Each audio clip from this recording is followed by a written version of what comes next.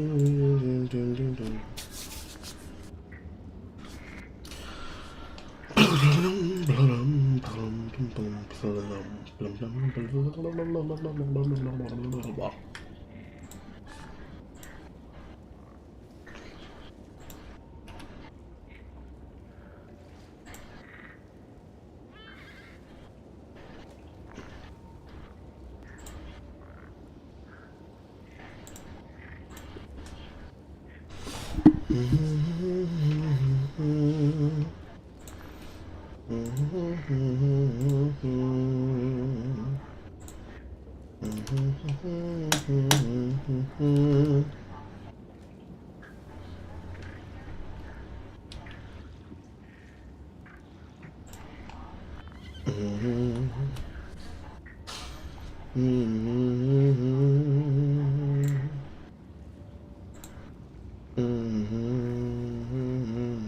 Mm-hmm. There's DIY, and there's doing it yourself.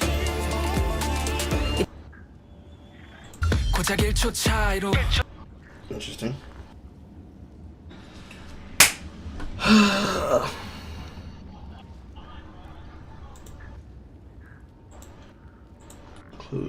Close. Pull, drag, boom, boom. This over here, boom, boom, boom, boom, boom, boom. Mm-hmm. Mm-hmm.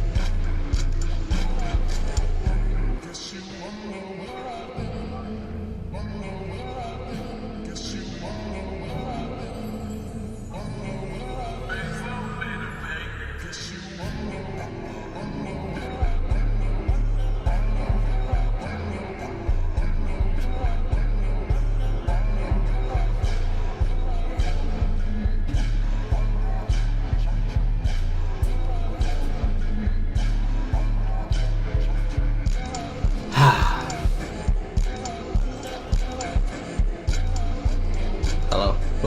Welcome. Hello. Hi.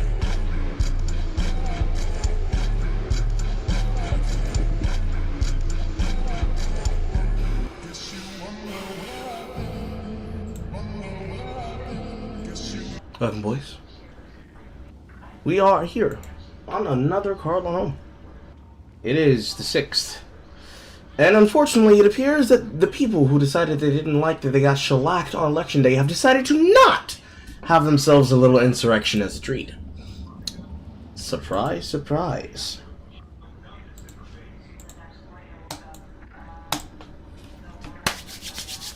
As a start, let us dive right in to, well, technically it's not news. It's not new news to me, but it's new news to you. Content creator and streamer Kyla, aka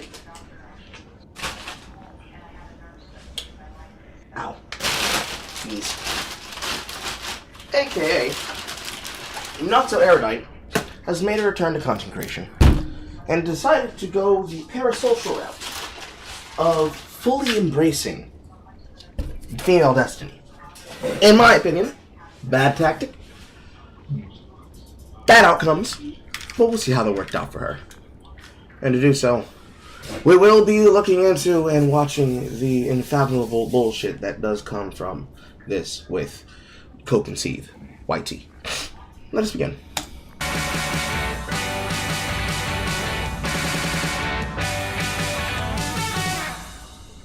What's he saying in the background? Whatever the fuck I want. Good evening. Good evening. Listen. I'm gonna use some Sonic art for this.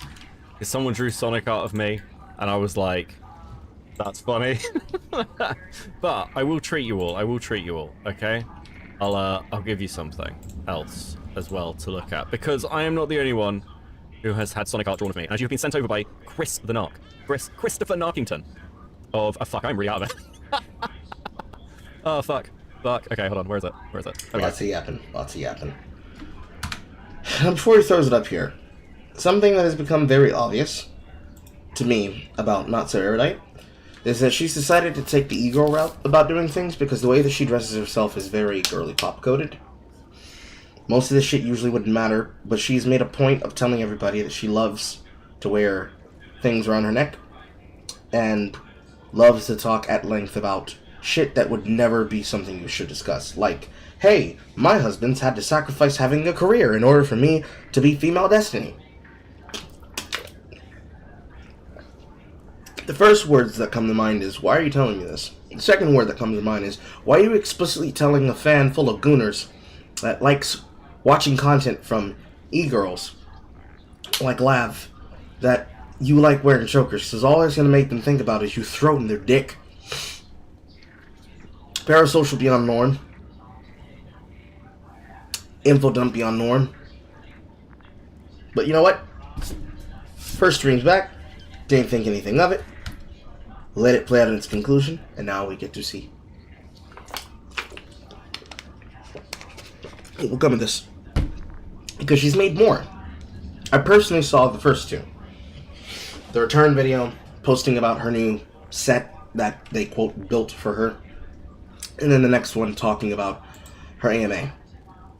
Since then, it's just been Yap Central.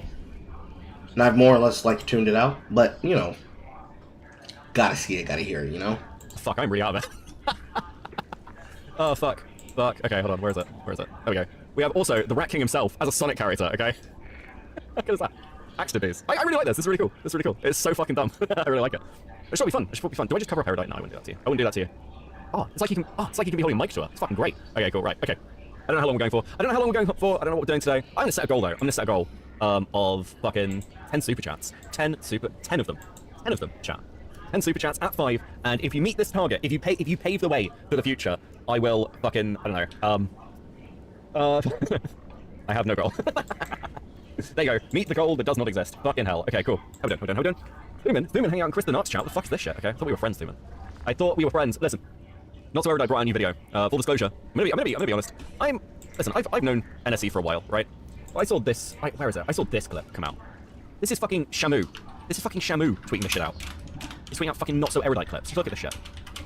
Online, when people make assumptions about my husband, they assume he's soy and weak and small. Whose fault is that? And then I bully him. What's the plan, Crabman? You'll get to give us something later, I guess. Pretty much, yeah. We'll do it that way. Nice. That's nice for 5. 7 spoons for the 199. Are you going to read chat more if we hit the goal? Do you know what? Fuck it. Yeah, sure. I'll interact with chat more if you hit the goal. That's what we'll do. Well, I'll fucking manage my ADHD better. That's what we'll do. Fuck. I've been working on the video all day, basically, and now my brain is fried. Is Sonic Beckett technically a sonnet? This bit rhymes and slurs for real? Sure. Fuck it. Sure. I don't know what Sonic Beckett is. I don't know for this shit. I'm just utilizing it space. Right. Trapped in this relationship. All true. I have nail polish on. I don't know what the fuck is going on. But first, before we get to that, listen. I want to point to this.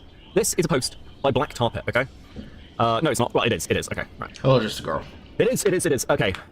Just banned me. I think you thought I was coming into your chat to complain, but all that happened is I simply came into chat, asked what the topic was, someone told me, and I said, I'm tired of this argument, I'm probably just gonna go. Then said, love you chat. Bro, what the fuck is going on, Just Dog? I just popped into stream for a few seconds and got power banned. Can someone either explain to me the context of why this upset him so much, or tag him so I can ask him myself? So that fucking happened. And then Just Dog tweets out, this thread and accompanying Reddit thread, sorting the fuck out about the chat ban, have completely changed my thoughts on you being a whiny fleur. And like, look, I get it. Coming into chat occasionally, and you see someone come in and be like, I don't like this topic. I don't like what you're talking about. I don't care about this. This thing, it does not interest moi. It can be annoying, sure. But this whole thing, it seems very weird. And listen, as these Destiny leaks go on, I don't hate Just Silk or anything, but it feels like it's all getting weirder, guys. It feels like it's all getting weirder on a daily basis of the way everyone in this fucking orbit is acting. And this, look, I flicked through this video. This video is fucking weird. What am I meant to say about it?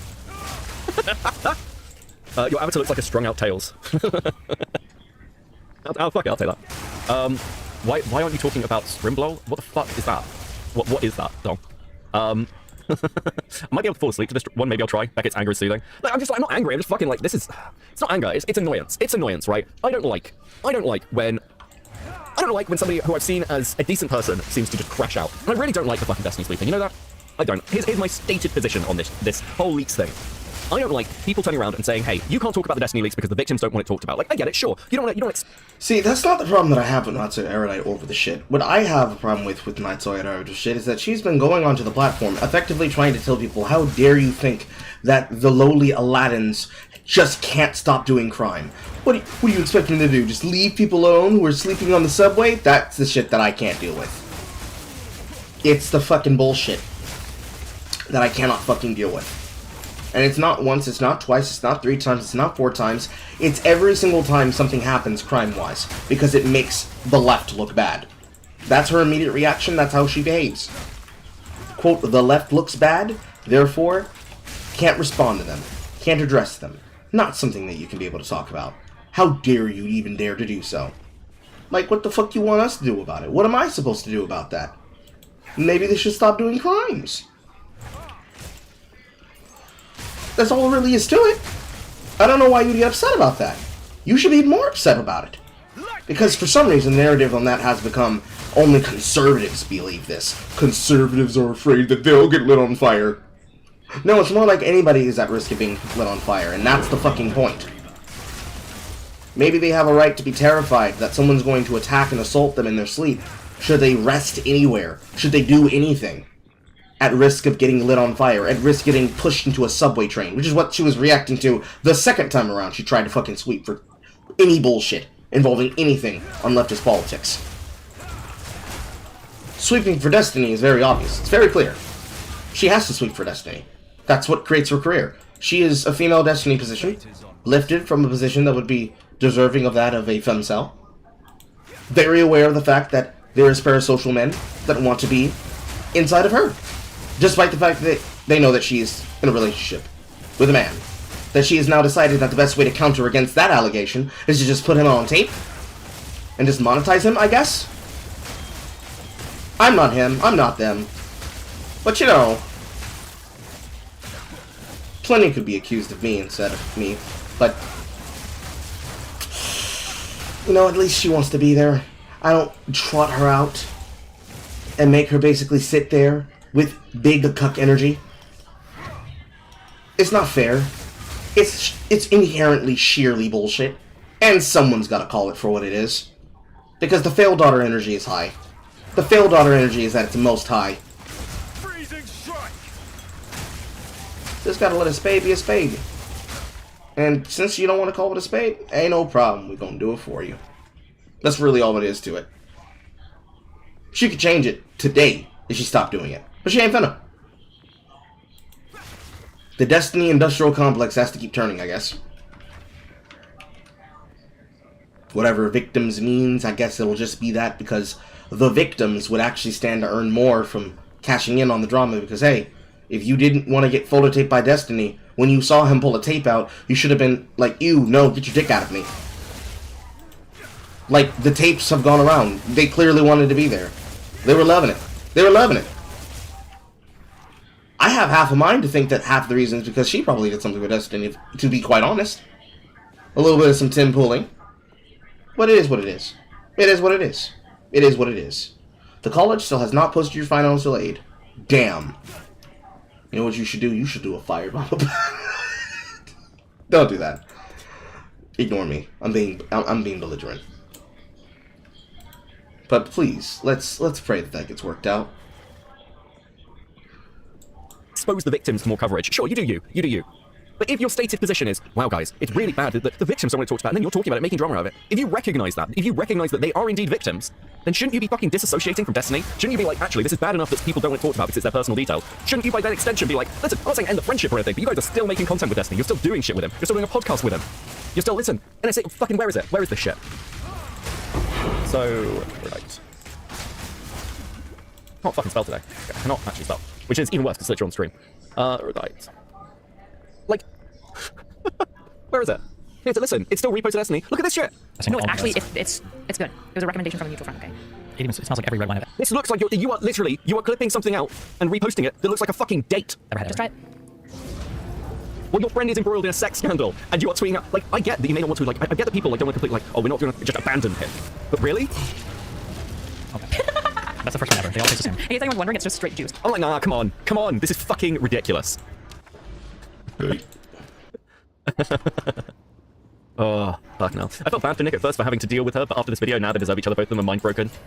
Guys, this shit. I mean, I'm like, listen, you guys tell me, if you think I'm being unfair, you can tell me, right? This is why I hate everyone who involves himself with Destiny. The second anything bad comes out about him, they downplay it, make excuses, then claim they have morals and that. Like, if it was Ethan Ralph, if it was people around Ethan Ralph, and they were like, yeah, I don't care about the fucking revenge porn, I'm like, yeah, fucking sure, you're hanging out around Ethan Ralph. I'm not expecting you to be like deep moral actors. But all these fuckers are like, no guys, we need to make sure the Democrats win the election so we can have a fairer, more equal society. Women's issues, gender issues, isn't feminist, we need to get people away from the red pill. Fuck off. Listen, you want to criticize other people's houses, you want to criticize Vosh, you want to criticize Sam, you want to criticize Nick Fuentes, I get that, but maybe get your own shit in order before you start doing it. I just think this is utter fucking cap. Utterly ridiculous. The assumption is that the house was ever in fucking order. Lord knows it wasn't. Barely, if ever. Nearly impossible to get people like Destiny to be held to any account in regard because there's so many people around him dick riding him on a regular basis. Finally, a greater essence of the infinite that's gonna get used, popped, and fucking lost. Like, what is to be done? To get them away and get them out, they have to start with, maybe it's not okay. Maybe it's not okay that this man does what he chooses to do on a regular basis. Maybe it's not okay that he finds himself trying to make an excuse and snipe out situations that he cannot be involved in concerning the kinds of sexual scandals he could be involved in with men and women. That probably shouldn't go the way that it's gone. The only way to get that shit to stop, or to get any kind of addressing for that shit to stop, is to just deal with the fact directly that he's gonna keep doing what he's doing.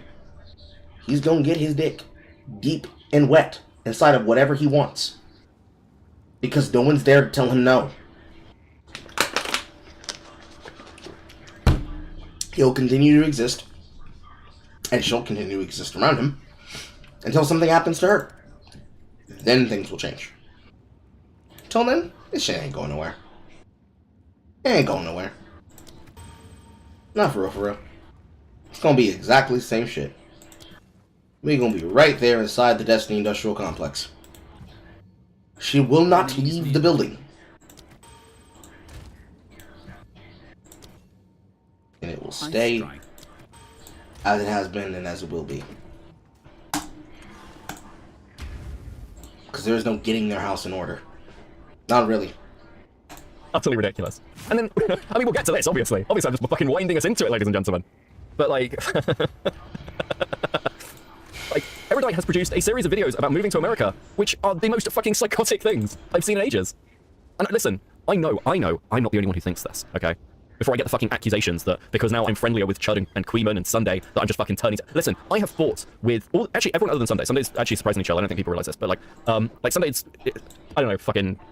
I don't know, I don't care if you mind me saying this, actually. You can come and fucking bitch at me later if this bothers Sunday. But Sunday's actually been really chill about NSE.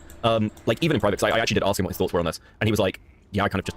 I hope she gets her shit sorted. I don't want to see anything bad happen to her. Like, he's not sat there, like, fucking rubbing his little hands together in glee. And when it comes to, like, Queeman, I have taken shit from Queeman for being friends with NSE. I take shit from Queeman over, like, being friendly... Like, Queeman's chat over being friendly with NSE. It has never bothered me. But this...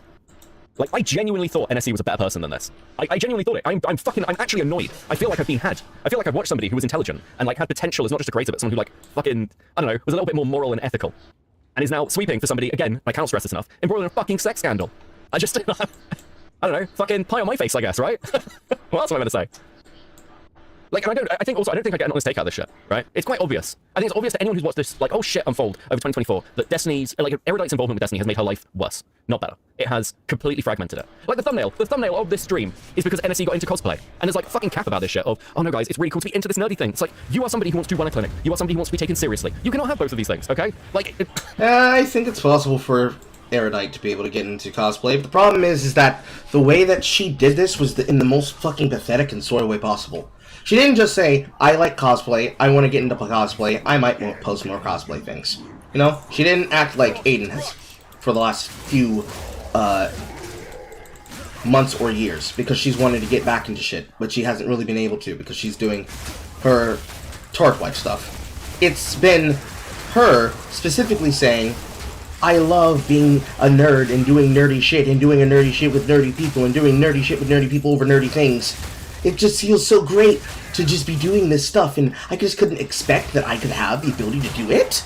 Like, being able to go do cosplay and go to conventions. I just can't do it, you know? It's just not something that women are allowed to do. What are you fucking talking about? And that was on the first video fucking back! No. You're trying to find ways to keep people off the fucking allegations that you may or may not have fucked them. That's what it is. Like, I get it. Most people get it. Not gonna hold you on it. Not my story to tell. Don't necessarily give a shit that much, because at that point, you're a lost cause to begin with. But stop the cap. No one's stopping you. No one's gatekeeping you from doing cosplay. Don't do that. Don't do that. Probably one of the only females that I could say are probably friendly with him, because every single time Destiny gets involved with another woman, he somehow finds himself unable to fucking chill with him. He can't do this with Brittany Simon. Kyla's the only one that's really there doing content with him. Any other woman he's ever been involved with, it's always been sexual. Goes viral for his sex scandal. What really can you say? What really can you do? What could you really be able to get him involved in that wouldn't immediately be fucking catastrophe for everybody involved?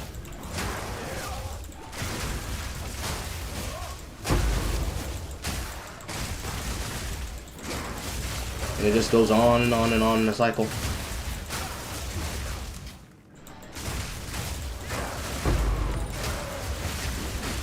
No matter far and wide, no one's beating the allegations together. Separate, maybe a chance. Together, not.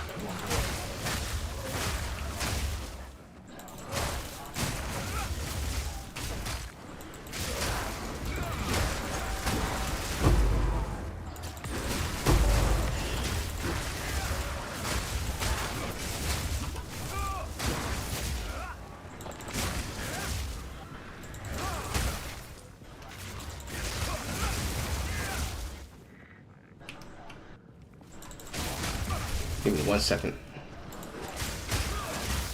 Eh, fuck. Done my best. But yeah, no, no. Like, she's having all the girls are girling moment. That's really what it comes down to. She is getting used to the fact that she is female Destiny, and that this is her lot in life now. She can't go anywhere other than be female Destiny. That's all she's got. So she's settling in to being female Destiny and getting a handle on it, and she's not handling it. She is crashing out in real time. Because there's a 0% chance that she thinks that this would ever look good for her. Especially after the shellacking on Election Day for all the shit that she covers. Because she was doing the same thing when he was getting fucking sanctioned for his fucking behavior over the conservative crash out shit on YouTube and on Twitter. She was right there with him, doing the exact same shit, matching the exact same energy on the broadcast. And there's no one to tell them, you know, maybe don't do this. Because that's just the content. Like, from Dan, we can expect this kind of bullshit, because it's Dan. Dan's intelligent enough, Dan's conversational enough. But Erudite is just a pseudo-intellectual at the end of the day. Multiple times in multiple kinds of streams, she just can't handle the fact that she either communicated the subject matter wrong, or she used the wrong word to describe something. So she makes a fucking stink about it, and then comes up being fucking petty.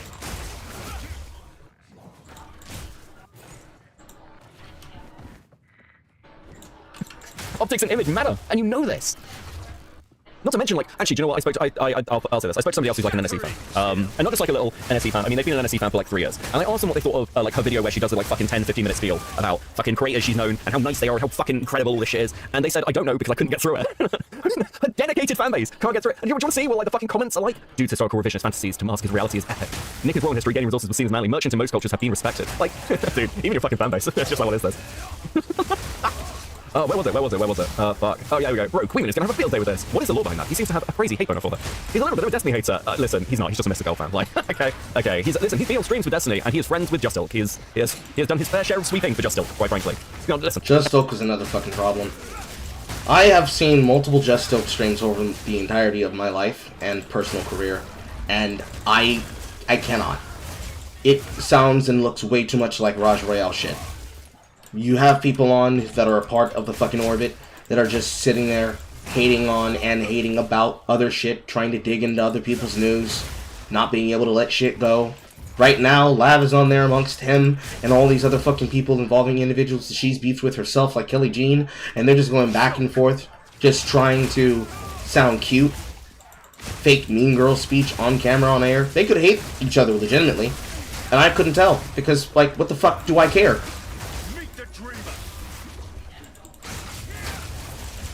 People that should just probably just go do something with their life. Though, from the sounds of it, Lav is pregnant. By whom, I do not know, and I do not care. But she's out of frequency. She finds herself saying she's going to do X, Y, and Z. She sounds like a mean girl in her prime that's just taking a fucking knee, losing everything. Because now that she's knocked up, she's sitting on the wayside watching all the other little hoes do what little hoes do. I don't want to say that it's pathetic, but I am going to say that it's annoying. Because if you're not doing anything, what the fuck are you guys good for? What are you here to do? Assuming that they've done anything whatsoever. But then again, Lav was in his orbit because of people like Mr. Girl. And who the fuck knows what he's been doing.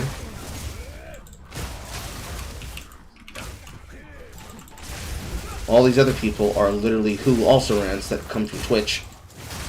So what are we really focusing on, honestly? And then of course with the crossover that has to do with things like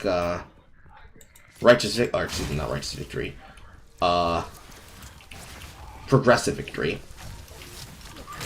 Now that people know that there are content creators that are on the take, whenever you show up and you guys are doing your on the take shit, you're just gonna have to deal with the fact that people are gonna call you out about the fact that you're on the fucking take. So content in that concept is probably going to become boring. You're not going to be able to say anything because you don't want to say anything too mean, too rough, too on the nose, because then you're going to call attention to the fact that you're in the fucking pocket. Boom, done, out of here. Everyone sweets for somebody. It's no hate. And I get it, I like Just Milk as well, at least as a person, even when I don't like his content. She's very Destiny orientated, at least lately with her content. At least lately? When was the before times? When was the fucking before times? When has she not been Destiny orientated? Like, it's just got worse. There was a line crossed with a streamer named President Sunday, and sides were picked. If you picked his side, you basically hate Erudite at that point. That's not true. Quimmin hated Erudite before the Sunday shit. Quimmin is it's also easy to make fun of, but that's not what's happening, obviously. That only lasts so long. His desire for Erudite is something more. Jesus fucking Christ, these people. Oh, this is really hard to watch. Bro started going on about Romans and Spartans not making money being masculine. Not sure what the point of that was except for cope. Oh, dude, come on. Dude, fuck, okay. So yes, there is my fucking intro spiel of why I'm actually talking about this. Because I feel like I can't not. I feel like I can't talk about the leaks. I can't. There is not enough information out on them, and do you know what? No one's covering them. And I don't think it's just sweeping. It's the fact that the response is going to be the same. This is the baseline response for anyone talking about the leaks. No one in DGG cares, right? No one in Destiny's audience cares. I don't want to hear any more of this fucking, guys, we're on the right ethical side. If you're sweeping for this, I don't see huge amounts of difference between you and Hassan. Like the Hassan fan base. Because it's not, like, clearly, when push comes to shove with some of, like, fucking ethics and morals that you guys, like, that people purport to hold, it's too difficult a fucking leap to make for a lot of them. So what's the point? Quite fucking honestly, what is the point? Absolute waste of fucking time. Good evening, Queeman. How you doing, buddy? I've clearly summoned him. Fucking hell. But this shit from the fucking orbiters, don't want to hear it. Don't want to hear any more about how bad fucking other people's sexual exploits are. I don't want to hear more about fucking manipulation. I don't want to hear more about, like, relationship advice or how bad the red pill is or how much incels need to change. Clean your own fucking house. Jewish attack dog raid? So true, Spencer Howard. Thank you for the super. How you doing? Okay, cool. So that's pretty much, we'll get into it. We'll get into it, okay? Fucking go. Hi everyone, welcome to Not the Erudite's channel. That's me. This is a terrible intro. Yeah, this looks comfy. Can't imagine why. Cut. I'm here with my husband, Nick. Hi. Current husband. Look, if you're making content like this, there is definitely been a conversation at some point about where this relationship is going and for how long. I'm sorry. It was bad enough in the last fucking one where she's like, I'm so grateful for him. I'm so grateful. Oh, fucking... I don't know, man. After 3 years, Nick's a better man than me. Fuck this shit. Online, when people make assumptions about my husband, they assume he's soy and weak and small, and that I believe. Whose fucking fault is that? Like, listen. More importantly, who fucking cares? That's your relationship with your man. Your man is your man, not my man. Not their man.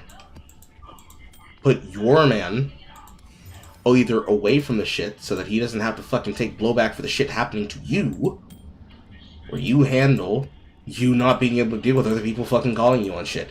Who fucking cares if they think he's soy? Why are you dragging him on camera when it's clear from his stance and posture that he doesn't want to fucking be there? Who the fuck cares if he's soy? Let them believe that he's soy. Then let him bend you over the fucking bed sheets every single goddamn night. Like, what are we doing? What are we doing? Then the least you could do is not make content out of him. It's just fucking salt in the wound. Oh, Jesus. Him and that you were like trapped in this relationship. I think they very much view it as like. All true. I have nail polish on. Look. See, there, I'm into it. He must be trapped, actually. Like, he has literally given up his entire fucking life to move to another country to pursue his partner's dreams, not of opening a clinic, by the way. This isn't in, like, fucking aid of opening a clinic anymore. This is in aid of his partner's dreams of being a professional groupie. What's he meant to do? Where's he meant to go? Soup kitchen, I guess. Dial 9999, the fucking Destiny hoe line, I guess.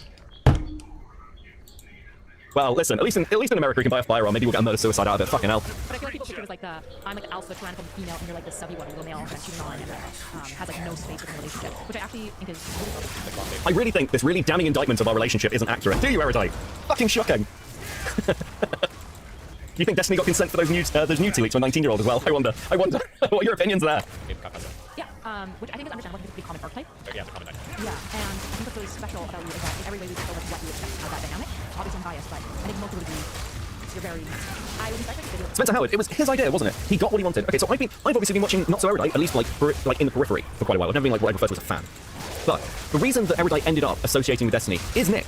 Like, she was doing this TikTok thing for the fucking, like, Christian clinic addiction thing she was working for. And Nick was like, there's this guy named Destiny. You should really fucking talk to him. That would be great. That would do you the world of good. You could branch out. DGG's a great audience. I mean, yeah, kind of is a fucking point, isn't it? And now he has to sit there and watch the shit happen in front of him. I'd crash I out. can fix them from Ellington for 5, thank you. Like, listen, if you're picking out random fucking comments to make videos on to try and, like, show that your relationship is okay, your relationship's not okay. You're fucked. You're fucked. And I saw that, and I was like, first of all, I'm a terrible wife for not anything explicitly either video. Also, I was like, wait, I feel like there's something really unique and interesting about the fact that you kind of everything to, like, basically chase my dreams, which is also something that some people don't know. Like, if I was looking for relationships, I realized that I had a pretty narrow episode, wanted a partner to be willing to let me kind of pursue the dream of, like, the treatment center and everything that comes with that. But I feel like you've maintained a high level of masculinity despite occupying what has kind of gender traditionally viewed as feminine. Oh. Erudite, please use less words. I hate this clinic coat. What the fuck are you talking about? If it hasn't, like, helped or happened now, hasn't this essentially just bankrupted both of you? You're basically, what, living in a house that you've been given in another country where you want to open a clinic. I'm assuming you need some kind of licenses for that. Like, NSE was, like, talking about, like, pursuing further education and everything else, like, not that long ago. And this is clearly not going to end, right? Like, this Destiny shit is clearly not going anywhere. What's she going to say to the young men in her clinic? Hey, guys, don't worry. Listen, we're going to treat your addictions, and if you're very good, a streamer named Destiny will come and tell you to vote Democrat. Fucking film it. Yeah, I mean, I just, like, I don't know, I think about the Roman Empire a lot. So, like, in a lot of ways, like, I am living in the past when it comes to, like, philosophy of masculinities or whatever. Like, I view our civilization as quite effeminate in the first place. In my mind, I'm one of the cultures that were, like, obviously masculine. That is the most insane thing I've ever fucking... Hey guys, like, honestly, don't get me wrong. I understand that it looks like I'm a complete cuck who is ruled by my wife, who is vastly more successful than me despite being, once again, a professional groupie. But actually, I view all of our society as very, very effeminate. We need to go back to Rome. Oh, fuck. Okay, I'm just theory crafting here, but Rome had a lot of gay sex. Are we sure that the cock Destiny was sucking wasn't Nyx? Have people got this wrong? I know people have done the whole kind of thing when, like, where they're like, well, NSC and Destiny are fairly sleeping with each other. Like, is it the other way around? actually, she's being cucked? Oh, fuck, I pay money for that fucking twist. Listen, I'm very unsympathetic to fucking all of this at this point. I'm sorry. I'm just fucking, I've had enough. Fuck off. You know, like, as one example, like, the Spartans, or, like, the Scandinavian Danes, like, the Vikings, right? It's like, they both thought it was disgustingly feminine to make money. Like, working was weak and soy, and math. Yeah, it was literally women's. An abacus was, like, women's work, right? Like, I have to be dead ass. What the fuck does any of that shit have to do with you guys being able to prove that your relationship is strong in front of the camera? We don't care about what's happened to the fucking Greco-Romans. We care about what's happening to the two of you fuckers in front of the camera right here. Holy shit! The fucking ethic dialectic of whether or not I am or am not cucking my husband with Destiny. like the Vikings, is like, unless you're making money a Viking or farming, like that's tough. Like being a merchant is like soy, right? And by the Spartans as well, like in Spartan culture, like their women were merchants and the weaklings were merchants. Yeah, which is weird. Why fucking dissect that? What? You're not going out and raiding places, Nick. You're a fucking house husband who's trotted out as a trophy. What are you gonna do next? Like, listen, I go to the salon for like 3 hours every Sunday because I'm a Viking. Are you fucking kidding me, bro? This is... Oh, fuck no. Oh, no, you're fucked. I feel like right now, It's okay to make money now. So true, Fernando. Thanks for the... yuppie culture and like grinding, hustling, like making lots of money is very much viewed as like a masculine territory. Well, yeah, I mean, literally go back to like 900 years, go back like 60 years. Listen, if we were talking in the fucking Viking period, both you and Kyla are fucking serfs who have been taken enslaved and are living on Destiny's like land, okay? Neither of you are doing the making money thing. At best, Kyla is somebody who like may at some point get her own little parcel of land where she's allowed to practice her like fucking dream job. Like, she's becoming the living embodiment of the communist question, what are you gonna do after the revolution? I'm gonna open a farm! Fuck off, come on. But especially more than 100 years ago, like go to the Victorian England or whatever, and it's like there's this division between like the masculine braggadocio ruffians, right, and the weak aristocratic bourgeoisie gentlemen or whatever. It's like everyone, no one was ever under any illusion that the gentlemen were. Yep. And shit has nothing to do with anything that you guys have to establish. Jesus fucking Christ. He's just as bad as her. He's just as bad as her. Masculine. Hold on a second. Just a second. Just fucking kill me. Go. It's very much viewed as like a masculine territory. Well, yeah, I mean, literally go back to like 900 years, go back like 60 years, but especially more than 100 years ago, like go to the Victorian England or whatever, and it's like there's this division between like the masculine braggadocio ruffians, right, and the weak aristocratic bourgeoisie. What, you mean the weak bourgeoisie who were all trained to be soldiers and officers from quite... What the fuck are you talking about? Like, are you talking about dandies? Because that's a very specific thing, which was actually not particularly popular. And like, the fuck me. This is insane, though. Jesus. Gentlemen or whatever. It's like everyone, no one was ever under any illusion that the gentlemen were more masculine than the ruffians. Hey guys, you know in the Middle Ages when like all the like noblemen's children were trained to be like soldiers and commanders and knights from like the age of like 6. Yeah, it was the peasantry who were really masculine in those situations. Bro, come on. You're wearing nail polish apparently. You're not even a fucking YouTuber and you're doing the nail polish thing. Is she wearing nail polish? Wear it for me, Nick. Right, no, it's like within like the last 40 years. What the fuck is she wearing as well? Like, why she keeps adjusting it, so I keep noticing. But she looks like a German barmaid, and I don't know what the fuck is going on. Lots of money, I think, has been considered like the max. She's wearing a overall crop top that's made by some fucking designer brand that's too expensive for me or Star to afford, with a fucking frilly arm flaps on top of it, with either a onesie or an overall cover, with a pearl necklace around her neck, because she's into neck things now. Don't ask me why she's into the neck thing. She clearly likes neck things. I could not fucking tell you. Get out of the fucking water, woman!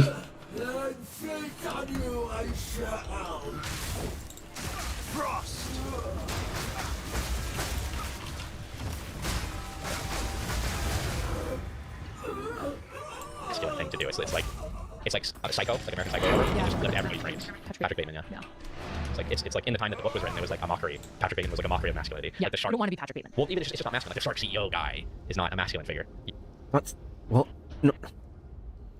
Okay. Yuppies are not masculine figures. So I'm just, not to say that it's a wrong perspective to think that making money makes you masculine. It's a very new one, and not one that I subscribe to, and one that I don't think makes very much sense. Yeah. You know, like I think attaching your masculinity to your wallet is very silly. So then I guess, why were you willing, if I like harken back to the comment, why were you willing to give up everything to let me chase like my career dream essentially? It makes sense that if your partner's dream is incumbent on you picking up everything, dropping. I don't think he knows. Listen.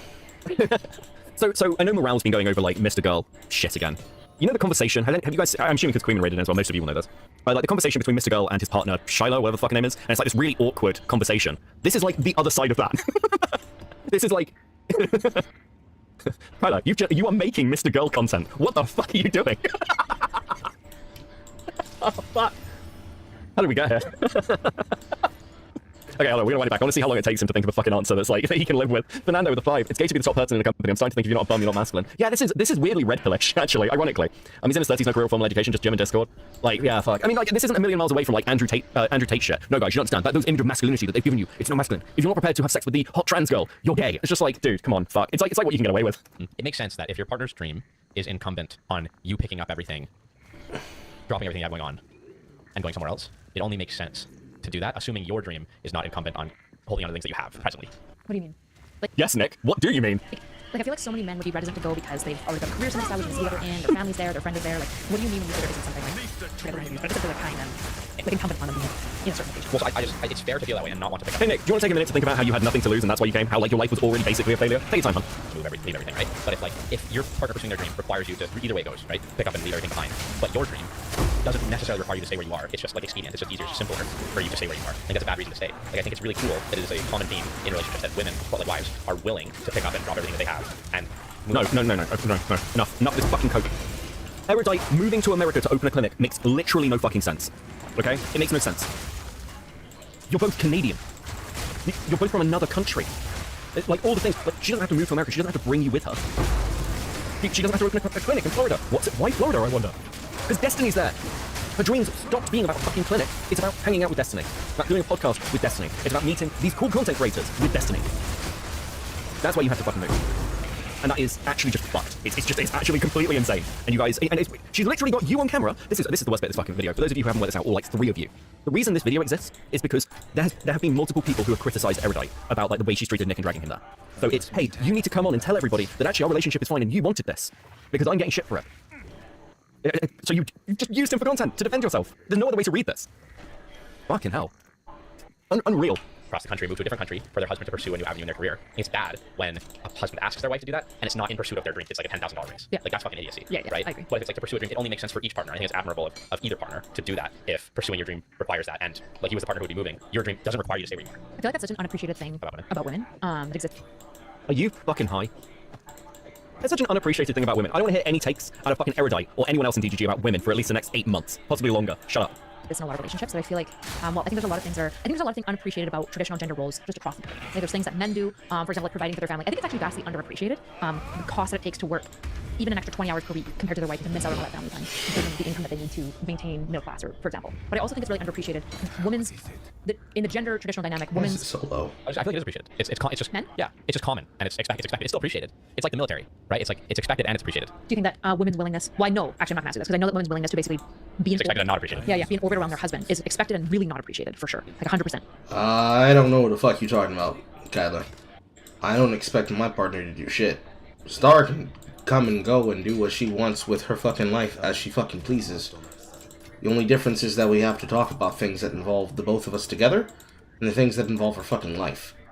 Because I can't control her, and she doesn't want to control me. It sounds like your husband is more of a fucking pet than he is your partner. And that's on you, girl. That's all you, girl. Ain't got shit to do with me or the rest of us. That's you. That's you all day. All day. I think motherhood is appreciated a lot. Like whenever I hear moms put. What the fuck are you guys talking about? Okay, we're done talking about Nick's sacrifice now, guys. We're done. That's enough. That's enough time for you, Nick. Let's talk about motherhood. Oh, Jesus. Posting being like, nobody appreciates moms. I'm like, what do you? We overappreciate moms sometimes. Like, bro, chill. Like, we appreciate moms, but we don't appreciate like wives. I feel like a lot of the time. It also lacks respect. Like, it's appreciated. Like, everyone loves moms, appreciates moms, showers moms with praise. Thinks But moms we are don't. great. Yeah, They're yeah. they're so sweet. But no one goes, wow. Well, not many people go, wow. You're a mother. That's the hardest job in the world. There is an entire discourse about people saying that about motherhood. We spent years arguing about this online. What are you talking about? And listen, this isn't about like fucking like wives and husbands in like the 1950s. This is about current relationships dynamics, and you guys want to give like impressions of like I know Erudite that has like said before that Nick is like valuable because people watching her. She said this to me. She has said this to me. I think I've seen her say this on stream as well. Because people can see Nick as a masculine role model, and that is helpful for people who are like incels, and then they can see what a masculine man is like. Congratulations, you took that masculine image, you know, assuming people felt that way, and have made it look as cucked as possible. Like, fucking what? It's worse than being cooked as possible. It's as left-limbed as you can fucking get. Like, man, I'm soft. I'm sensitive. I allow her to be able to go get the money and get the job. I have no will of my own, so I'm just as malleable as a woman would be in this situation if it was a male content creator and I was the woman. Hi, my name is Nick. I'm the other nigga. This is embarrassing. It's just embarrassing. It's just embarrassing. It's embarrassing. Like, and if they do say that, it's kind of patronizing. Yeah, Like, they don't actually it's mean it. cringe. It's cringe as fuck. Yeah, yeah, and I feel like nobody talks about the fact that traditionally women will just consistently pick up their entire life to follow the man and the career trajectory and like whatever he needs, basically. But they just consistently will leave everything behind to support their partner. And then it's often not worth it, and then they go to resent their partner. Yeah, that's true. And then it's not the one. What if if say Here's an that idea. and I end up not- Here's an idea, Erudite, with that. That's because they wanted to be in the relationship with the guy and how they were feeling about the guy, rather than being in the relationship with the guy.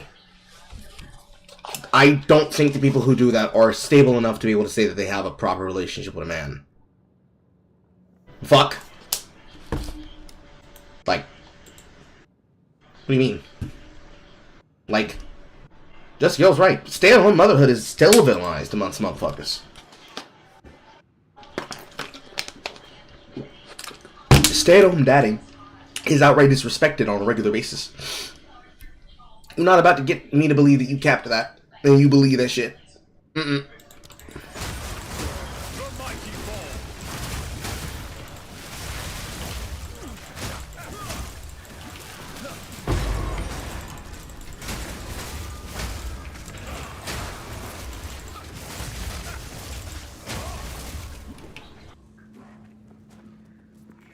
And reverse direction.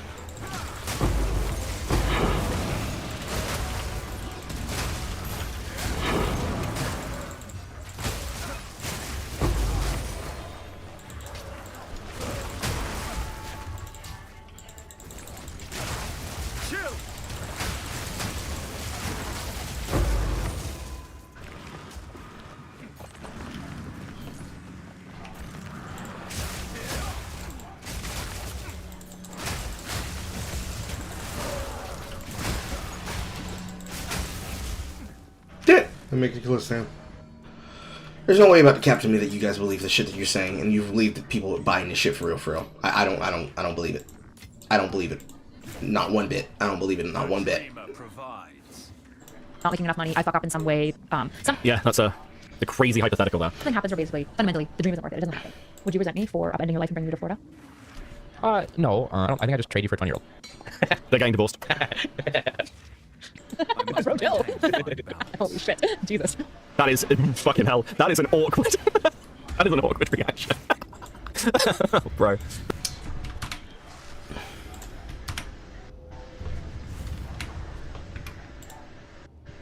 No. I think I just trade you for a 20-year-old.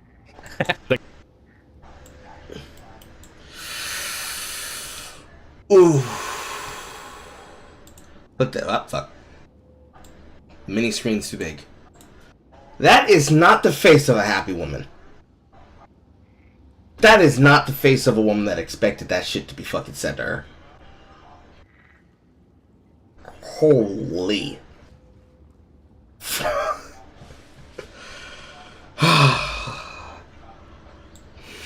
Mistakes into miracles. You better cry that shit off, Kyla. They're getting divorced. Bro, chill. Holy shit. Jesus. That is fucking hell. That is an awkward. That is an awkward reaction. Bro, that's how I would define it. It's incredible how many words they can spew without actually saying much of anything. Shame this isn't a skill they can effectively use to grift. Well, to be fair, I imagine that she talks to Destiny more than she talks to her own husband at this point. Listen, fuck, guys. Oh, come on. Listen, you used up your best years, not mine. No, I don't think so. Body blow, body blow, body blow, body blow, body blow, body blow, body blow, body blow. He's serious. Yeah. That's a, Guys, you have bigger problems. I'm gonna be honest with you. Like, what do you expect us to think? Honestly, like, legit question, because apparently Erudite is, like, watching this. What do you expect people to think? Look at the difference. Look at the difference between this fucking interaction and this one. Look at the fucking difference. Try your wine. it's gonna taste disgusting. No, actually, it's good. It was a recommendation from a mutual friend, okay? It smells like every red wine I've ever had. Just try it. Okay. But that's the first one ever. They all taste the same. In case anyone's wondering, it's just straight juice. Tell me which one of these two groupings looks like the fucking couple to you. Which one looks more comfortable? Which one looks more at ease, right? It's not about some fucking crazy conspiracy theory because we hate Erudite, okay? It's about watching a year of a descent of somebody, once again, and I'll repeat it, who used to make, like, fuck. I'm just gonna show you. Like, again, I want to go Intellectualized breakdowns, intellectual conversations. Expressions, are they counted for by their genes? That's usually Yeah, well, you just said the difference is in the expression, yeah, but not like is the thing itself 100% determined by genes, but how much. He started off having like highly academic intellectual conversations on a topic in which she is qualified and has expertise. People can do the whole kind of coping debate of like, well, how big is I don't fucking care. She went from that to having these kind of conversations, and like if we go to this one, This year has given me a lot of where is that? away from streaming, and is therefore that? a lot Alright, of this is the they were video. clubbing afterwards. Her and her fucking open neckline. Yeah! 7 a.m. This is Yeah! talking about content creators she fucking knows. Yes, people have questions. And again, if any of the other shit, like if any other content creator was going through like the leaks or anything else, this community would be all fucking over it. There'd be none of this worry about what the victims think. It would be, we need to talk about this. It's really serious. What an ethical breach. I thought you guys were leftists. What about your principles? The principal's getting that ass. Annoyed. I don't know what to tell you. When they did like the Destiny rally, like we could like you can talk separately about the Bosch stuff where they like supported like a far leftist, like which was an insane thing to fucking do in like a fucking normal election, complete waste of time and money. But like I look at the TV one where they've got like let's just actually fuck it. We're going on a very brief tangent, okay? We're just gonna go Will on his channel, okay? We're gonna have a look at this because I was clipping this earlier for something. This is Dylan Burns with a loaner box, who's not even American, out canvassing, describing their experience. I just want to play this to you, because I think it really does speak volumes about the state of political fucking discourse online. The tempo of rhetoric in this country, but a lot of that's just due to the algorithm having incentivized that type of vitriolic rhetoric. So I think this is good for like human interactions. We had a few good human interactions today with some people who are really motivated to get out against Trump, other people who are motivated by local issues like parking. But I think the main thing that I like about being kind of the first team to come out is we get to take it all in the chin by the people who are just annoyed by engaging in politics. They discovered that many of the people on the doorstep cared about local issues. This was apparently shocking to many of them. They highlighted, oh, we found a trend.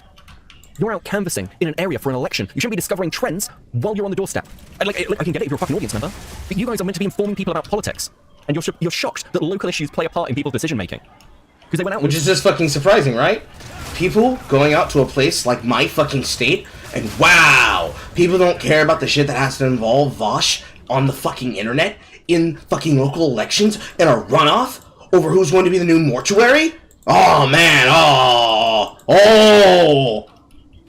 fucking surprise into the fucking elites there. It's 5-head take, man. I couldn't have perceived that they didn't care about our interpersonal dramas, man. Which is sad, because Dylan Burns knows better than this. Or maybe he doesn't. Perhaps he does not, after years of Hippy Dippy Championship. It's so fucking cucked. It's so fucking cucked. Just so done. Just beyond fucking done.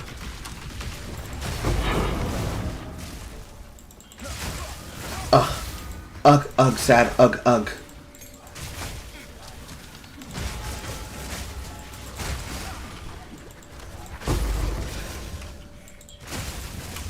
Let's talk about Trump. It's a local election. This was 9 months ago. This wasn't like the main race. Will said he has a new video coming soon. Good. I'm sure it'll be fucking banging. I just hate the laugh. I hate the laugh. It annoys me, and I feel personally scammed. Okay, I feel scammed. Over time. That's something impression. I'm sorry, I'm to do a good impression. No, okay, seriously though, no, I don't think I would have, what was the question? Would I resent you? If this all failed. No, I don't think I would, well no, I know I wouldn't resent you, if it failed. If I did all of this, what I would say is, if I did all of this, or accepted all of this, and you didn't really put your best foot forward, you didn't really put in the effort, you didn't prioritize things, you didn't take, like criticism, you didn't take it seriously, then I probably would, because like, well, what the fuck did I give you this for? But you know what I mean? would you say I'm there already? What do you mean? Like I'm putting my best foot forward, I'm prioritizing things. Well, enough for sure, like I think you're doing like a damn good job, yeah. I don't know if you're doing your best, if you're putting your best foot forward. Are you making sure to hunch it to the front? You know, just a little, Because if that's not your best foot forward, I don't know what to tell you, girl. Because I don't believe you're not fucking him. We're like only a few steps away from going full Tim Pool versus Sour Patch Kids here. I don't know.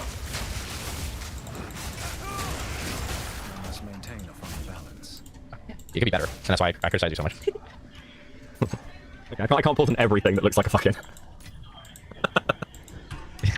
No, I give you feedback obviously because it's perfect and no one's perfect. But no, I think you're doing a very good job. And I have a lot of respect for you, and I admire a lot that you do, and I'm really proud of you. How do you...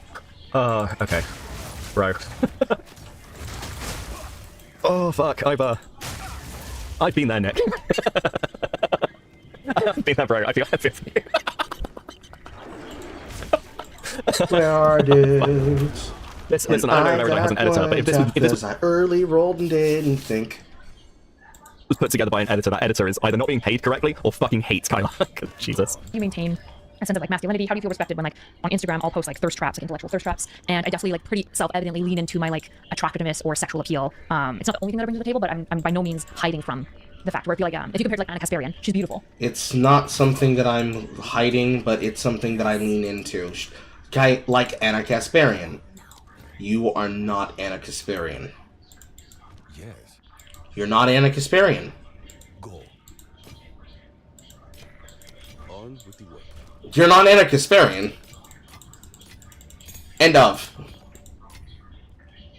Why would you compare yourself to her? She's not flaunting her sexuality. She's just a fucking presenter on a news program. People are going to comment about her if she does not look the part. You are a social content creator. You socially content creating has nothing to do with your appearance. You could dress like a fucking slop. And probably should. But you don't. You want people to look at you. That's why you're looks-maxing with your clothes and your outfit and your hair. The difference between how you used to dress and how you dress now, you want people to look at you. You want people to look at you. You want them to look at you. You want them to feel something for you. And you want them to feel something... What is this goddamn thing? And you want them to feel something for you and have a parasocial relationship based on your appearance with you. Why would you compare yourself to her when she doesn't sell herself sexually? Because she's not looking to be sexual.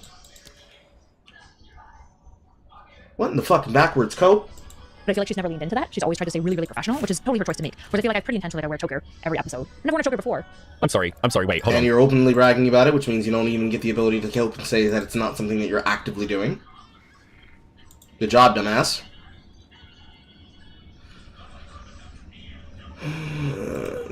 No, not that one.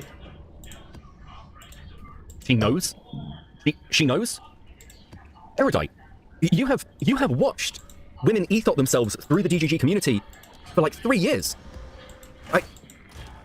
Listen, I get it if you were like just coping about this, but turning to your husband, you're like, how do you feel about the fact that I basically turned myself into an e-whore? Wait, what? Bro, there is a Reddit post somewhere on a burner account saying something along the lines of, this is a throwaway account.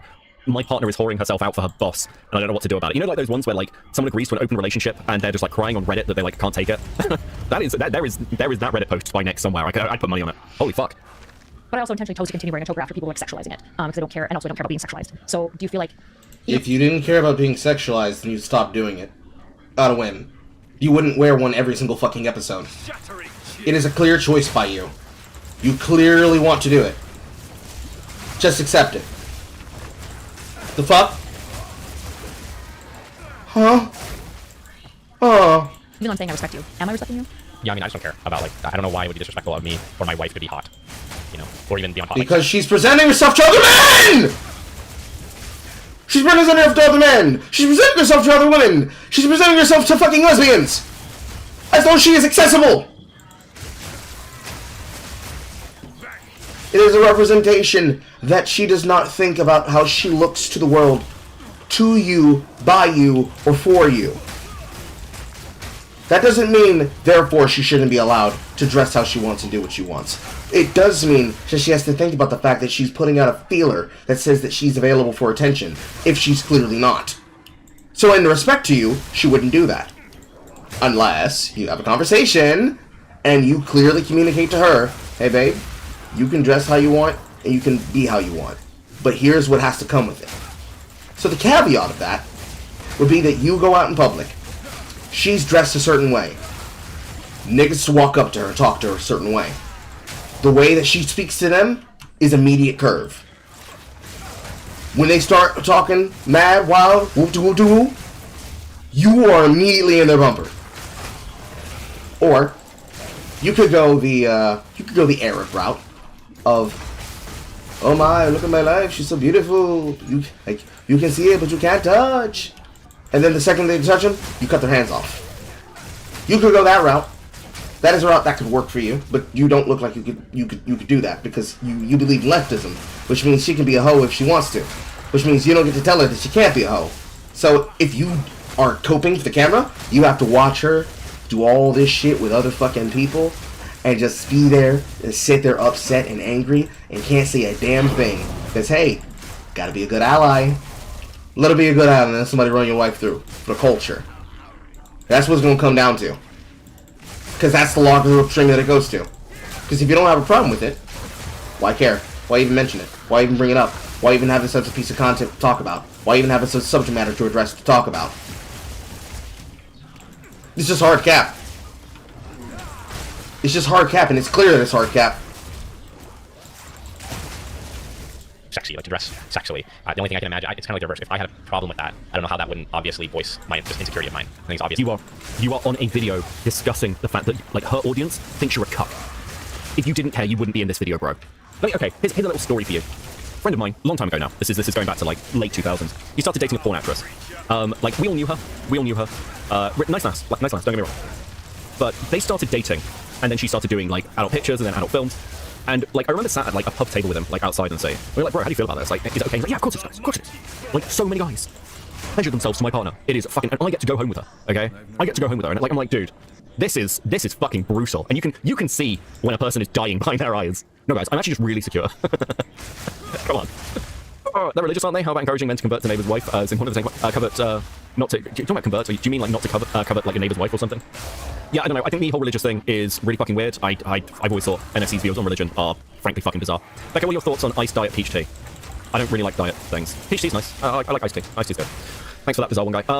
Right, okay. Yeah, this is actually, do I need to fucking like bring up the? I don't know if everyone's seen this. Not so erudite. Let's just go through her posts because I looked earlier because I was obviously grabbing shit for this for like the thumbnail. Bro. The phone's ringing. Nope. Dude, what is this? The heavy breathing. I don't think you can comment on this.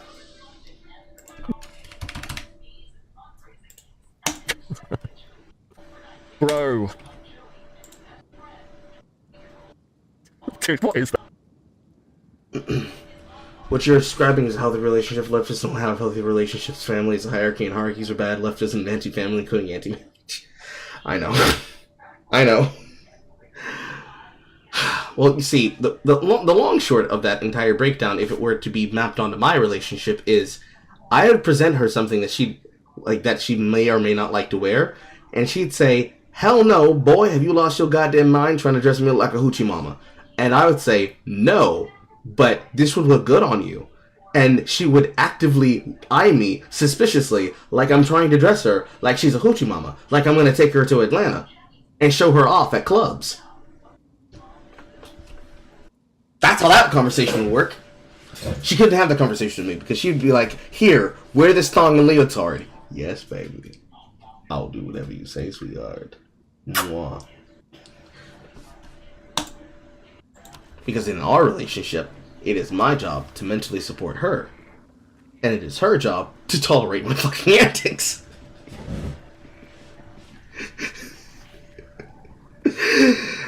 She's not the tard.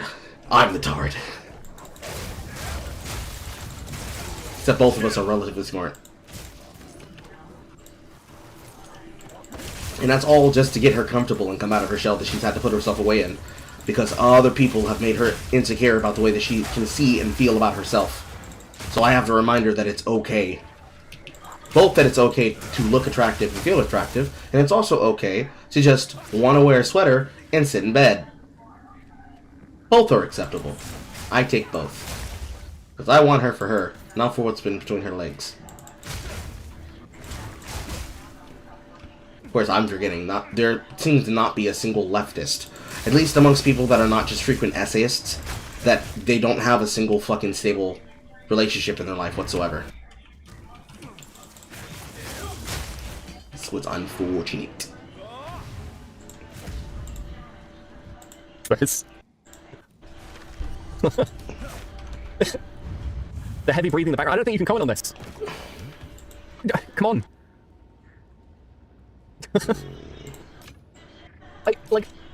I get it. You can do this. You can make the argument of I just want to like have fun, but you're positioning yourself as an intellectual. Obviously, people are going to comment on that. It's that being insecure is emasculate, whatever. So I don't know. It doesn't. I don't see how that's disrespectful unless you're just. Also, I don't get this. Listen.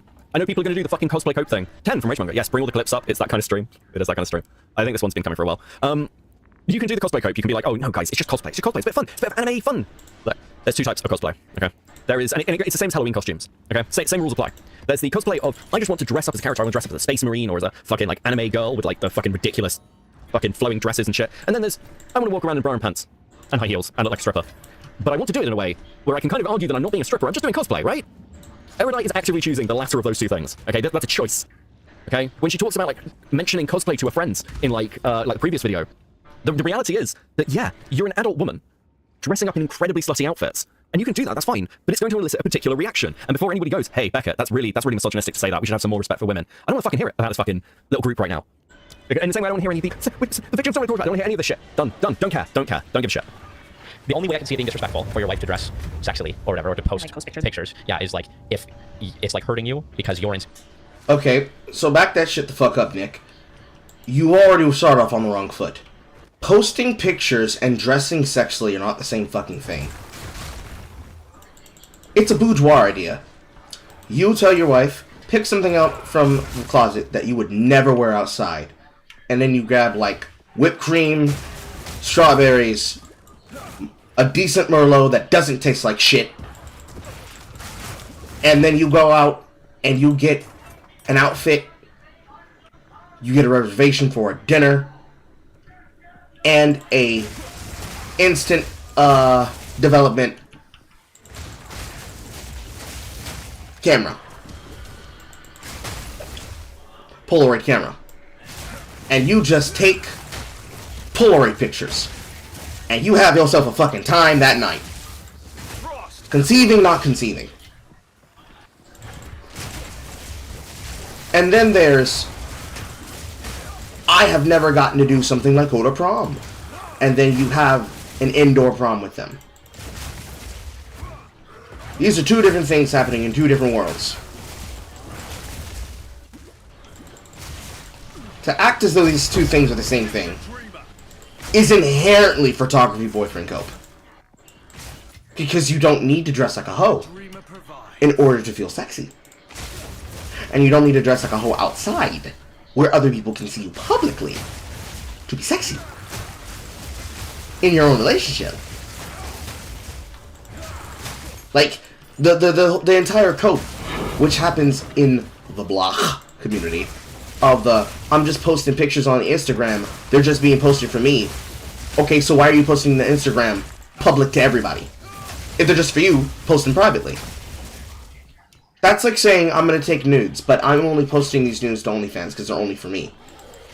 But Big Dick Hunters, like 4678, gets to order picture sets from you. But don't worry, baby, it's just for me. I just took them from me. I just resold them to a guy for $500 because it's just for me. You'd have to be dumb to believe that. You'd have to be even dumber to argue that shit. You'd have to be even stupider to say that shit and believe it. Because that's usually shit that they tell people that are fucking suckers. So they don't have to feel bad about it. Because, oh, he's too stupid to realize that I'm manipulating them. Haha. I can do it with impunity because I know that he's stupid. Haha. I can lie to him and he's not going to suspect a single thing. Haha. Soul crushing. Soul crushing.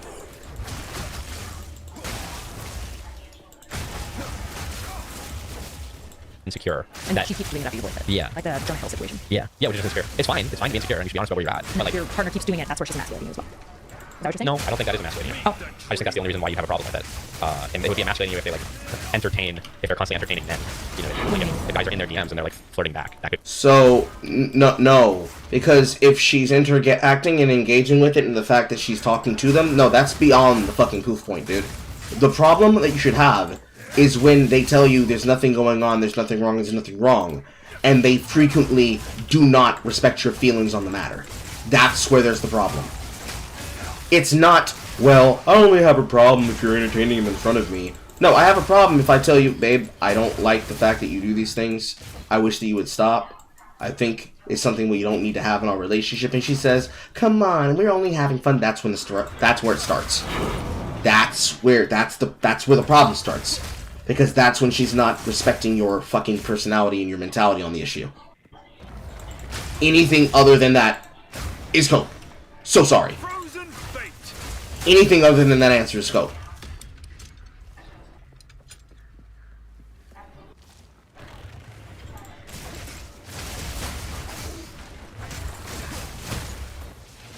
Could be emasculating, you know, but like using your looks and sex appeal, I don't understand why that would be disrespectful to me unless it's out of respect to my insecurity about your sex appeal, which I don't have. Yeah. Do you think that men who are significantly less attractive are going to be more inclined to, or like what makes a man more inclined to be nervous about? Vega, saw a semi-hot chick in the thumbnail. What's all this about? Fucking hell. We're talking about not so erudite Vega and the fact that I fucking feel burnt.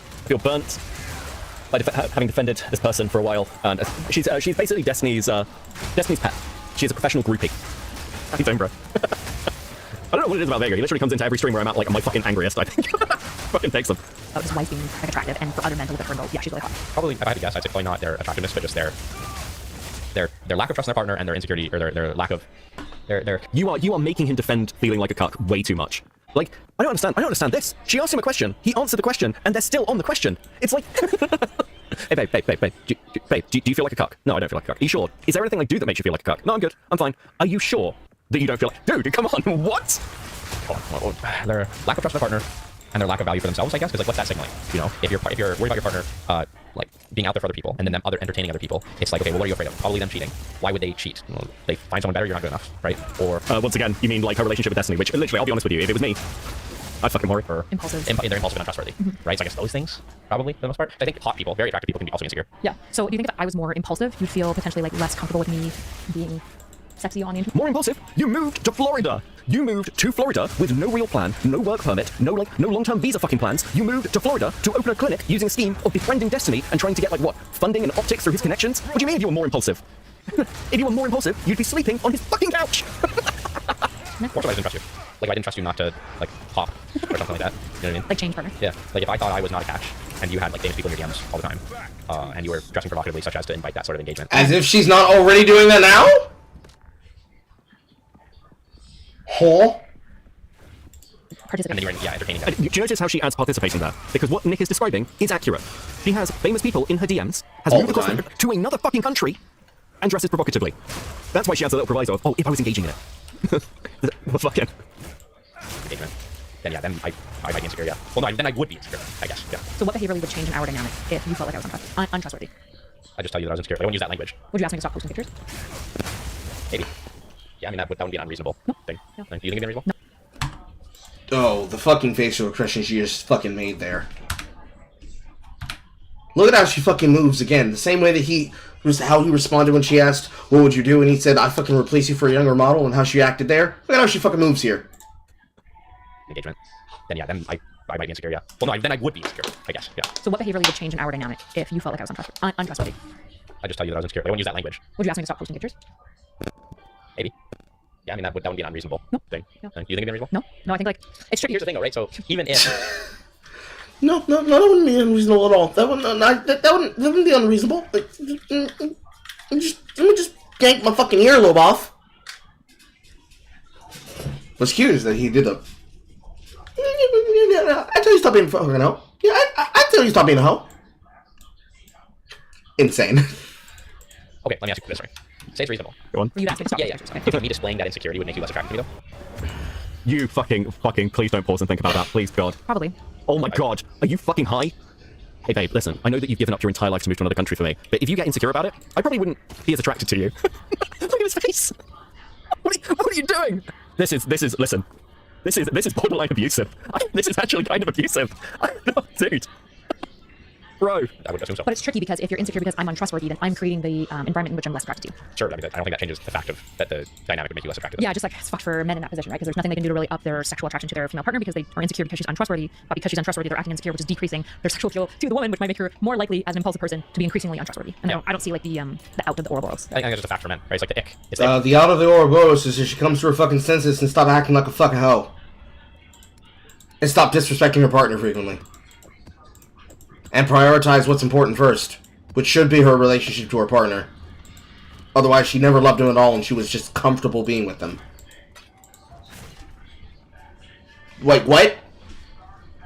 Babe, I just have to go suck his dick. Like, it's not your fault. If it makes you insecure that I'm going around with these men and looking at them like this, like I'm sorry. You're just gonna have to do something about it. Like you're just gonna have to do something. Like I don't know what to tell you.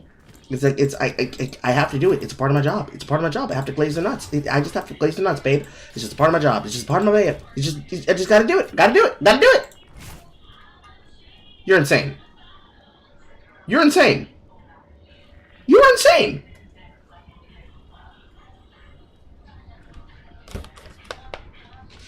Insane. You're baffled how E-Thoughts haven't figured out how to not fuck Destiny like that? How not to fuck with Destiny. No, they haven't figured out how not to fuck with Destiny or how to not fuck Destiny. They want to be in the middle of the content. That means they have to get on his dick. Because there's no way that he's going to leave them alone and let them have their own relationship with their men. Because they never do. Every single woman that he's ever acted with either is looping on him as a part of their personality traits like Anna, or are mentally broken like Brittany Simon after interacting and not wanting to be in that cycle because he always approaches them all sexually because his latest fucking sex drama has confirmed that's what he does. Like, you're either fucking him or you're not in the orbit. That's how it works. And that's sinful. That's sad.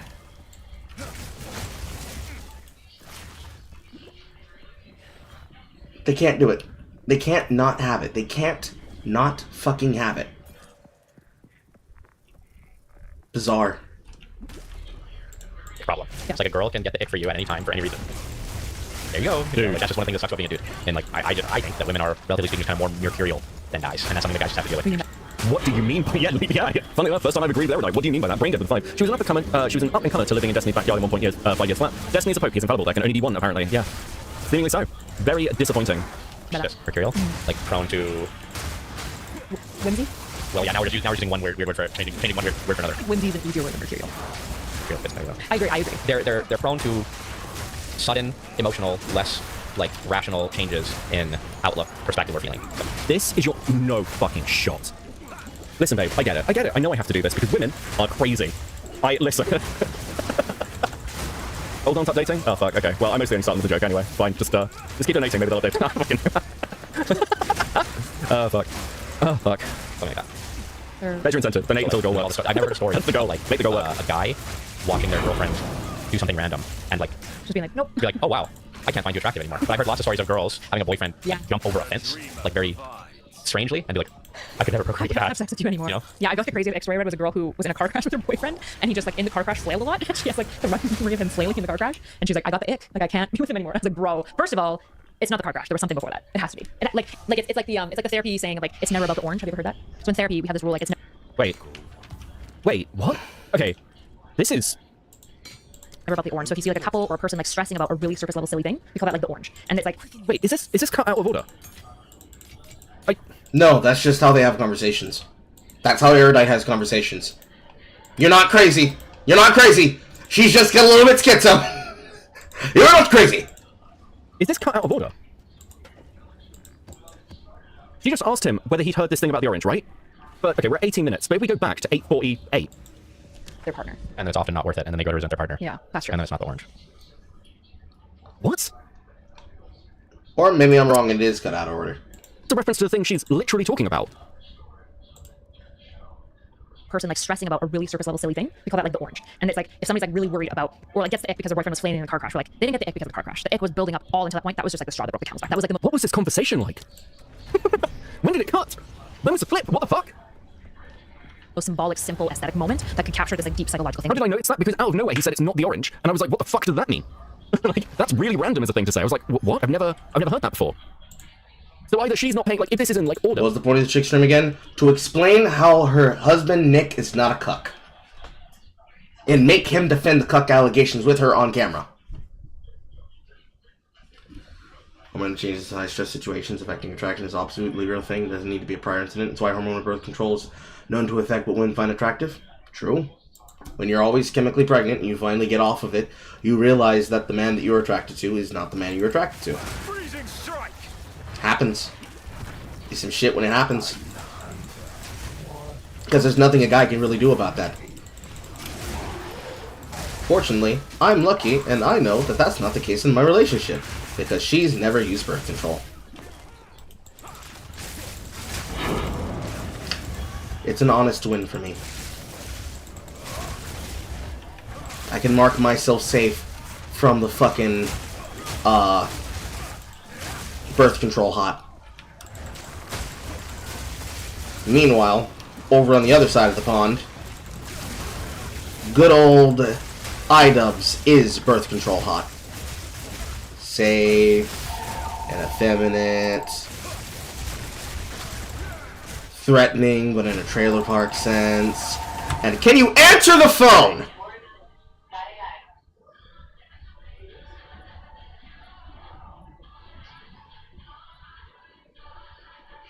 Safe and effeminate and non-dangerous and smells like and sounds like shit. All those things. Wasn't on birth control, you started dating somebody and you're still attracted to them on it. It's one of those things that's hard to directly address without having it. Should you play Balatro? Of course you should play Balatro Pit. Stay on topic. It's one of those things that there are women that have never dated like this, and they allow that to decide everything. It's like social factor as well as biological factor. But then it's one of those, you know, XBY case study issues that I'm not qualified to talk about, but Aiden would be. Where over X amount of people, they've tested them between when they were and where they were not on birth control and actively sampling what they would view for and what they would look for in partners. It's one of those kind of things. Duh. Then she's not paying attention to him saying that earlier. He's like, no, I never heard of it. Didn't say that earlier, certainly. Or this is cut in the... Because the way this is presented like a flowed conversation that they're having about their relationship. But if that's not the case, then they have left in the most awkward bits of this. For what? What reason? That's fucking bizarre. What? Was existing the entire time. Do you think it's something that, in those cases, do you think it's something that was building, or do you think there was a lack of protective factors that allowed the threshold to be overcome? I don't know how to see those as different. Okay, so the way I'm imagining it is, your partner is not particularly masculine, but it's good enough. And then they do something extremely emasculate, and you're like, ooh, you're below my prerequisite now. That would be the thing I was describing. And then the other thing that I'm imagining is like, they do lots of things throughout the course of your relationship that changes your mind as to the masculinity of the person. But you start off with a high opinion of their masculinity, and it's like dropping constantly. This is like just, you know when someone like, fucking, like the mask slits, and like, there's so much conversation about masculinity from Nick, and again, because, like, many of you won't know this, you'll never seen Nick before, I imagine, I hope, God help you. But, like, his old stuff was basically, like, workout streams, and talking about, like, good male role models and things. Yeah, this has emasculated him. Like, not just in, like, public perception, like, just having conversations like this is emasculating. Because, listen, you can support your partner, you can, like, pursue their dreams. I've got friends who have done this. I've got friends who have moved to other... I've actually got friends who moved to Japan to, like, pursue, like, the wife's dreams. And that's fine. But it's obviously a fucking strain. There's a strain on my friend. But, like, you have to be honest and communicate that. This is obviously a strain on Nick. Pretending otherwise is ridiculous. This is... fucking look at him. Like, I mean, the first reason why there'd be a strain on him is because he's being dragged down in front of the camera. How many times in any kind of relationship, when it comes to people whose relationships are public and are a part of their content, especially family content creators, how many ways does it create stress? Because it's not just stress on the kids, it's stress on the partners. And vice versa. Especially the channels that are like focused on content that is interacted with by the kid. Like that one kid who's like pretty much the star of their fucking channel, and their parents operate everything. I could never fuck with those channels, and I could never do content like that. Like, the furthest I'd be willing to go is vlogging, and that's it. Because I wouldn't want Julian or any other child that I'm responsible for being care of or with ever having to deal with that. Because there's just a limit.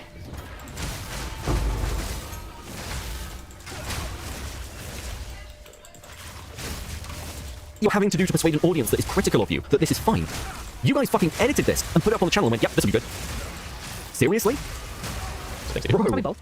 Like both happen, or I think both occur, yeah. And I think unfortunately it's going to be varied on the nature of the dynamic of the relationship of the guy himself and the girl as well, like what she notices and pays attention to. Because I think there are men who are pretty stable and consistent. They just exist at like a just masculine enough level that if they end up in a situation where like their girlfriend pegs them, or they get into a fight in front of their girlfriend and they lose or something like that. Sorry, what? I know, of the list of things that you would just stick in there as something that would be a bar burner of a disagreement for a partner, I don't think you should immediately be able to go to, yeah, but what if he pegs him? And that just completely flow as though we're not going to just address the shit that you just fucking said. Like that shit was not fucking rancid. Hello?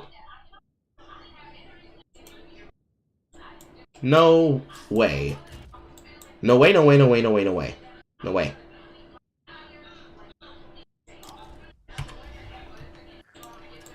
Just masculine enough level that if they end up in a situation where like Hold on, we're gonna slow this the fuck down.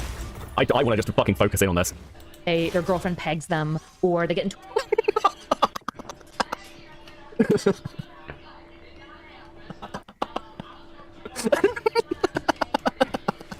The part that kills me is the first thing she went to was, if the girlfriend begs them. Kyla, do you have a hex strap, girl? Girl.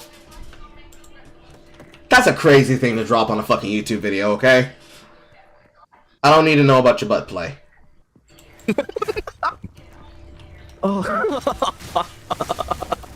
Whoever edited this is evil. Yeah, this is fucking brutal. You know? to a fight in front of their girlfriend, they lose or something like that, it's like over for them. Whereas I think other men are very performatively masculine, and then as you date them, you start to figure out it's performative. And so like the build up over time, there's like that last thing that's just like, you know what, fuck you, like I'm over this, ick, I'm grossed out. But it was something that was building the entire time. So I think sometimes it's never about the orange, and sometimes it's the stable with a bad acute situation, which is terrifying. That's well put. I makes sense. Yeah, that's just terrifying to think about because like women don't really deal with that. I never. I think to most of the time, what's wrong with a little pegging? Listen, what you guys do in your own time, it's totally up to you, okay? Never in the back of my mind do I go, man, I hope I don't do something unfeminine enough that just gets the ick for me. Thank God. I'm kind of gross. I like burp and stuff. But there's other things. There's other things that you have to worry about, that other women have to worry about, right? Like, It's an interesting slip. Go on. Don't include Well, what? That was a pregnant pause, Nick. It's an interesting slip. Go on. Don't include this pause. Do include this. The fucking duck face. What is it? What is it? What is it? What are you doing? We don't have to worry about. We're just gonna have a preemptive 07 for this man's. We just gonna have. We're just gonna 07 for this man and his sexuality. That is rough, my guy. I hope you do some Vaseline about it. That's rough, buddy. That's rough, buddy. Just man's butthole's cooked. The man's butthole's cooked. The man's butthole is cooked. It's gone. Like 07 hearts in the fucking chat. Man's cooked. And she's giggling about it. She having a laugh, right? She having a right giggle, right?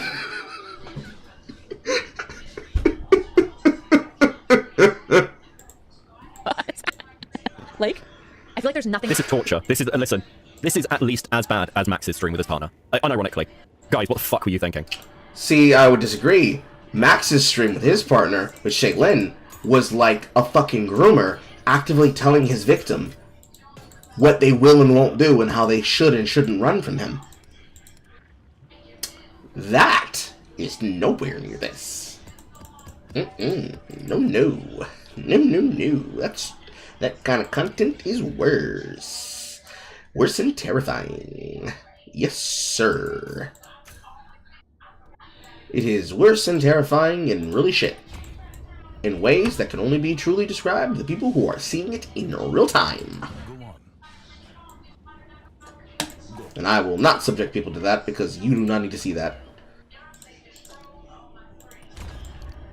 Certainly not.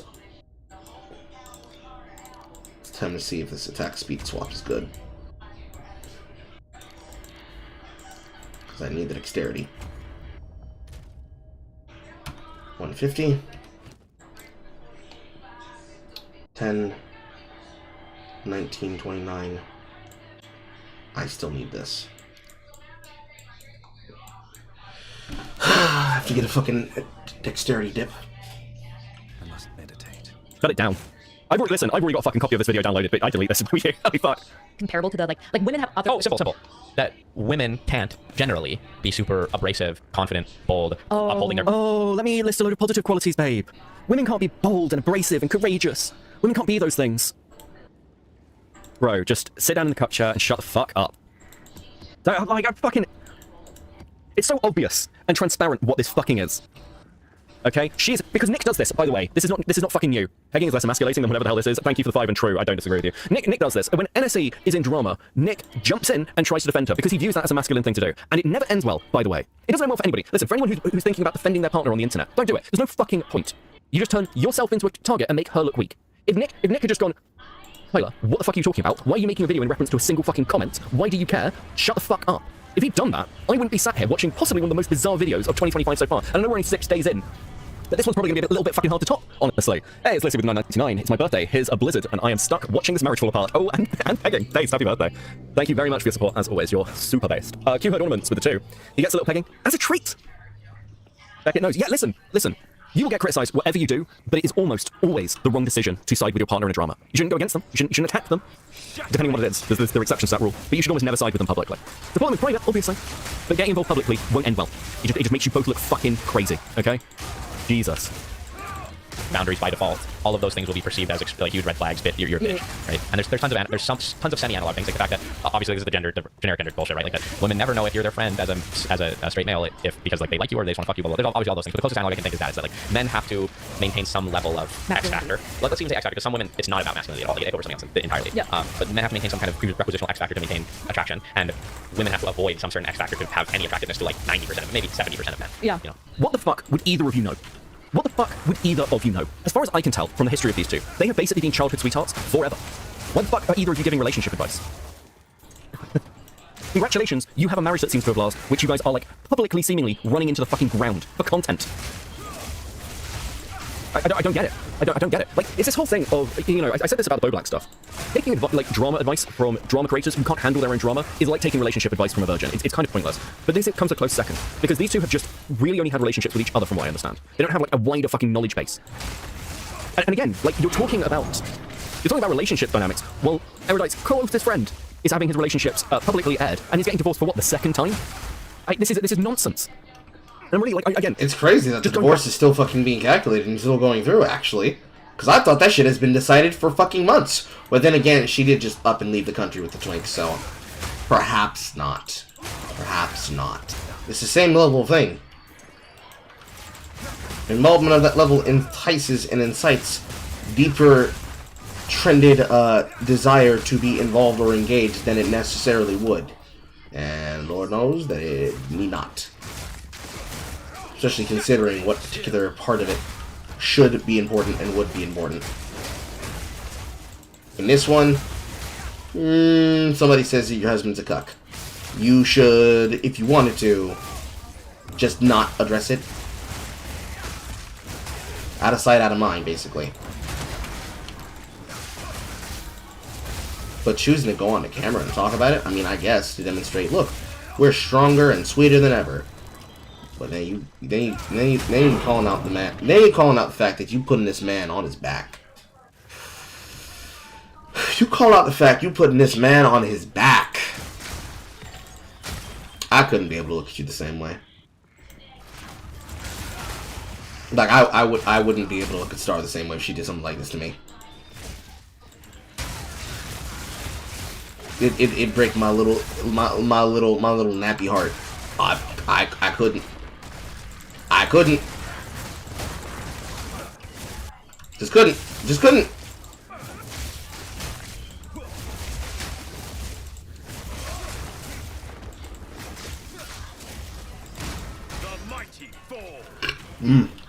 Back to the fact that I'm sick of streamers on this from this fucking sphere of DGG and shit talking as if they've got some like fucking moral grounding or authority to talk about this shit. They don't. They don't. And it's fucking grating, frankly. Just put the fries in the bag. Fuck off. Yeah, I do feel like this is like the classic like men who say they're into confident women are 90% of the time lying. It's interesting being in this niche, obviously, where I tend to appeal to, if anyone's gonna watch my content, it's typically gonna be women or like trans women, trans men who just think I'm a fucking epic girl boss. There's some straight men who feel that way too, but a lot of the straight men I think that appreciate me are men that genuinely appreciate confident women. Like, Who the fuck said that to you? And why did you accept them lying to you for fucking attention?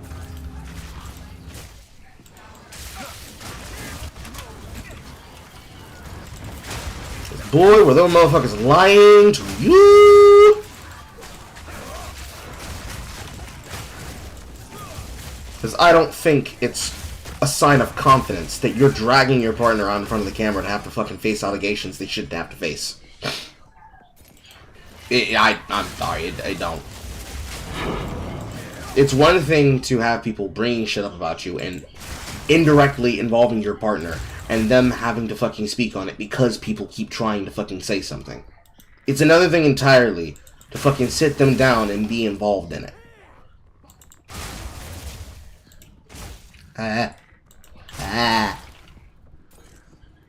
in a deep way. No. You are watched by people in DGG. Yes, she is Destiny Order. DGG is Destiny's community. Like, it's like fucking the website URL. Or like domain. Guys, I think the people who appreciate me are the people who appreciate strong and courageous women. And, you know, they like the girl boss attitude. What girl boss attitude? What are you talking about? If you'd said this like fucking a year and a half ago, I'd fucking maybe agree with you. But there's no girl boss I wouldn't believe it a year ago. Because she was not a girl boss a year ago. She was the same thing that she is still now. Female Destiny.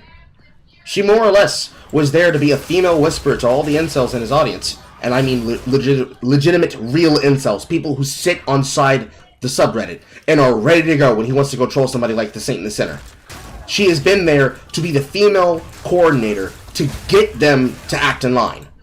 That's what she's always been. She's always been the person who's responsible for making the plans for the achievements for them to be in, like, for them to be able to talk to people. That's what she's been the entire time. That's what she's been.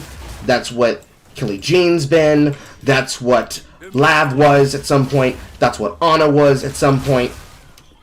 There's been no female that has done what Kyla has done. But there also has been no female that has been as close to Destiny as Kyla has been.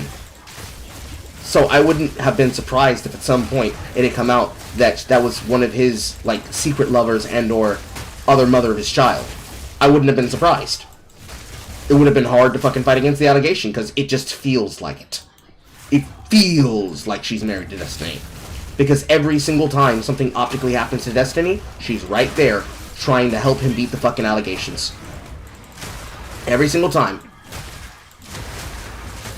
If she stopped acting like that and stopped being the cover for him, then that'd be the case. But, you know, it's kind of like the one chatter that doesn't think that I'm reacting to the video because they're watching for the first time on Twitch.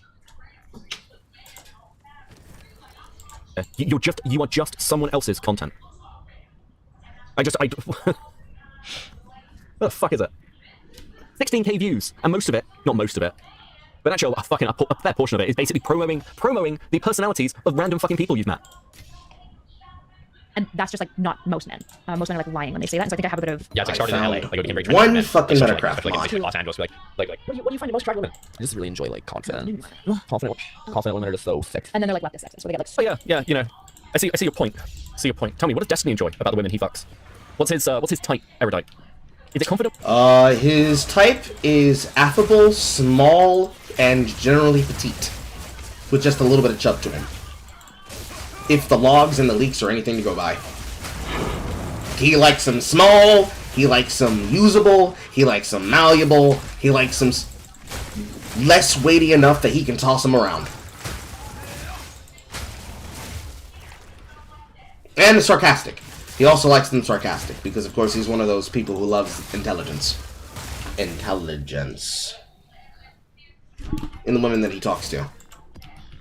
Lord knows what he finds in men, but then again, we still do not have a dick confirmation on who he was blowing. So, take it with a grain of salt, chat. Women, or is it women with deep emotional problems? I don't know. Mystery. If only there was some sort of fucking leak of some kind that may give us a reference point. I don't know. That'd be fucking wild, wouldn't it? This is Insane Hope. The bots are back. I can't fucking... Actually, no one likes confident women. No one's ever interested in that. You've gone from, we need to get rid of red pill content. Well, that's not true, because I like confident women. Like, what do you mean when you say confident? When you say confident women, are you meaning women who are loud and aggressive and argumentative? Do you mean women who actually have strong personalities, and when they say, I will do this, I won't do this, that's something that you're willing to be applicable to? Do you mean they are confident in the sense that they help build things and do things in a way that allows you to interact with them? Because you don't have to worry about whether or not you are directly making them uncomfortable with your actions, where you don't have to tiptoe around every choice and action that you make because you're not worried about whether or not you are scaring them, that you're scaring the hoes. There's various ways that you can go about that, and not many of them start with nobody likes confident women, because confident women is not the same thing as loud and aggressive women. Just off the cut, if we're being serious. Not the same. And then from there, it's just like, take your fucking pick. What can I do for you? Hello.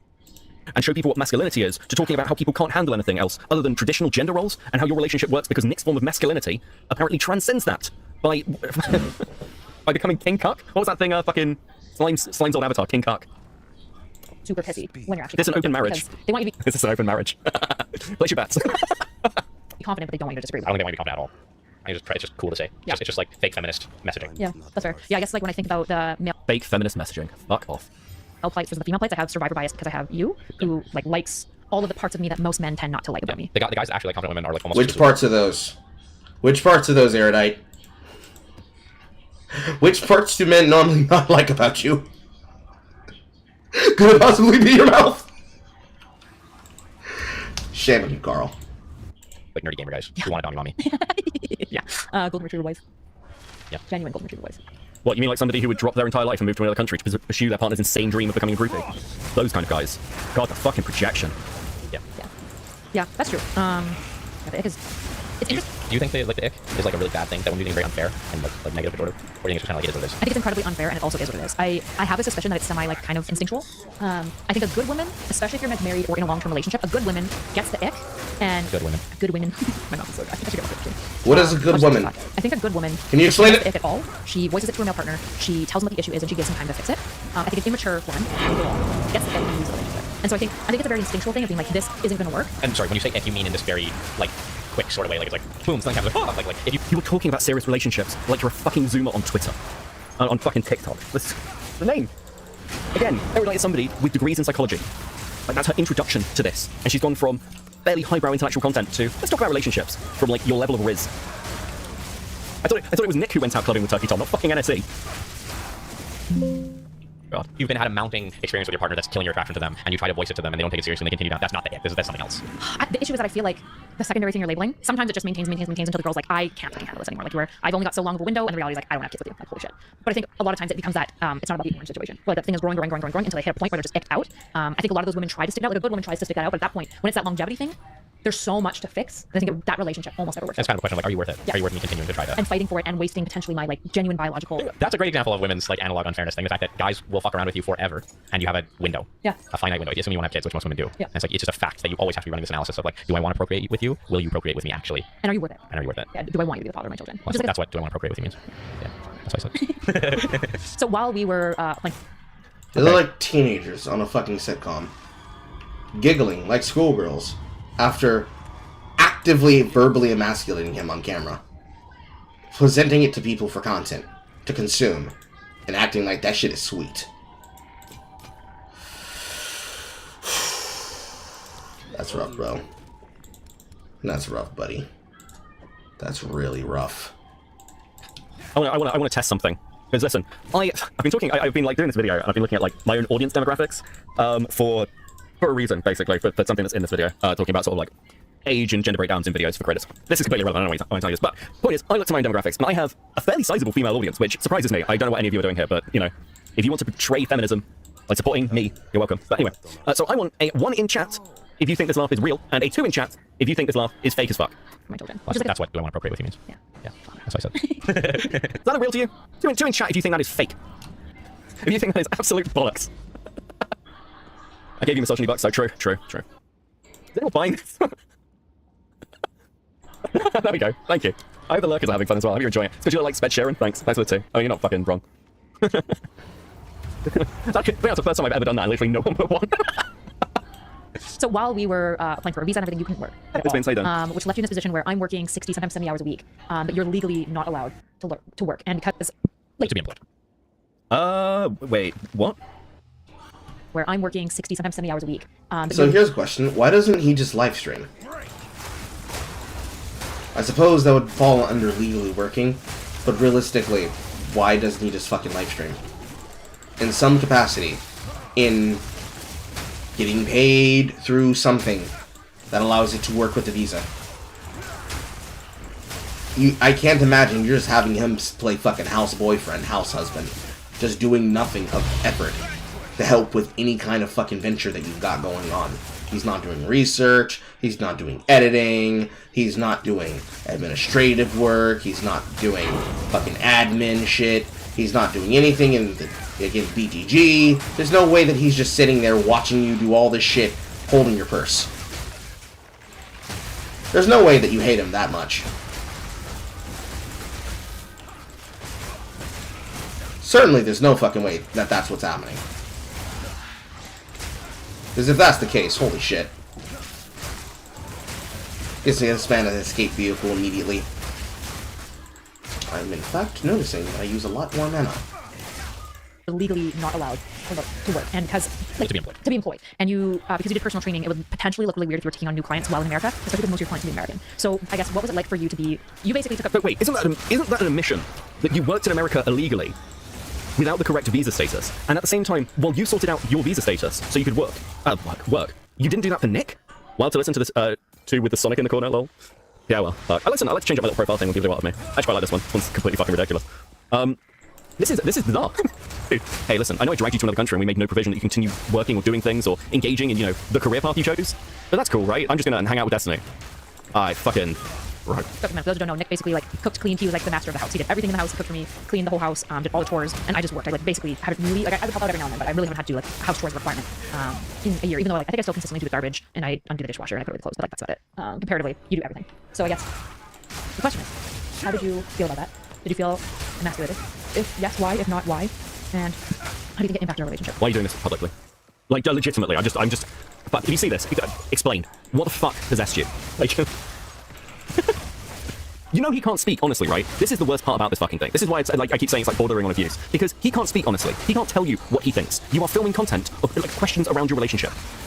This, I don't know whether you guys have had this conversation before. From the sounds of things, it sounds like earlier on we was like, I give you criticism. Like, you've certainly had some sort of fucking conversations. But you are putting him in a position where one of two things are true. Either he can be honest with you, in which case you wouldn't, I don't know, if the honest answers are like miles away from this, it could look really bad for you. If he came out and said, yes, I feel emasculated. Yes, you dragged me away from my family and my home. Yes, you've basically had us living in multiple different fucking houses where you've tried to set shit up. Yes, it's fucked that I can't work. I've given everything up for you, and now you dragged me onto a video to defend yourself. Like, he can't say that if it's the truth. Might not be, but he can't say that if he is. And let's say it is the truth, and you guys break up down the line, because this is like all too much. Then what are you gonna do? Point to this video and say, well, you've told me. It'd be hilarious. Or your view of me? Realistically, there are 3 avenues. 1.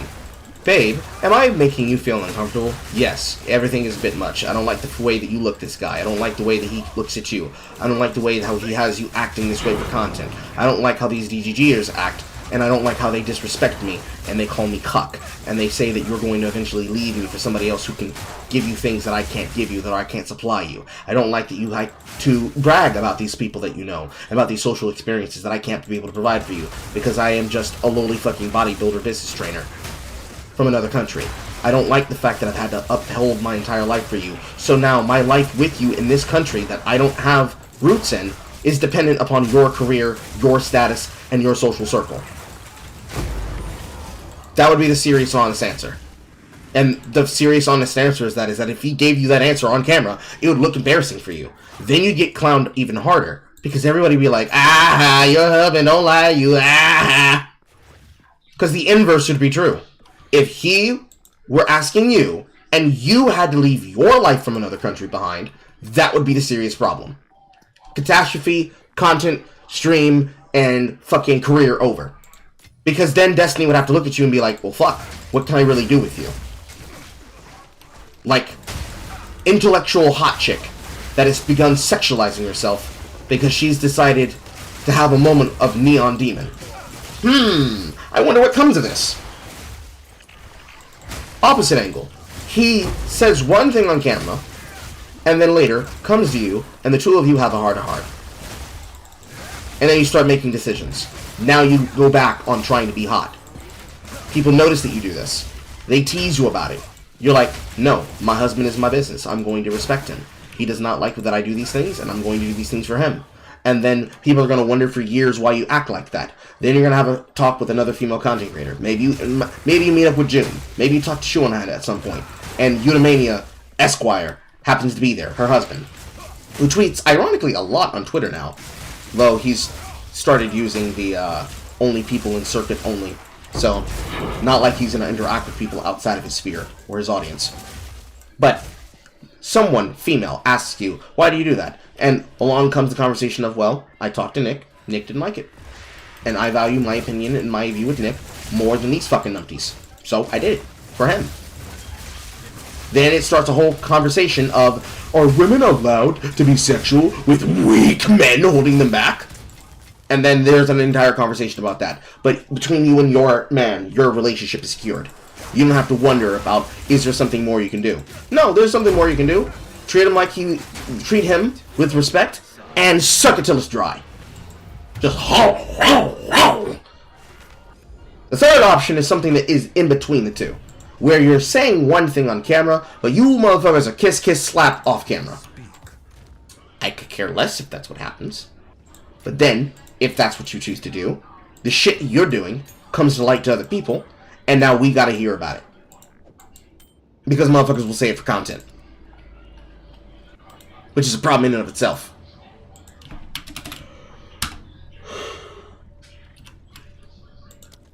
One of these three things is going to be frequent.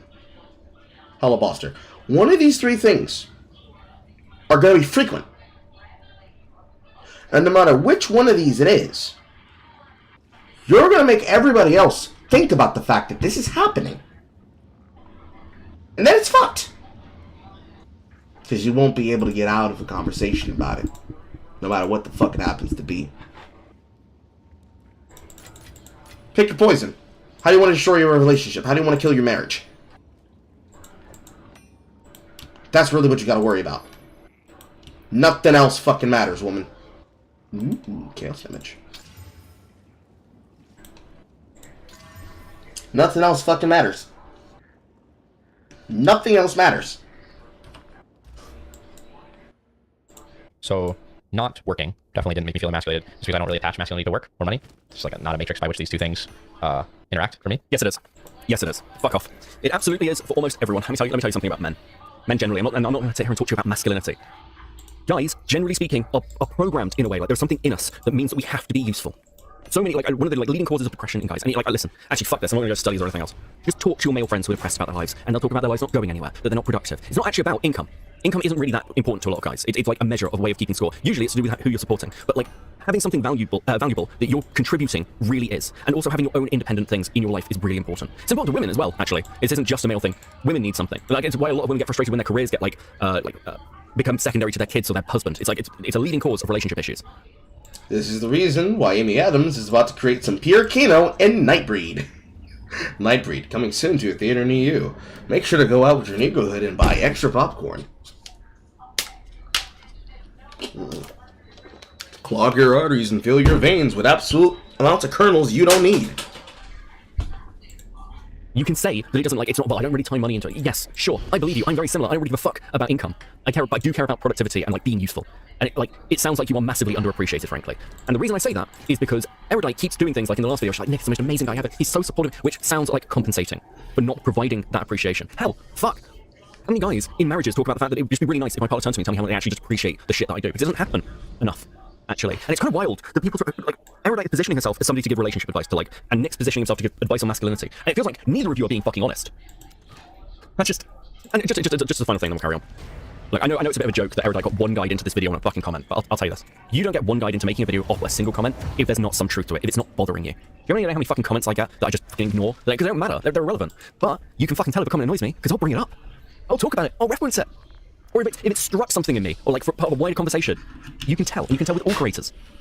When Matt Pitt went on a fucking tirade on Now Recording against the art community because they kept criticizing like Now Recording for being transphobic or ableist, he got annoyed. And you needed to blow off steam. And unfortunately for Erudite, you have, but just by putting that comment in, you kind of very believe that this is a problem for you. Do you think Erudite will recording without consent and remix it into a song? No, I don't. Yep, it's not about the orange. Yeah. He was dragged to another country, can't work. He's a housemaid. Also, she can spend more one-on-one time with Destiny. If he isn't emasculated, then he's delusional. Yeah. There was something like emasculation probably to all the house chores, which it took me a while to get good at doing them, to be motivated, to be consistent. We can speak to that. So it wasn't a quick process of adaptation. Swapping over to doing all the cooking was pretty easy. I like cooking already, and I've gotten really good at cooking, and you hate to cook. Generally. True. So that one was pretty easy, and I've already done a lot of cooking. Cleaning. But I'm not bad cook. Oh, you're good. Cleaning and tidying. Ugh. That was really hard for me to adapt to. Like I just didn't have the space in my brain or whatever to take on the mental load of being cognizant of all those things. Well, especially because in our dynamic, I'm way more concerned about tidiness specifically than you are. So the cleaning standard that we would talk about and negotiate was higher than the cleaning standard. Talk about and negotiate. Fuck off, Kyla. How do you need to negotiate the cleaning standard? Because when you say negotiate, you're an intellectual woman. What do you mean negotiate? He has something that's been cleaned and he tells you to do it and you do it. You see something that's left unclean and you clean it. You're in a marriage. This is shit that you talk about when you're starting out with testing your relationship. You're supposed to already be in sync with each other in some capacity. In some ways, someone's gonna have to take the lead on something. But on this, but you can't clean a dish!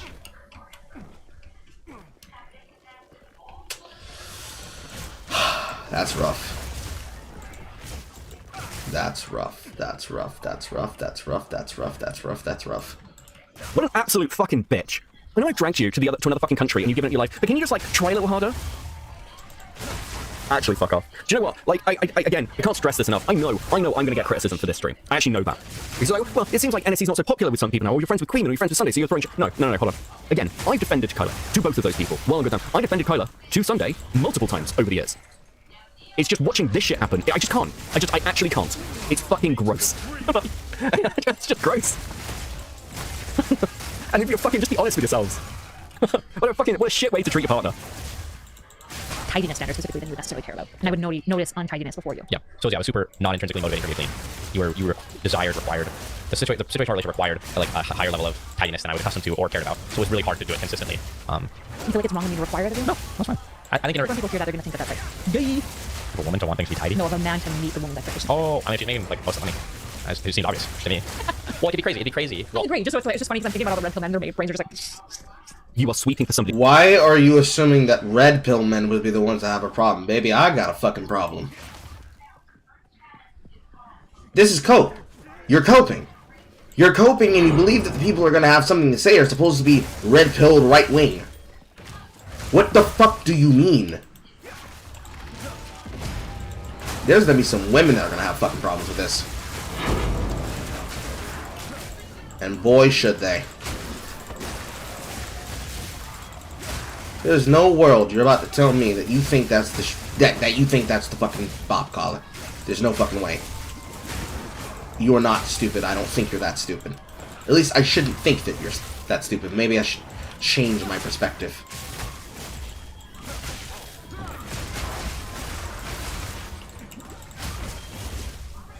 But a sex scandal. Got it. Why don't I just apply the same logic backwards, right? If you're in a relationship where the man is making almost all the money, but he's tidier than the woman. Sure. Yeah. Even if he's not, even if he doesn't care about the tightness and just wants his wife to clean more so that he feels like reciprocity in the relationship, is that like I'm sorry, wait, where is this conversation going? Are you guys now advocating for fucking trad relationships? What? a little bit petty, like maybe a little bit. It's also super fair. If that's what you need to manage your emotions and maintain appreciation for your partner, like fuck it, who cares? Whatever works, right? Humans are not like truth-seeking machines, in my estimation. We're function-performing machines, right? That's all we care about is that things work, right? And what you need to make your relationship work is for you to see your partner put in some requisite amount of effort into working, into cleaning, into personal development. Well, then so be it. If you love each other, it's worth doing that, right? So even though it wasn't natural for me to perform those tasks or be that way, I tried really hard to get better at it, to get more consistent at it, and I think I got better consistently. And now I'm really good at it. Especially with a new house. Yeah, especially, it's a lot easier too for guys out there that aren't clean. If you take pride in your space, it's a lot easier to keep it clean. Holy shit. That was like mind blowing. My house was not motivated. That was hard. Oh boy. But yeah, I mean, I think that's fair. Like, ask. It is fine for you to ask whatever you need for your relationship to work, and it's fine for your partner to say no. We have a word that I would be like less of a man. Yeah. Because you're thinking Yeah. It's fine for your partner to ask for whatever you need to make the relationship work, and it's fine to say no. I think there is a line, and there is a line that can obviously be met, especially when you start having to think about mitigating factors of other people. Mapping this onto myself, there is a line where if Star tells me, don't touch my fucking bacon grease, that I should be capable of now forward, after us having a conversation about it, be requisite to know, whatever I do, if I use their air fryer, when I'm over at her place, don't touch the bacon grease. Simple. If I'm going to cook something, don't throw out her bacon grease. She uses her bacon grease. Me, being hungry, I did not think about the bacon grease. If I fuck up, again, now that she's told me about the bacon grease, that's on me. And thus I have failed her. Things like that are very simple. They're very straightforward. They're not hard. Because I believe you should give people the ability to have... What the fuck, roll away from me. People should be given a chance to have an opportunity to understand the depth of how serious it can be, or how serious they take it. If you don't talk to them, then you can't be angry at them for not understanding, because you literally didn't talk to them. How are they supposed to understand something that you didn't communicate? But after you've communicated it, if we gotta tell you multiple fucking times, and this applies not just to relationships, but also to friendships. If I have to remind you multiple times about something, talk to you multiple times about something, then you don't give a shit. And if you don't give a shit, why the fuck would I talk to you about it endlessly? You understand, you know, you just don't care. Like, you don't not get it, you just don't care. And at that point, anything that I do, where I agonize over why can't they understand it, that's on me. Because I'm stupid, because I'm thinking that the person is thinking about something that I'm not thinking about. And that's just on fucking ingenuity. Otherwise, you cannot put them in a position, or put others in a position, where you act as though that's not going to have some quality, or some perspective that requires deeper thought and deeper interest. Because that's ludicrous.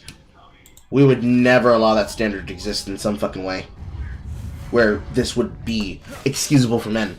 Because this is girly pop shit. Because literally, if you wanted to, you would. If you don't want to, then you won't. No cope required. So why are we coping? How did I guess like satiate? It's probably the right word, but like, did I assuage those concerns? Over time, like the fact that things don't seem to change, right? Like, so I was worried about it early on, right? Because it's like, you don't present like someone who would care about that, but you never know. The ick is mysterious, right? And so I was worried about it, yeah. But I was like, it's regardless of the fear there, it's like the only fair thing to do. So give it a shot. And it's like, if it had seemed like you were losing appreciation, respect, desire for me, then that would have been a conversation. But it never happened, you know? How would you have that conversation? Because I wonder how often, like, I feel like I'm phasing in and out of reality. It's like you're having two conversations at once. There's like layers to it. You're having these abstract conversations about how people would handle a relationship while also clearly like litigating your own relationship live for an audience. Not live, but like recorded for an audience. Fucking bonkers. That's I know. when men and women, because women complain all the time about men not doing enough chores. And I think there's a number of reasons for why men do chores around the house less often, which is socialization, gender expectations, how their mothers raise them. I think there's a lot of enabling mothers for young men specifically. But I wonder part of it, I wonder how often it's not like labeled or put the finger on, but that men exist in the state of like, if I do too many chores, my female partner is going to think I'm kind of gay, like I'm a little bit emasculine. Do you think that that's common, or do you think? If I do too many chores, my female partner is going to think that I'm gay. You can't be for real. You can't be for real. Why would they think that you're gay? Let's start there. If your partner does work and lifts their fair share, and does their best to carry that fair share with you, why the fuck would that make you think they're gay? When it's much more likely that they love you and want you to treat them and be interested by them with behavior that shows, hey, I know that this work is hard on you, so I'm going to make your load easier. Especially when they do it without needing to ask you.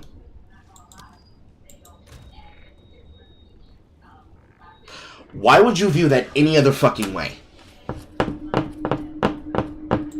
It's actually infuriating. Oh, my husband likes cleaning a lot. That means he must be gay. He must be thinking about riding another man's pole because he likes to clean and he likes cleanliness. Yes. Of course. Actual backwards behavior.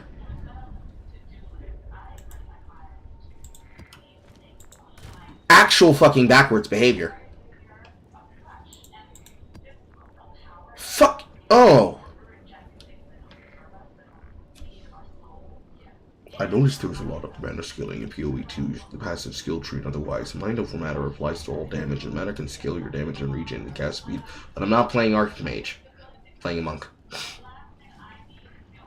I'm gonna see you as a child and partner. I don't want to be your fucking mother. Yes! Yes.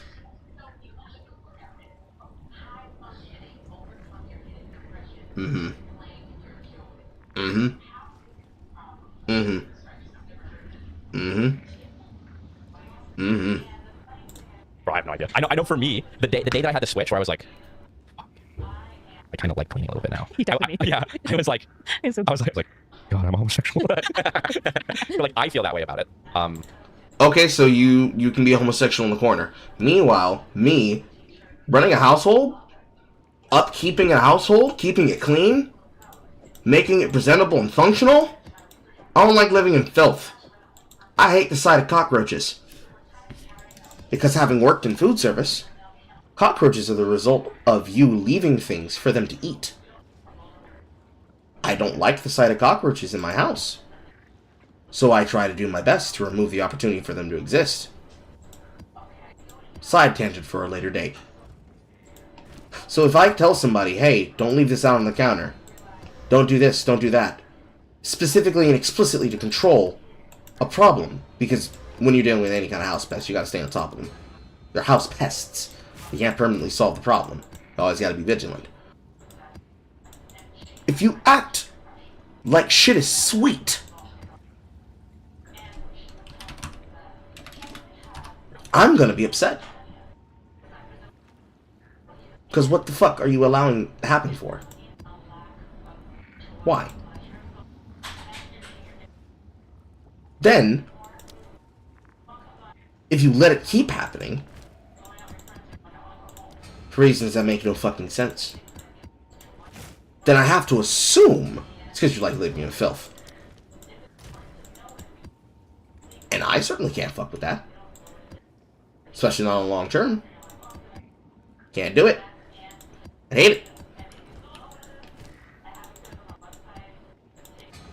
To that edge. Even if she didn't necessarily like me cleaning in a particular way, should Star not want me to clean something, I'm going to ask her. And if she wants me to pitch in once she said that it's done the way that she wants it to be done, if I hadn't already asked her how does she want to be done, and then I take a picture of exactly how she wants it done so I can repeat it each and every single time, then I would have to consider that my labor of love to her. Otherwise, I'm not going to let someone tell me that cleanliness is gay. That's like somebody trying to tell somebody else that weightlifting is gay. Men's mental health is gay. Men's emotional security and emotional intelligence is gay. Okay, I'm gonna be sassy over here, but you ain't finna fucking walk all over me like a goddamn fucking cockroach. What a backwards way of fucking thinking. That's so fucking backwards.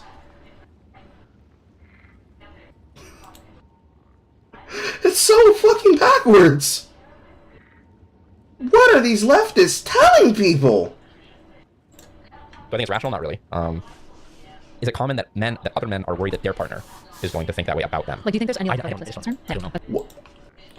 Okay, Nick, here's a question. Why would they think that about that? Oh my god, I hope she doesn't think that me choosing to make things easier on the both of us in the household is a fucking gay thing. Oh my god. I really hope she doesn't look at me like that. Oh man. It keeps me up at night, man. Oh my god, no, no, no. Oh no, she saw me clean a dish. No, she's thinking about writing another content creator that she knows personally. No! Oh, I tried to do everything I could to make sure that she could get up in the morning and be ready for work. Oh god, she's gonna have sex with the first guy she sees on the street. Oh, I'm not gonna have anything to fight back and deserve it because I'm the kind of guy that believes that she should be with the most practical mate possible. Oh, I'm gonna have to watch them breed. Oh god, I have to sit in the cuck chair and watch it happen. Oh.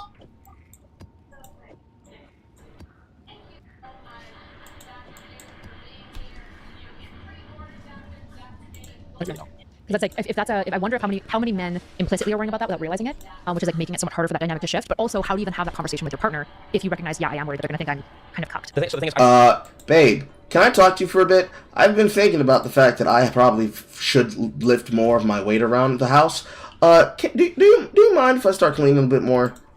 Like, gay, nay, like, what you want me to do? Like, how you want me to go about this? Because this is new territory for me. I don't know what to think, babe. Like, what do I do? Boom, conversation done.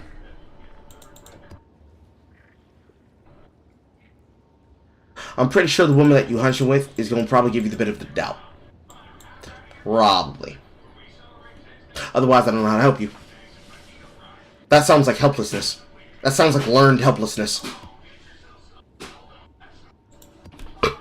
It also sounds like weaponized incompetence. For a little bit.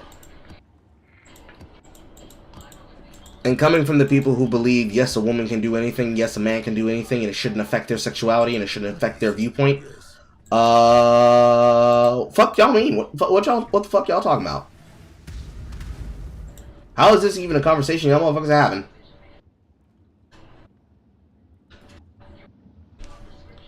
Bizarre. Bizarre and wild.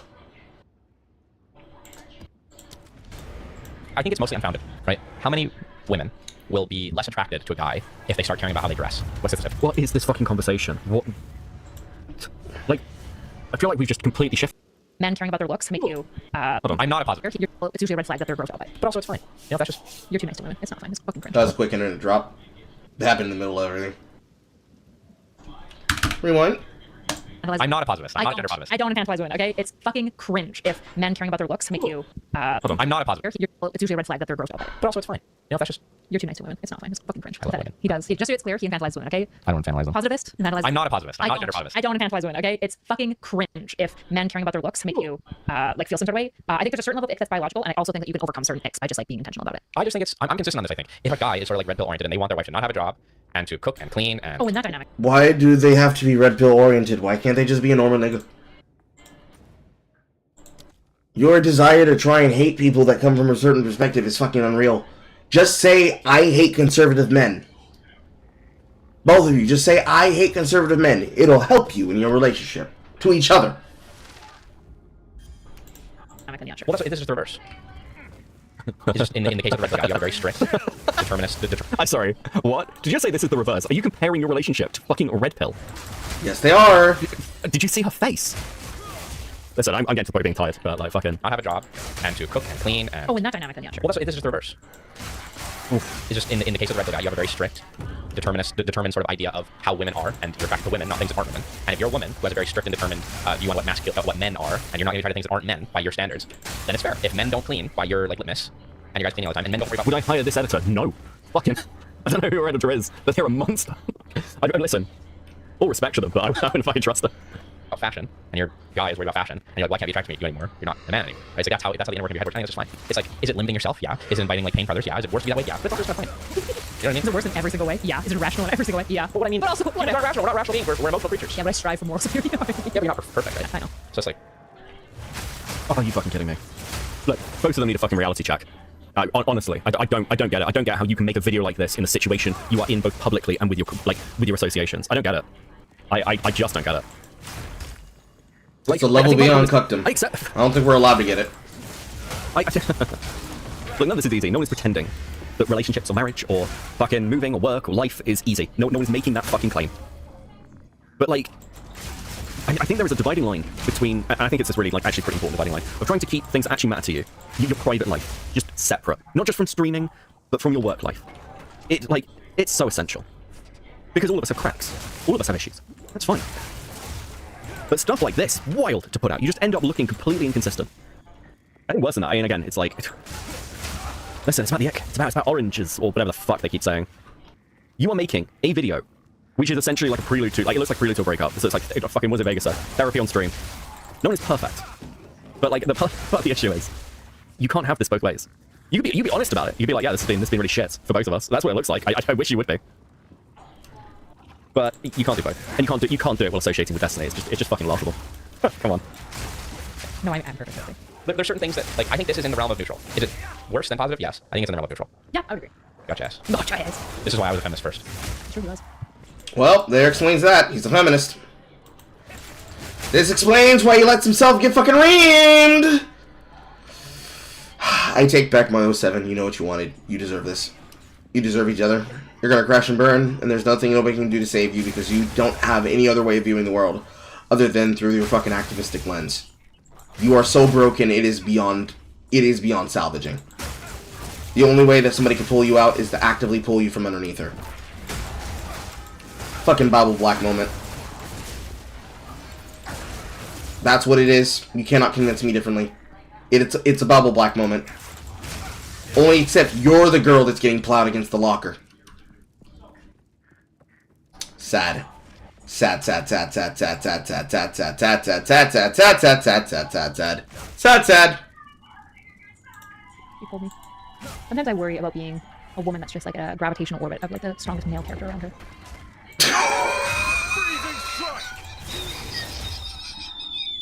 You definitely shouldn't have said that. I don't know. Who's the strongest male in your orbit around you? Is it your husband, or is it the guy who gave you your fucking career on a fucking silver platter? With plus or minus the expectation that you might have to deep-throat him. I wonder who the most strong male in that sense is, in the feminist male perspective.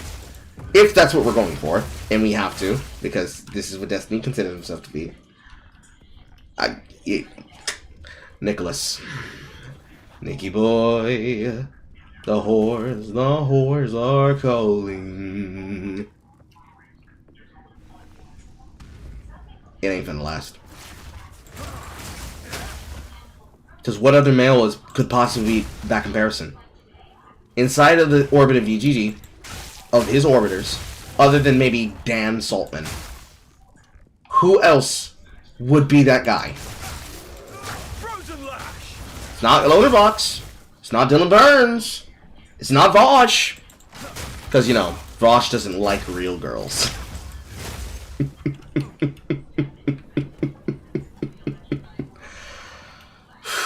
Cooked. Cooked. Just cooked. We're just cooked. Nothing they can do about it. We're just cooked. The dreamer provides. Just cooked. What do you think? That's kind of scary. What do you mean? For you. Yeah. Yeah. Because a lot of women just do that. Yeah, sure. That's kind of scary for you. I'm sorry. What? What was that? Sometimes I worry about being a woman that's just like a gravitational orbit of like And he picked it up too. the strongest male character around her. That's what you are. What? What do you think? That's kind of scary What do you mean? for you. Yeah. Yeah. Because a lot of women just do that. Yeah. Yes, you are one of them. You're a Destiny girl now. Possibly worse in some cases, because you've not even really done it to launch your own career. I know there's this cope about the clinic, but that is cope. It makes literally no fucking sense. That's kind of scary for you. How do you do that? Or like uniquely. Or I think it's kind of scary. It should be kind of scary for any woman, but you're a woman who more outwardly presents this. strong, independent. Yeah. Strong, independent. What are you... Who are you trying to convince? Who's this for? The almost self-reflected? Jesus. Infinite Slick. It's kind of getting sausage from Steven's serious question. Also, did you see the leak with Pixie? She looks like she was in agony. We're giving Sophie, Jesus fucking Christ. I've never actually seen the leaks, since I'm very aware of them, but I've never sought out the images. Not out of any moral positioning, by the way, just because, like, you know, fucking Kiwi Farms crashed. What was I meant to do? No, I kid. I don't need to see that shit. Okay. I've got look. I'm very mentally scarred as is. I'm not trying to seek out more of it. I've got no idea. There are rumors. There are always going to be rumors. Would I put money on it? I mean, at this point, yeah, sure. This is fucking wild, though. Like, yeah, you have put yourself in that position. You're not your own person in this anymore. You're just a Destiny Orbiter. Mm-hmm. Yeah, and that's what you want. You think that's better, or for yourself at least. Yeah. Yeah, not an objective value statement, but at a subjective value statement, you think that's better. So that must be scary for you. It's got to be like personality shaking. It's a little mindfucky. Yeah. Yeah. Do you think there's anything else, like even at a political or thinking level, that would be non-negotiable between us? That if we diverge too much, it would like potentially signal the end of our relationship? Ooh, that is a very interesting question. Please go on. I think if you became like super myopic in your view of, and like kind of like dystopian in your view on humanity, like if you became like an anti-natalist, like you're kind of anti-human. I couldn't handle that. Yeah. I'm People like, who are anti-natalists are kind of like anti-theists. They're just like, they're anti-theists, fundamentalists, and anti-natalists are kind of the same ilk of person to me. it's death culty. It's death culty. It's death cult unbearable. People like are just like you're irrational and unbearable and like that's What? Like, don't get me wrong. Anti-theists are fucking annoying. Like, legitimately, quite annoying. But like, there's a big difference between like anti-natalists who are like nihilistic or dystopic and like Hitchens, right? Like, what? I don't know what. Yeah. It's just why I'm just like, why are you here? Why are you here? Just leave them. For you, that's part of why I'm conservative too. It's like I think it's my stance on free speech, right? I really don't believe. Yeah, we differ a fair bit over that. Yeah. Do you like being my husband? Yeah. I think you're pretty cool. Well, I don't This really is a like seriously weird run of questions. being your husband. I really like you being my wife though. What does that mean? I don't know, it's nothing. Just laconic? I don't even count. It's kind of laconic. It's stupid. It's pretty good. Just saying stuff. I don't even like being your husband. I like you being my wife. It's pretty romantic. Is that? Yeah. Well, that's how I feel. Yeah, you're very good at making me feel loved. It's working. You know, what do you like about being my wife? I don't know. I feel like I won the lottery. Honestly. Oh, Do you feel like you won the lottery in a situation where he clearly doesn't have a lot to really offer other than himself and his love to you, which should be all he really has to require? But it very much feels like you're just looking at other options while you're going out in places he can't go with you, staying at home, watching it happen? If you say so, girly. If you say so. You and everybody else did. I don't know. I feel like nobody cared enough about me, which probably isn't true. Just people are like, this is a feeling. It's not descriptively true.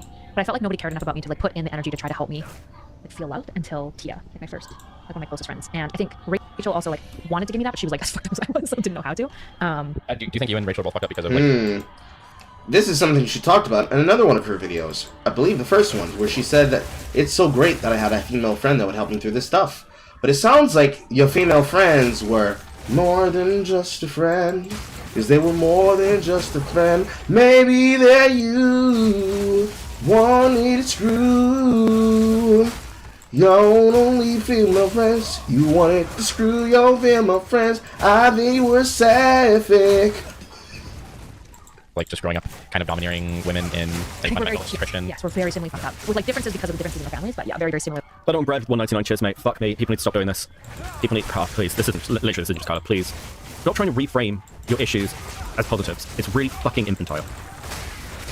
You know, it's like... I'll give you an example. I'm naturally pretty arrogant. I know this is hard for any of you to believe. But I'm pretty arrogant. And that displays itself in a variety of ways. I'm pretty certain when I come to a conclusion that I'm correct. I'm usually correct. And I can be quite aggressive. I tend to to do what I think is the correct thing to do if I disagree with people, right? Like I'll take charge and just what's the phrase? It's a phrase that I got from one of my managers. It's like, you're very much the sort of person who'll ask forgiveness, not permission. I'm like, yeah, the nice way of saying that I go around people's backs to do things. There are loads of ways to put that, but the true baseline is I'm a very arrogant person, and I need to manage that because it's not a good quality. Okay, it's not positive. It doesn't make me it's not just being sure of yourself. It's a personality flaw, right? This, like, fucking, I hate when people do this. Women do it all the fucking time. They'll reframe it as, no, guys, it's just about, people don't like strong women. No, people don't like people who are fucking annoying. Okay? True. You gotta manage that shit. You gotta own the position. The problem is, what you've got here, what this conversation essentially is two people who, I don't believe this fucking conversation for a second. Okay? Both of them are fully aware of the position they're in and what the last year has looked like. They're not fucking dumb. Jesus. They're aware. And they've decided to come on a video and cope about it and reframe things in the most positive way. And the problem is neither of them believe this. So the video itself is completely unbelievable. I just fucking can't believe you put this out. You know what you're The guy here is illegal. Like, I don't know what the fuck they're thinking, talking about the, like, fucking visa stuff they are. It's just insane. What's your diagnosis? What, for this? I don't know. It took a while to watch these fucking crash outs happen with NSC for me to, like, get point. Listen, you've never seen me play the fucking dog clip on stream. I don't think I have, anyway. Of NSC doing the fucking cute dog thing. I haven't just randomly decided to turn this into content. I'm just annoyed. You know? I wonder what you'll Brits are good at sarcasm because they don't have free speech. They have to learn to be creative. True. Jesus. Really fucked up in like the fundamentalist, dominant, strong. Is it true you need a firearms license in Britain to own a butter knife? Kyler is a cutie. If I donate 500,000 to a scam clinic, will she give me slots? Jesus, thank you for the $4.99. That's no, a crazy thing to say, In fact, we have a law in the UK for crossbow ownership, which is basically you're 18, you can own a crossbow. None of this cucked. You need a permit for it shit in America, okay? Also, you can still own guns in the UK, kids. Donating if she'll give you slot for that is crazy work, dude. We can laugh and kiki, but that's crazy fucking work. Holy shit.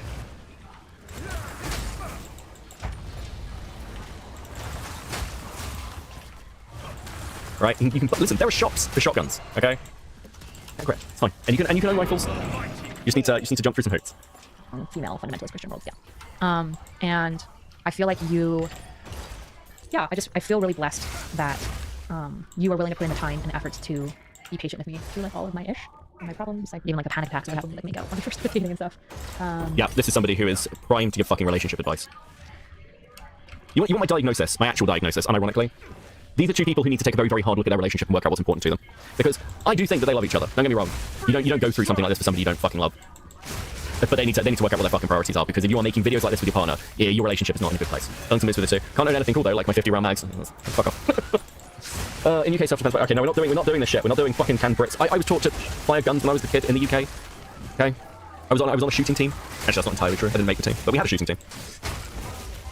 And like you really embody that quote that I learned like I think like a year before we even started dating when I was Believe in the me that believes in you. the one that's like love is giving people parts of you that they don't want and you don't want to give them and them taking it anyways. And I feel like you, especially in the beginning of our relationship, really embody that. So just Love is giving parts of you to your partner that you love that they don't want and them loving it anyways. I guess that's a definition of love. I don't think that's a good definition of love.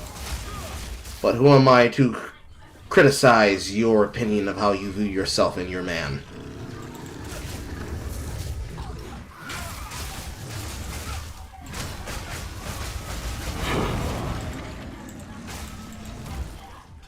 There's multiple ways I can break that down. Relationships are about compromise. Marriage is about compromise, but relationships are about compromise as well. Things that you compromise in relationship and who has to take lead and what happens to be the area of expertise of the other in the situation, and deferring to your partner on things that you know that you do not know how to do well, but you want to be able to contribute to because you do not want to simply sit there and watch them take all the weight. You compromise on the things that you know that you can do, and you try to do your best. It is basically an inversion of you learn as much as you can, and you surround yourself with people who know the rest. You actually do as much as you can, and you try to surround the people who need you the most. You take duty and diligence on yourself, and you do everything that you can for them, because that is what you need to do for them, because you love them, and you do not want to see them struggle in any way that makes them feel that they are unappreciated, undesired, or unwanted. Doesn't matter if they're male, doesn't matter if they're female. Doubly so if they're coming back from a worldview where they believe that every time that they've ever had to deal with somebody, they had to do everything and the other person didn't have to do anything. To that edge, knowing that relationships are about compromise, there's compromises that the two of you should have definitely made for each other, that you aren't doing, haven't done, and decided that the best way to go about doing was do relationship therapy directly on camera. But you clearly don't think that you have to do much, because then you're outing that you've pegged your man on camera. And if you haven't, that was crazy for you to bring that up earlier within the first 25% of your video. Because now that's going to be sticking in the back of our heads the entire time. Furthermore, the fact that you can't even take time to think about your man in this capacity, and instead decided to ask him this before a moment, and this isn't like a pit of cute content that you decided to go through for optics, kind of says a lot about what it's like to be in a relationship with you, Kyla. And I just feel even more sorry for him. But I don't feel so sorry that I don't think he doesn't deserve what he's getting, because he actively chose this. He chose this, and he chose you, and he stayed in it. Ugh. The two of you and your way of thinking about each other is just... it's cantankerous. It's just cantankerous. Anything that happens to the two of you deserve. Unfortunate, but true.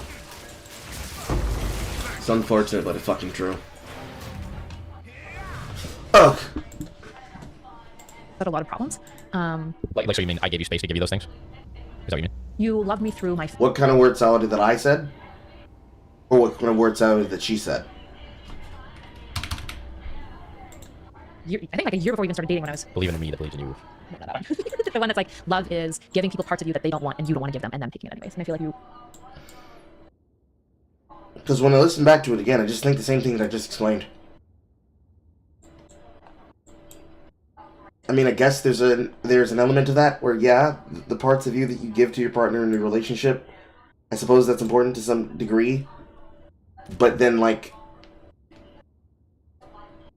how does that matter up with any of the other shit that actually fucking matters? In any degree that it would matter in.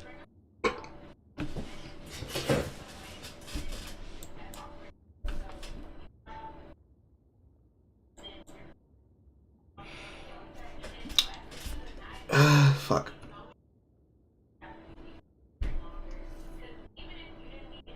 Okay. I see. No. After a second listen, I couldn't be able to break down what brings her to say that, honestly. Especially in the beginning of our relationship, really embodied that. So I just had a lot of problems.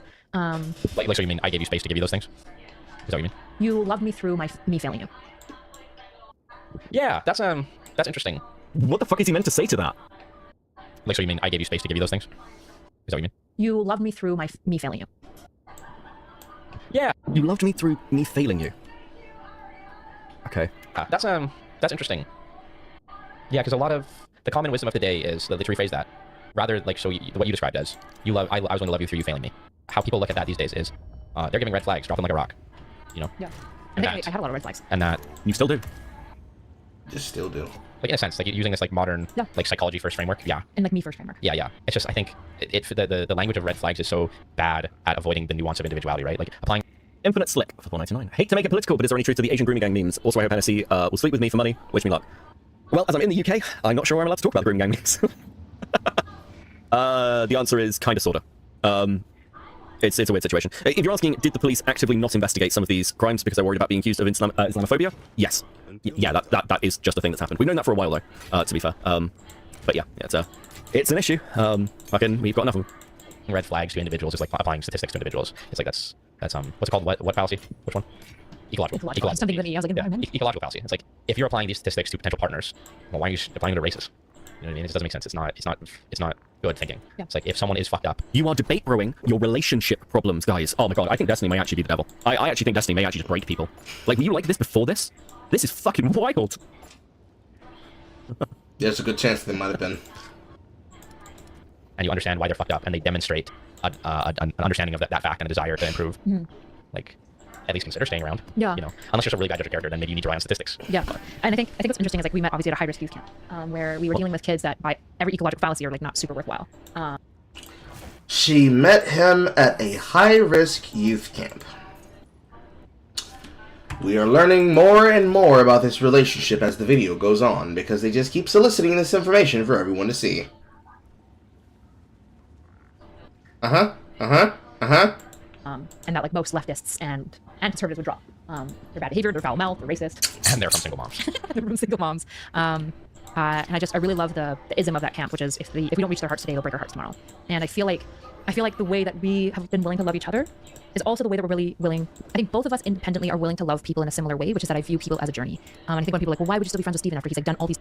maybe view people as people and not as a journey. Hot tip. Hot goss. Interesting. Let's get to my question. Okay, look.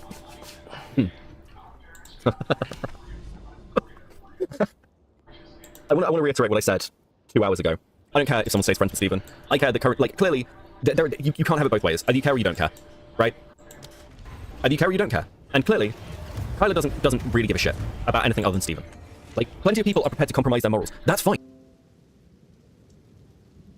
What the fuck is knocking out my internet? Okay, we're back. What the fuck is knocking out my internet?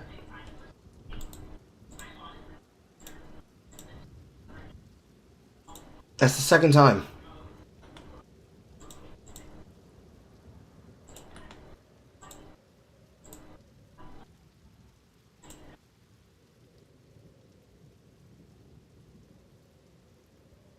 I guess it is indeed one of those days.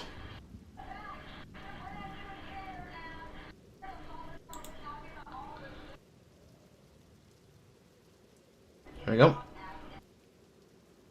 Stream restarted itself on Twitch.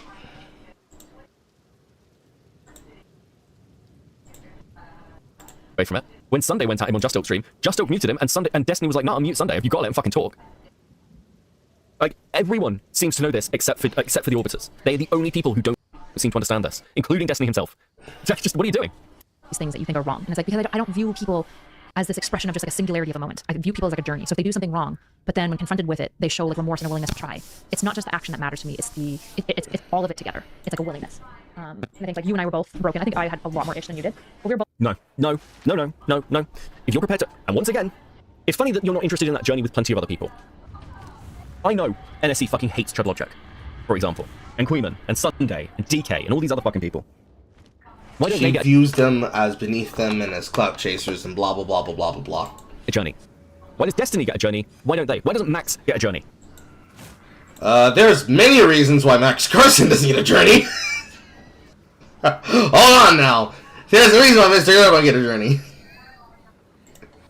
But I see the good in Destiny. I see that he can be a force, one of the great forces for good. No, you're just a fan. You're just a fan. That's it. That's the secret. You've decided, arbitrarily, that it's worth it for Destiny because you like Destiny. Stop making, just say that.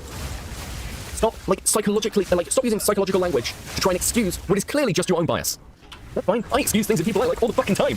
I get accused of sweeping all the fucking time because I do it. Just own it. It's fine. It's fine. It's fine. It's fine. We were right, though. He is trying to clean up his public appearance. He used to own that he was a weirdo sex freak. Now he walked most of that back. Well, he has to. Again, he wants to be taken more seriously. Which is inconvenient because there are tweets of him joking about raping a woman with a shovel. It's like Sargon of Akkad. Sargon of Akkad did this. Oh, guys, I'm going to be a politician. I'm going to go. And then he started running, and everyone kept asking about what about this rape joke towards Jess Phillips. That's not the same thing, though. He was a person who said, I wouldn't even allow this woman to even have the ability to act this particular way towards me. But in the UK politics scene, that kind of thing gets eaten alive because they're the type that will mog you to death about shit, and you can't be able to talk yourself out of it. And then he apologized for it because he wants to be able to lead forth towards a better future because he knows exactly the reason that people bring it up is to try and embarrass and antagonize him.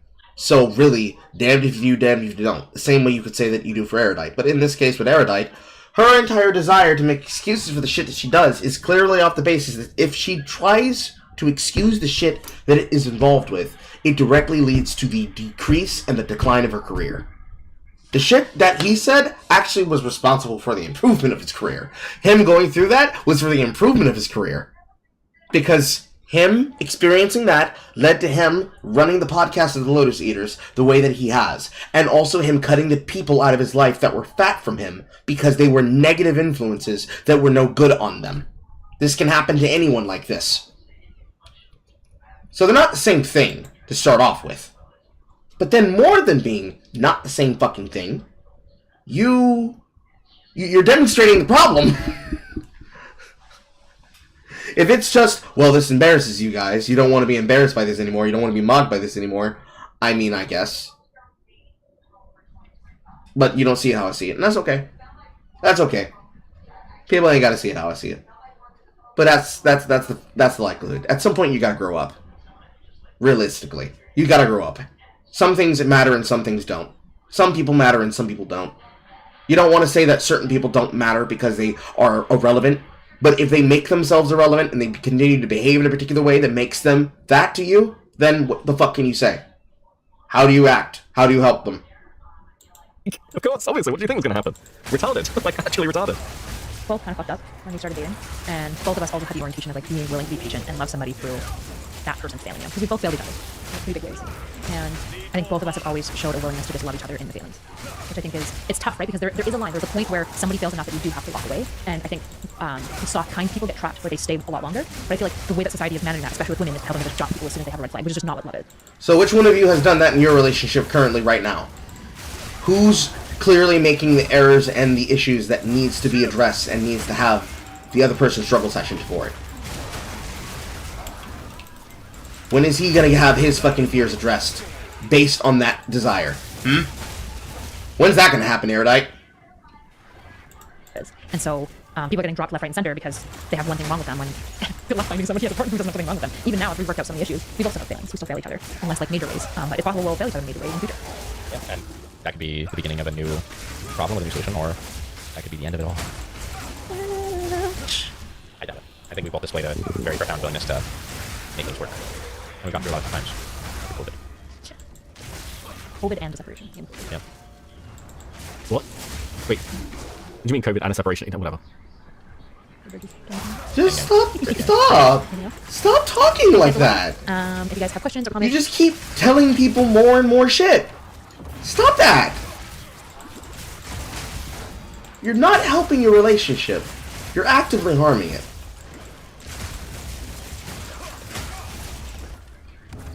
if you'd like to see Nick again, the way that you demonstrate that is by liking, sharing, commenting. Do your whole fingers. Jesus fucking Christ.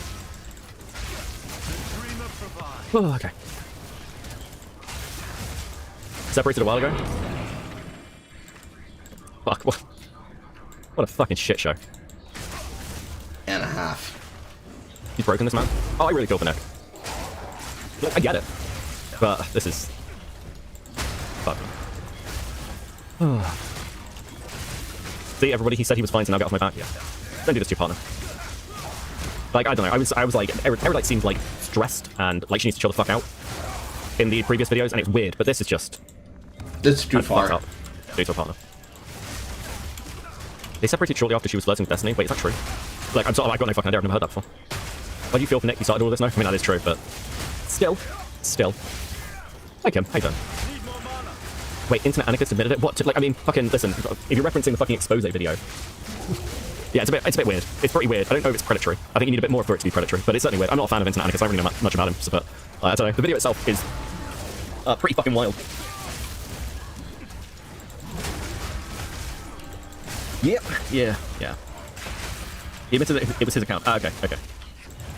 What topic? Are you going to play more Soul Reaver? Maybe. Possibly. I'm trying to grow the second channel, which I almost never advertise, and you have to go through, like, rigmarole find. Maybe I'll do more streaming, like, gaming stuff there. If I do, they'll probably end up as member stuff, to be honest.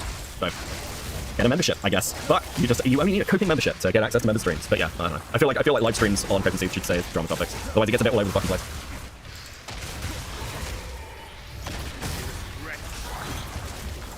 Yeah, no, fucking... Okay, cool. That's what I wanted to talk about. Questions? Thoughts? Lingering depression? Holy fuck. Listen, I'll in the position. I don't like this fucking Destiny League shit. I don't like how it's been handled by the people around him. I think it's real fucking gross. I personally think it's pathetic. I personally think it's gross. I personally think that the individuals involved need to just accept the fact that they are willing to debase themselves for the entertainment of a man and his audience. Yay. I think that they are fully aware of what they're doing to themselves, and they can't accept the fact that that's what they're doing to themselves. So they have to find ways to make it okay in the eyes of the people watching them. There's a lot going on that needs to just be picked over with a fine-tooth comb by both the people who are inside and those that are around those that are associated with him. And we just have to accept that this is just how things are. That's just how things go in Destiny's orbit. He fucks his female fans. He fucks his female coworkers. He has them fucking defending him in his own L's. He can't own the shit that he does. He's just not able to handle shit. He's just not a man. It's embarrassing for everyone to see. It's hard to look at and watch directly. Makes you feel icky, makes you feel disgusting. That's really all there is to it. Honestly, deadass. Just deadass. That's all there really is to it. Pain. Sheer, abject, horror, pain.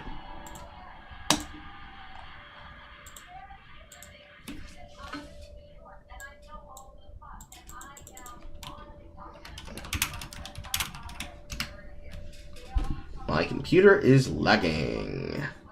Fuck's that about? I don't know, chat. What do you all think? Let's talk about it for a bit. Everything's fucking lagging. What the fuck? Everything except this. I might have to reboot my client. What do we think? Yeah, it's fine.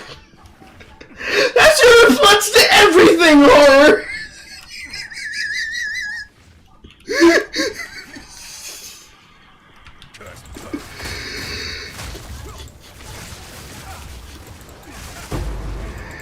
Oh, God.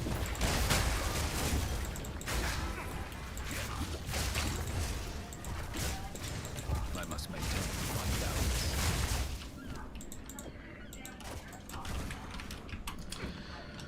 Hopefully not die during this one.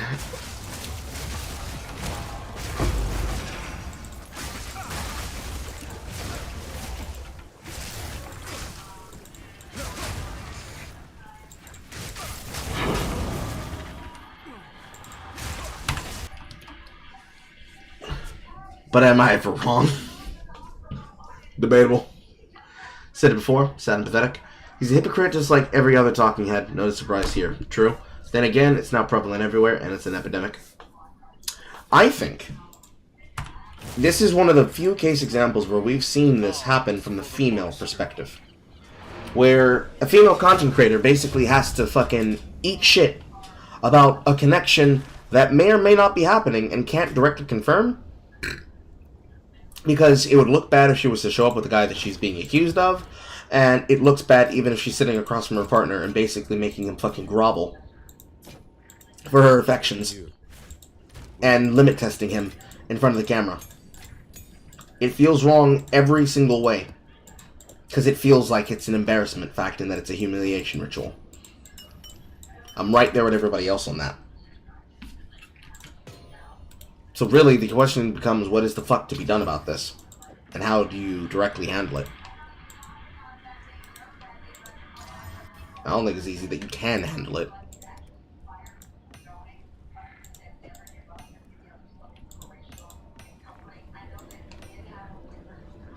Stun threshold, ignite, block melee.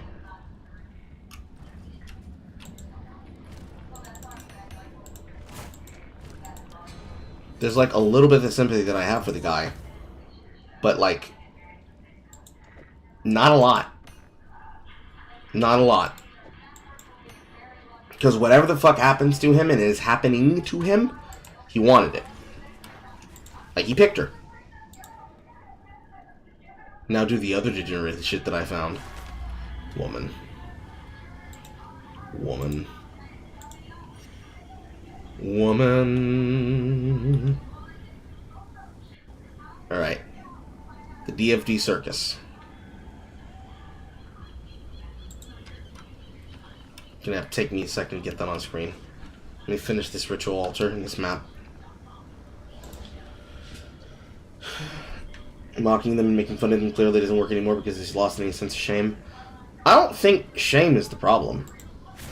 I think shame is far beyond the issue of the problem.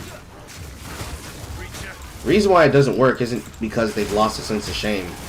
And it's not because they didn't have any to begin with. It's because they can just monetize this as content for themselves.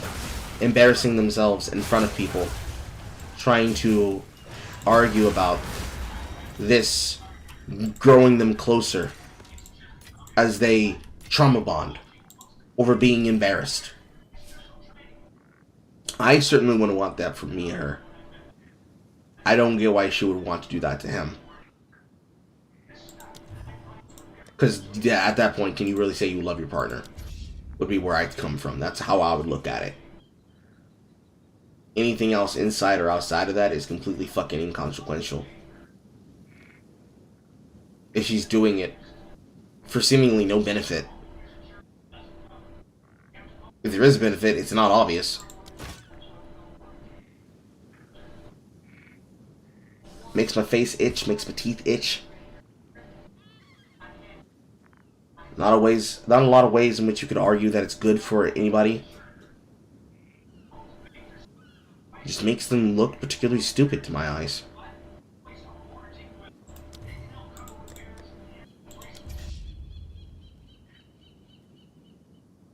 None of these are good. Yeah, none of these are good.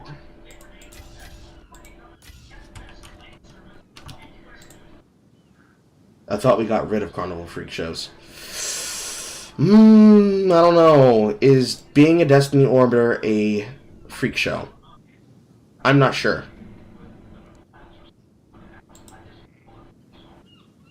Okay, this has a full screen option. Let's see if this aligns right with my capture line. Probably won't.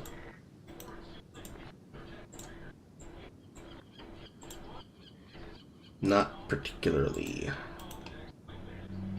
I'll have to make a filter setting for it. That don't work. That don't work. That don't work. Although that probably could make that work. Duplicate. Drag.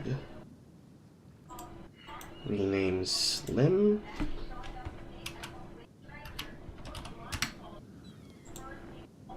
And let me see. How does it do the second page? Okay, it rolls it out like this.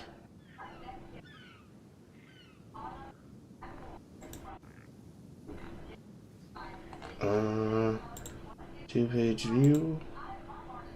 Let's use the two-page view. Okay. Left zoom. But you get what I mean. It's the kind of same feeling as watching a side attraction for money. Watching a side attraction destroy their life for clout is not a new factor that exists in content creation, but it's definitely a factor that physically enables worse shit that you probably don't want to have directly in front of you, I would say.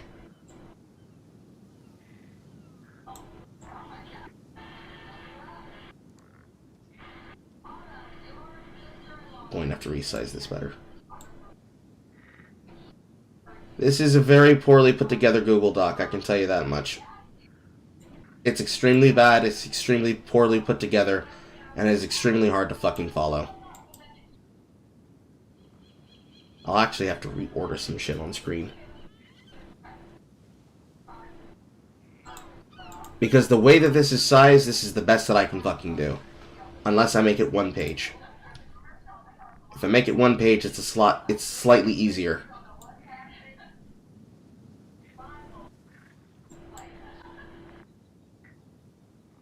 Yeah, that's like the best I can do here. So I'll have to go with one page. Carl will be blotted out of the screen.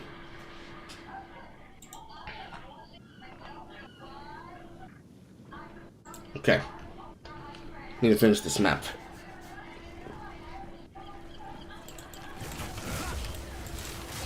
Freezing strike!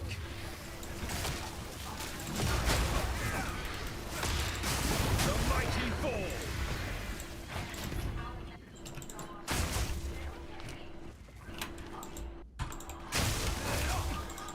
Because this is just simply I cannot be able to do at the same time with reading while this shit's going on. It's just the truth of the matter. But that's okay. I think I've made solid progress right now. I've got an updated quarterstaff. The build is building. It's getting to a position that I'm happy with.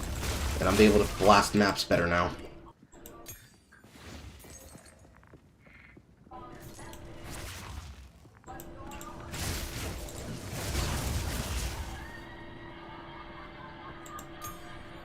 Is that everything under the map? I think so. So no one wanted that.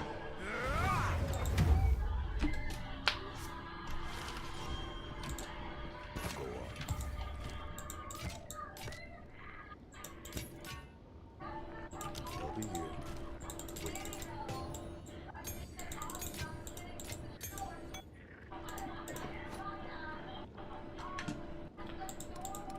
It is a nice life.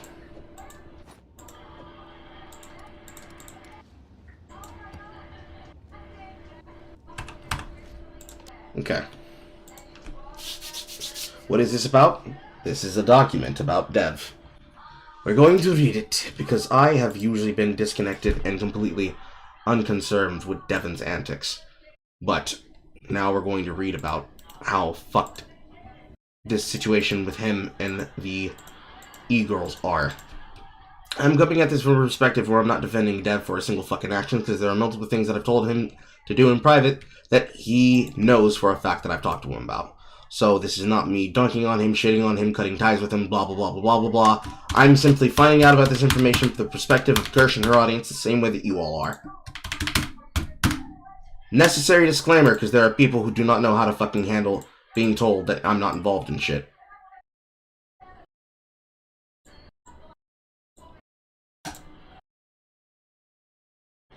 Okay. This is aligned in a way where this side of the screen and this side of the screen is not going to be overtaken by the chat. I'll adjust as need be. And to occupy my hands, you already know, it's ya boy!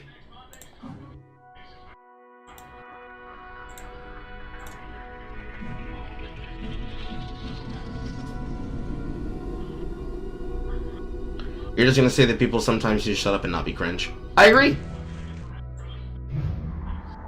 Boy, frequently do I fucking agree.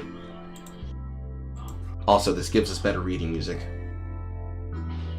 It gives me better clip music. Okay. Introduction. Kirsch, her Discord and community have been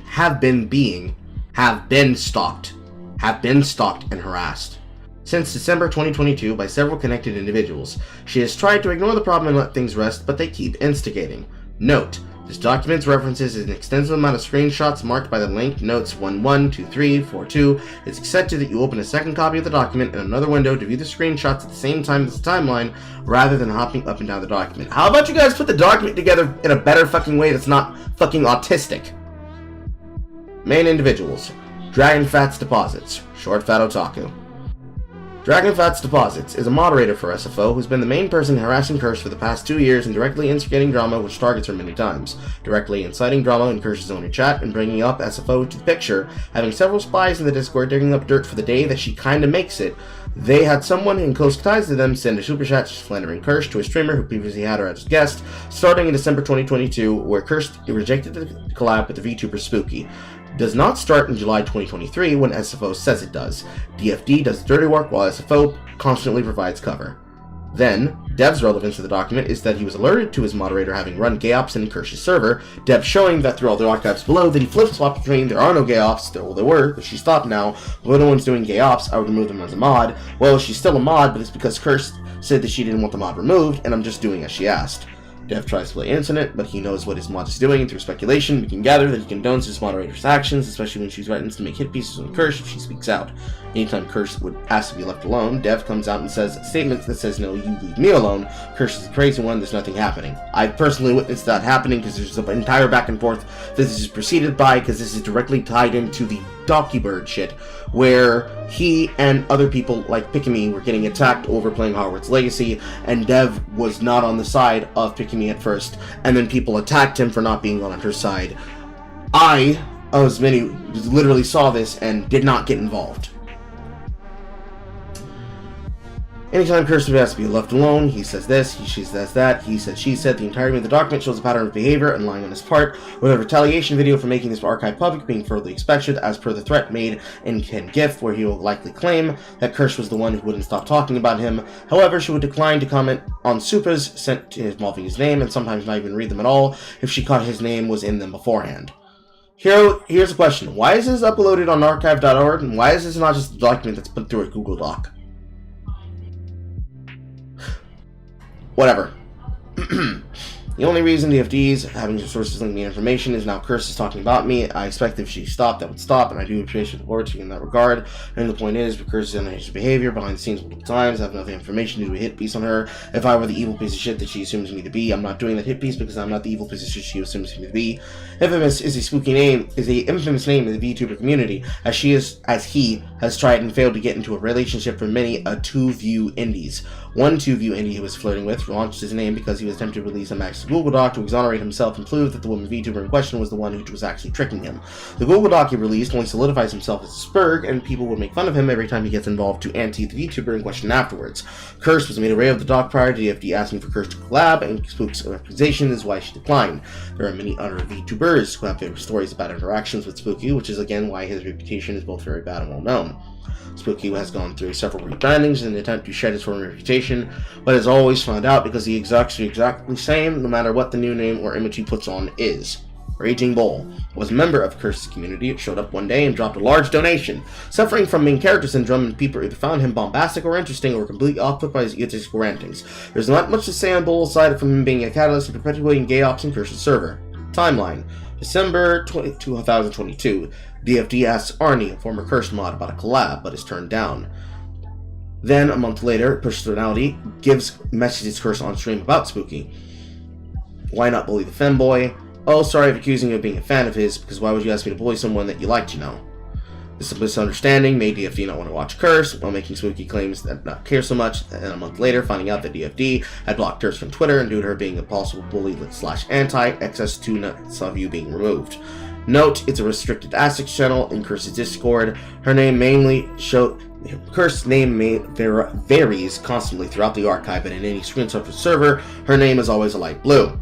Despite not having showed up in stream all month, showed up 2 days after having not safe for work removed and following Kirst on Twitter.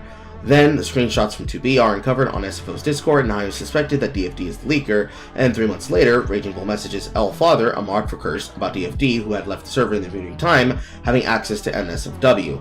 Then, SFO being brought up on stream by DFD, who has informed him, intending to cause drama. SFO joining the Discord, and conversation between Kirst ending cordially, with Combo being in a containment zone of Kirst's Discord, with the downloaded archive here. DFD gets banned for shit stirring, and then claimed due to recording a voice chat. SFO denying any involvement with DFD's actions, Kirst asking him to take to heart the actions of mod reflect on the streamer. I would disagree. The actions of the mods should not reflect on the streamer. The actions of the mod, when unaddressed by the streamer, would reflect on the streamer. If somebody were doing fuck shit inside of my audience, and I were not made aware of it, and we caught wind of it as shit started blowing up because we either were not informed about it or I was not informed about it, which would be possible because Horror would tell me immediately upon then taking management in her own hands, because as head moderator, she has the ability to tell the other mods what to do and how to do it, and through her, I communicate to her how I'd want them done, and that would then be the regimen on the way down. And if there's somebody who acts out in a court, since we don't just allow people to be mods, there is a form that they have to sign up to. If they cannot hold to the duties of the moderator, mod power is removed. And I'm not a censorious person, and we're not a censorious audience or community. Community. So, if something were to happen regarding me in any fashion like this, and I were to hear that they were doing fuck shit, I'd be the first to fucking slap them. Period. This was the archive of the doc that was deleted. So that she already deleted this? Interesting. But yeah, if this were to involve something like me, I would just ban the fucking moderator that was doing it. And I would actively mock them and call them out for having done gay ops shit like this.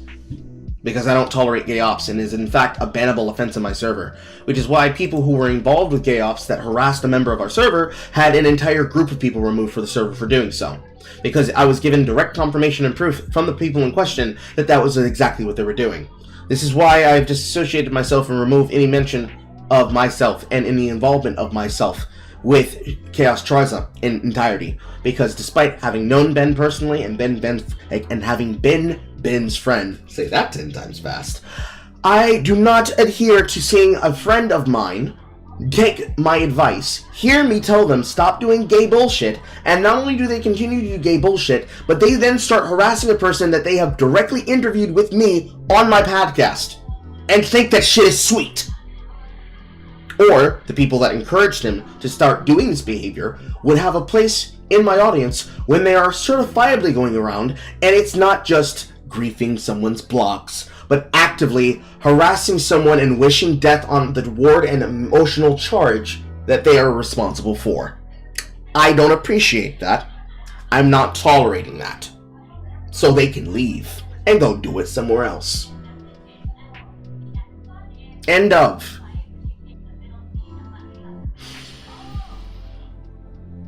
Continuing,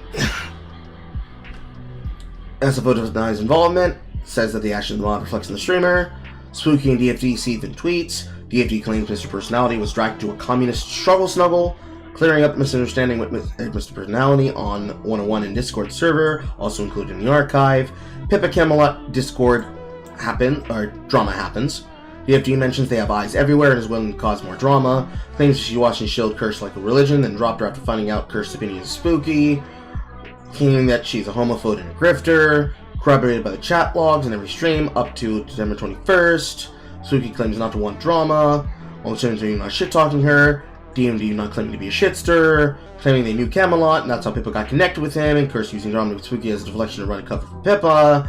Spooky claims Cursed shit-talked him without good reason or evidence. When questioned by proof by Lawrence Prize, which is a member in both Cursed and the SOS community, refuses to provide receipts of this happening. Produces the chat of Cursed telling SFO that Spooky is notorious in the VTuber community, has been shit-talking Cursed, and with a link to the VOD and misunderstanding. Spooky claims the accusation against him never have any evidence. Lotus, on mod for Cursed, drops Spooky Doc as evidence of Spooky's accusations, with this being behavior Cursed reprimanded him for. Spooky continues to assert that Kosh has talked shit about him without any evidence while providing zero evidence. DAV contacts Wings Hassar, telling him to pay for him and that SFO wants to speak to him. Wings Hassar has connections with Cursed, DFD, and SFO. SFO speaks briefly with Wings Hassar and claims that he also feels betrayed by Wings Hassar. On September 19th, 2023, 3 months later, third party not connected with Cursed community was concerned enough to contact one of Cursed mod about DFD, claiming to be collecting dirt on Cursed to drop anonymously when the sheet quote makes it. 11 days later, Cursed appears on Archcast with V, Arch, and SFO, being unfamiliar with the Archcast and unaware that SFO would be a guest at the same time. Cursed is contacted by SFO, where she confronts him about the option of his moderator with video of the archives of DMs. After speaking with him, Dev provides claims from DFD that she's not running gay ops, has no plans to use information, was just being angry about Wing Hassar backstabbing her. Greg provides direct evidence of this. Dev deflects and tries to turn the conversation onto Wing Hassar. Denies being complicit in the actions, claiming that DFD's actions are purely because of Wing Hassar, and denying gay ops. Explaining her knowledge and why they're angry, denying disliking Cursed at all. After being reminded of this conversation, Cursed appears to have forgotten that SFO had contacted her prior to appearing to Archcast and offered not to attend on the day that she was on, happening 2 hours before the start of the Donathon and over 2 months before she actually attended. Cursed maintains that at the time of attending, she was not familiar with the show and thought that Dev was an infrequent guest and did not know that he would be on the same day. And then Cursed's mindset after the Archcast, 1 hour and 30 minutes after the conversation, he contacted Arch. All screenshot evidence of this section has been redacted. After the Twitter post by Arch and with permission from the initial source, the screenshot has not been included. Since screenshots had to be deducted in the session, we are asking for a just trust me bro approach to this section. Cursed reached out to Arch, asked if she would be able to obtain a screenshot of the DMs, where she already knows what Dev said was regarding her. Not only does he decline, but Arch then says that Dev goes to Dev to tell him that Cursed is trying to get screenshots. Dev then starts the conversation with "Remember this." Dev then proceeds to lie about the conversation, reaffirming his view of the situation, leaving out the details of Cursed's view. Dev claims that he doesn't know DFD, is running the ops. claims that Kirsch is saying that is complicit in the gay ops and that he doesn't believe they're happening. Later then, he admits to Reese Prime that he's being leaked info on the server in real time, that he knows that the server is being spied on, and then he admits that they are indeed doing gay ops, but then stopped while actively being leaked information from their source. Then a later day, being dropped on PCG, I'm assuming that's a fucking board from 4chan, with an email from Nox Talk You detailing a pile of evidence from Kirsch's server containing records of users and mods making uncouth statements, offensive jokes, and an entire archive of the server being verified to have been sent and was not a bluff. At the timing of this, doing such a thing being extremely suspicious, he's then contacted by Dev, Reese Prime, around the same time with I Know. Kirsch mentions the 4chan post in Not Safe for Work 3, and Raging Bull reveals that he's been speaking with Dev and that he saw the post in 4chan's Discord. Dev then claims the message was just a joke and reveals that he's been leaked information being leaked in real time. DFD laughing, she didn't have to worry about me, and discussing with Dev, suspecting Stan from Barrett Discord as the origin of the post. Raging Bull posts the screenshots from Barrett's Discord, with Dev continuing to speak to Reese. Dev then reiterates his view again, saying that DFD is not running gay ops, that they did not dislike Kirsch, is not claiming responsibility for what the mods are doing just because he won't demod them, and claiming that Kirsch's view of the situation and Dev himself is wrong. Then Kirsch responding to Reese Prime, Dev knows that Kirsch's server is being spied on by DFD and doesn't care since Kirsch has been giving people information about Dev's Discord. Dev then claims that he isn't involved in the gay ops directly and that they stopped after the outburst in 7, but then immediately afterwards saying that the only reason they're having a leaked source into me is because Kirsch is talking about me and threatens Kirsch with Kirsch's unhinged behavior and seen multiple times. I have enough to actually do a hit piece. Which this is a back and forth that then would respond to Dev saying, you leave me alone, I leave you alone. Blah blah blah blah blah blah blah blah blah. Which is extremely gay fucking drama to happen, because the simplest answer in this situation at this point to my eyes is just get rid of the fucking moderator. Why did this shit begin off of you disliking that they were upset about you not liking a particular VTuber? That's extremely fucking gay and cringe and lame. That's so fucking gay. That's so fucking dumb. This is exactly why I don't have this thing in my server.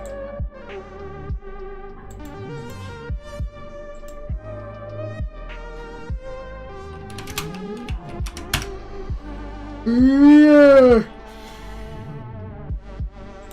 I had to respond to something from my wife. While Dev is conversing with Reese Prime, the idea of drinking S3 is brought up. Elfather brings up the decision to PC while Raging Bull is in the channel. Raging Bull immediately starts spamming the channel's getting nuked and to save the memes. This behavior, in addition to him speaking with Dev due to knowledge of being a leaker or suspicion, made the mod team hesitant to include Raging Bull. If a new Safe for Work channel were to be created without knowing who the mole was, Kirsch and Elfather made up a fake fight and waited for someone to take the bait. Raging Bull then contacted Stray Wolf, a mod for Kirsch, about a commission and revealed that it was for Raging Bull's friend DFD. While this is occurring, Spooky claims that photographic evidence of Kirsch and Rod taking up drama to try to dox him while shit-talking her and providing no such evidence. Spooky claims to be considering getting a lawyer involved. More odd things being said by Raging Bull is discovered back when the collab was first rejected, and then a few days after Mr. Personality's understanding, Raging Bull was connecting investigation around information with Spooky, revealing that he is associated with the banned VTuber Memes Discord, and Raging Bull claiming to be associated with other VTubers, namely Antime, and attempting to invite Stray Wolf to her Discord. Then an account called Rage starts contacting Stray Wolf to reveal that they are Raging Bull, and that their account got nuked. This is assumed that Raging Bull is lying about the account nuked because his account did not show as deleted user, but showed as active. Raging Bull joins the server as Rage and starts pinging people in waifu chat. Due to this behavior from a brand new member, they are banned by NEM, and their message history is cleared. Then Binary Mind, another mod, receives a DM from Rage. Around the same time, Anti-Human's Discord is then nuked by Discord. A server Raging Bull was a part of, seen in 11EIII, is revealed to have been a mod within Here or Here, whatever the fuck that references to. DFD was a mod inside of the server as well, under the alias John Henry Eden, which is then confirmed. Raging Bull continues to DM Stray Wolf and other moderators of Kirsch as his alt Rage, then having given Raging Bull's main account a 24-hour timeout, assuming that the alt is just an attempt to avoid it and to get back in. Since I Am Binary Mind was messaged, Kirsch asked for logs of the DM history, which is then provided, asking for pictures of Sando's arms, which is VTuber Fallen Shadow. That's fucking weird, fucking lame and cringe. Ew. I Am Binary Mind provides the evidence of the images that he had, all of which were posted publicly for streams of the Elix Waiter. Raging Bull asks Lamberry, I swear it's either read as I Am Binary Man or Lamberry Mind. I'm gonna start reading as Ram to make a fruit/anti-heme porn script with ChatGPT. Ew! Relicious, another moderator, finds a post a month prior to Raging Bull claiming the curse is innocent as she appears and threatening to leave after pouring gas on the fire and dropping a nuke. Shortly after moderator drama was addressed live during Curse's Donathon, Luscious provides evidence of Raging Bull, claiming not to be Jewish, saying he gaslit most of the server into believing Raging Bull contacts Elfather as his alt to attempt to get into Curse's Discord. Raging Bull reveals that he was a mod in the Anti-Hime server, and Elfather plays up the fake fight to draw out more information.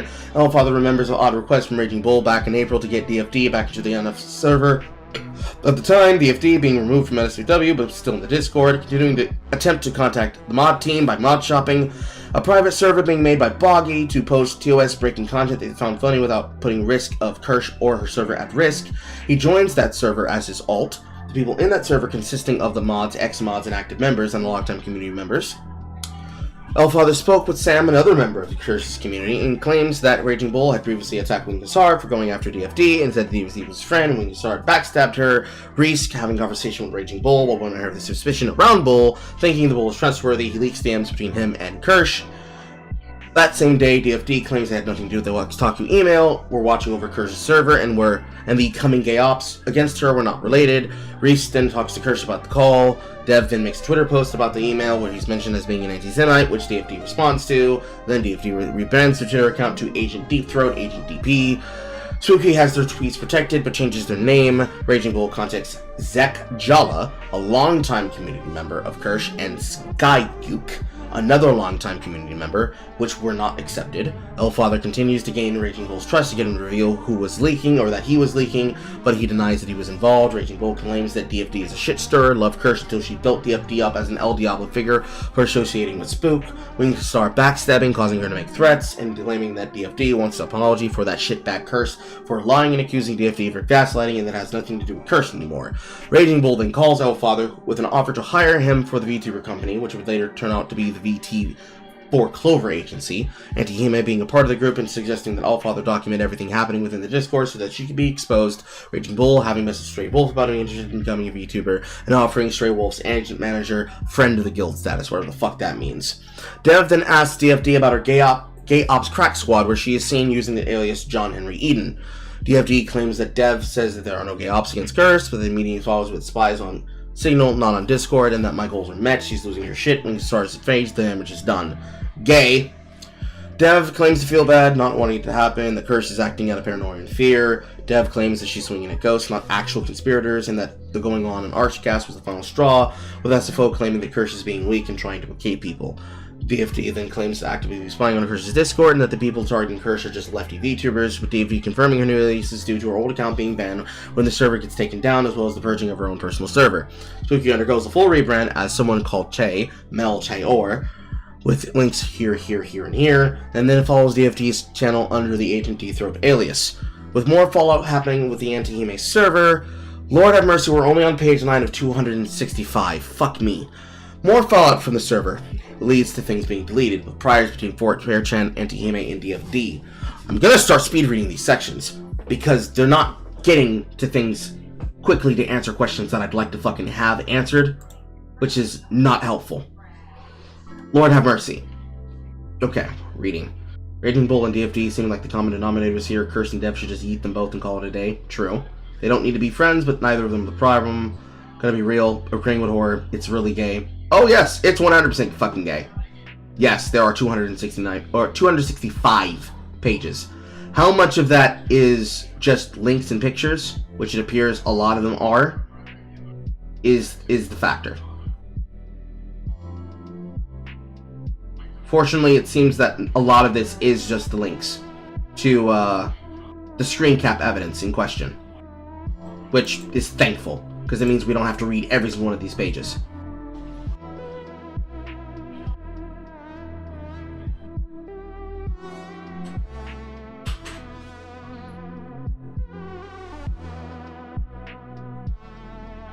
Yeah, it actually looks like that might be enough of it. I'm trying to see where it actually ends, but let's go down directly. Let me not losing my place.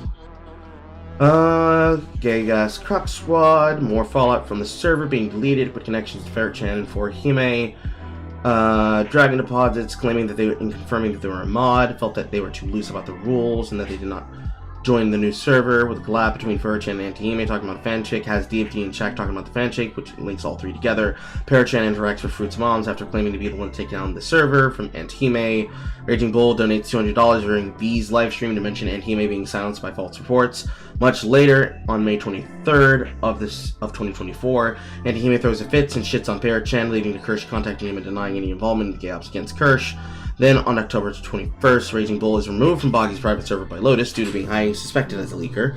Raging Bull immediately denies leaking anything and blames Ringo Star for the suspicion. After being presented with allegations, he claims that it was one of Fruit's simps leaking the information to DFD, and were the ones to write the email to Natsukaku, providing a package of known information as proof. With Lotus being unconvinced, he claims that he had no idea who wrote the document, claims if anyone associated with Dev would be banned, and doesn't actually care about getting back into the server, with Lotus pointing out that Dev mentioned that he had heard anyone associated with him being banned from Kirsch's server, and now Raging Bull is repeating that idea, with him denying that he heard it and claims to have left Dev's server. Out of the blue, he reveals that him and Antihime were working on the proof packet together. Raging Bull asks for a copy of the Spooky doc and then claims to hate Spooky. Lotus asks for information that is not public that could exonerate him, but Raging Bull is unable to provide any, feeling like the only shit that would exonerate me is when that fucking schizo is dropped, the Nux document goes off and does something else to her. Raging Bull gets angry with association when Antihime being called into question, claiming that she knows nothing to do with anything, and claiming not to know anything about the virtual asylum, despite Antihime having an account there.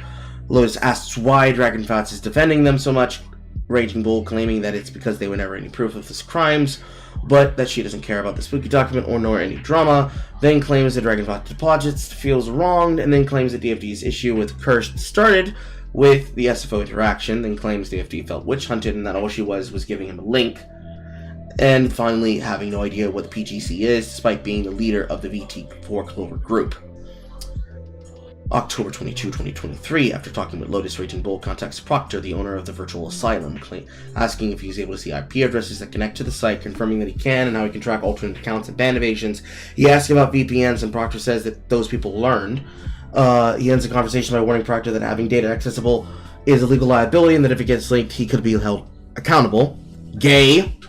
DFD is found using the name Dagoth as of November 23rd, 2023, over a month after the conversation with Lotus. DFD is a moderator of the now deleted SFO Discord, which is the original Discord, which was being used by people as a go-between to shut up other people's servers as a launchpad for Cabal community outreach and others like them that basically hated Dev, wanted to use his server as a meeting place, and didn't care about the rules of how they were fucking over other people while behaving extremely homosexual, because this is extreme levels of homosexual fucking gay ops.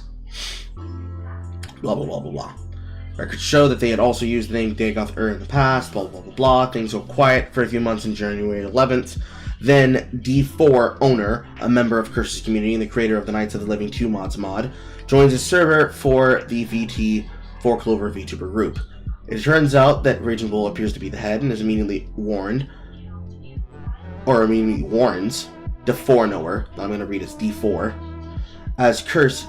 about Curse as soon as he joins, consisting of Raging Bull, Kiara, Antihime, Band VTuber memes, and a few others, with Kiara being the one to invite to know a D4 to the group, and Band VTuber memes recognizing him from another server, with Raging Bull wanting D4 to voice the chat a lot, and D4 speculating that he wanted to dig for details, and then a month later, DFD is noticed in the comment sections and live stream chat on February 12th. In a stream, Kirsch brings up Lord have mercy, I'm bad with these names. Volstadgen Namen, who has constantly been anti-posting about Kirsch's replies on Twitter and has an entire YouTube dedicated to schizo posting about VTubers, mostly Kirsch. DFD, using the J. Henry Eden at all chat, says she's talking about me. Couldn't be a joke, could be a joke, no confirmation. When staff was made aware that John Henry Eden is an alt to DFD, the account is muted and banned, and is discovered to have been posting in the YouTube chat since January 7th, 2024, per the linked chat logs. On March 3rd, D4 mentions experience in the Clover Discord, and then Kirsch asks him for more details for permission to discuss it on camera. On the same day, Kirsch calls out Dev and DFD and the people from that circle, telling them to stop instigating shit or she'll be forced to respond with this archive of behavior, relevant clip of SFO in the initial Twitter post. On March 8th, Dev would then make a video post on Twitter reacting to Kirsch's statements, which is exactly the thing that I'm referring to before from the past.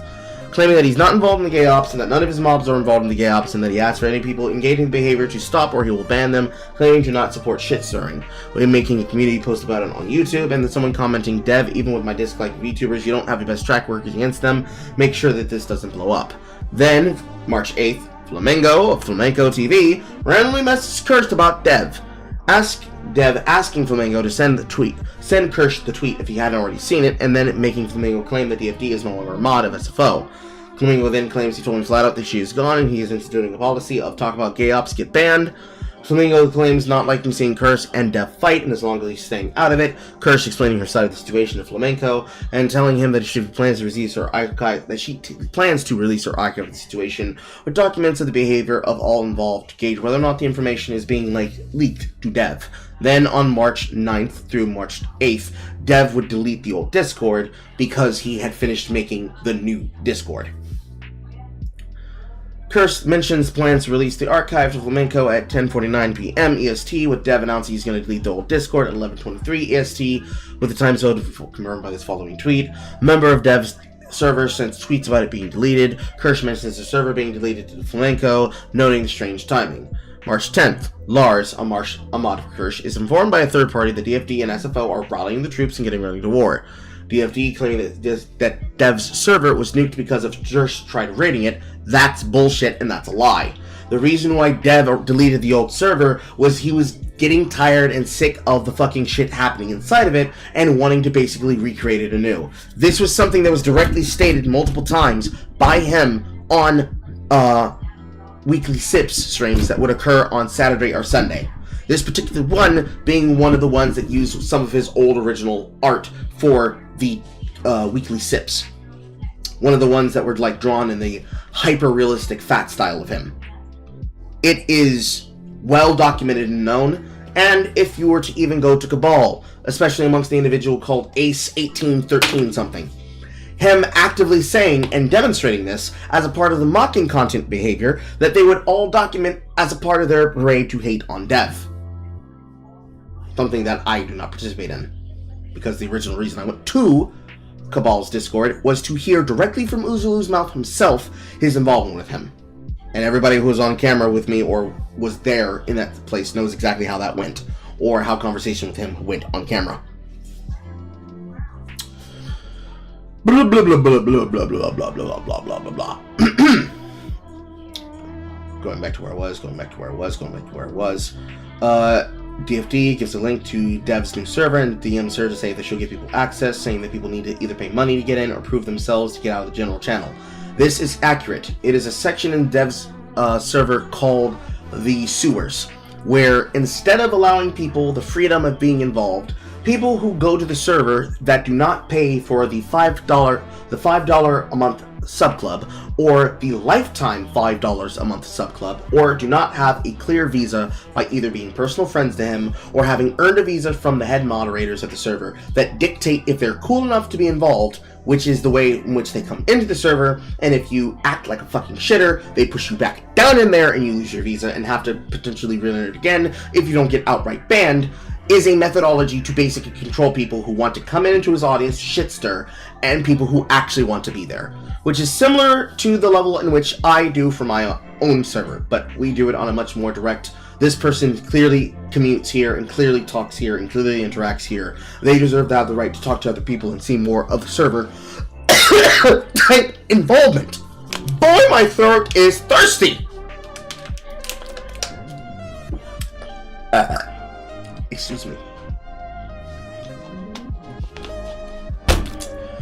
Cordovan Splotch reveals himself to be an insider of Kirsch's server who is willingly infiltrating further, and DFD asks him to report any gay ops of Dev to DFD, who will then forward it to Dev.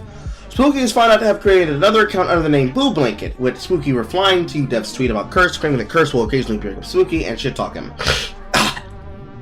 March 11th, 2024. Per the message in Dev's new server, mods have the power to let other users bypass the payment requirement to access the rest of the server, which is the visa. DFD's comments and 45B suggests she's still a moderator of Dev's server, and the picture of mod list then confirms it. Then Kirst posts a reply to Dev's tweet on Twitter, maintaining that her response is not to bring attention to the drama or gather engagement with the channels, but set the record straight and get Dev and his circle to leave her and her community alone. After around 2.5 hours later, Dev then posts another response. He denies Kirst's evidence and reaffirms his own belief of the agreement of here's the deal, keep my name out of your mouth, and you will never hear from me again. It's basically, you tell no lies about me, and I don't tell truths about you type shit. He makes another community post, pins the tweet, pings everyone in the Discord about the post, which is then reposted under Kirst's response. Reese Prime receives a friend request from Dev, but after speaking with Kirst, agrees not to respond to it. However, the next day, he reveals that he did accept Dev's friend request because he was curious. Due to having a track record of wreaking DM's privacy, Kirst asked Reese to show the entire conversation between him and Dev. On May 13th, on the Side Scrollers podcast with Leo and Flash, an unknown chatter by the name of Schnitzel from Chowder sends a super chat saying that Kirst had attempted to dox one of his friends over the Hogwarts Legacy drama. This followed up by more comments from them claiming Dev would know more, which Dev denies in the chat. When looking through the person who super chatted, it's discovered that one of their moderators is DFD using the Dagalf alias, which is confirmed with them using the same profile as the picture shown in 19. The only person who's ever claimed that Durst has doxed them in Spooky, with Kirst popping into the stream to correct the record, making no mention of Dev. On May 14th, Dev releases a video on the situation surrounding Kirst's blacklisting at Offkai. Dev gives his perspective of the drama between him and Kirst as a disclaimer, showing that he had no part in the events that she accused him with. 9 minutes into the video, he digs at Kirst, claiming that her treatment by the Offkai staff is just how she treated Dev. DFD is then confirmed to be a still active moderator of Dev's server on June 9th, which returns to the original Dragonfat Deposits alias on July 19th. Destiny quote tweets a clip of Kirst reacting to his comments about how he wouldn't lose sleep if his parents were killed at the Trump rally. Archive the quote tweet, clip and reclip, we've all seen it. Destiny would then post an out-of-context clip for Kirst saying that all jokes are acceptable, insinuating that he was just making a joke, despite clearly not. Dev would post a significantly more cut-down and out-of-context version of the clip that Destiny posted, this being the second time that Dev violated the agreement, including his dig at her during his Offkai video. 1 hour and 43 minutes after the post, Kirst would make her own post about the situation, providing the edited clip for the stream, and a clip of her responding to people calling her hypocritical about the Trikiwi? Is that how I'm supposed to read that? Trikiwi situation.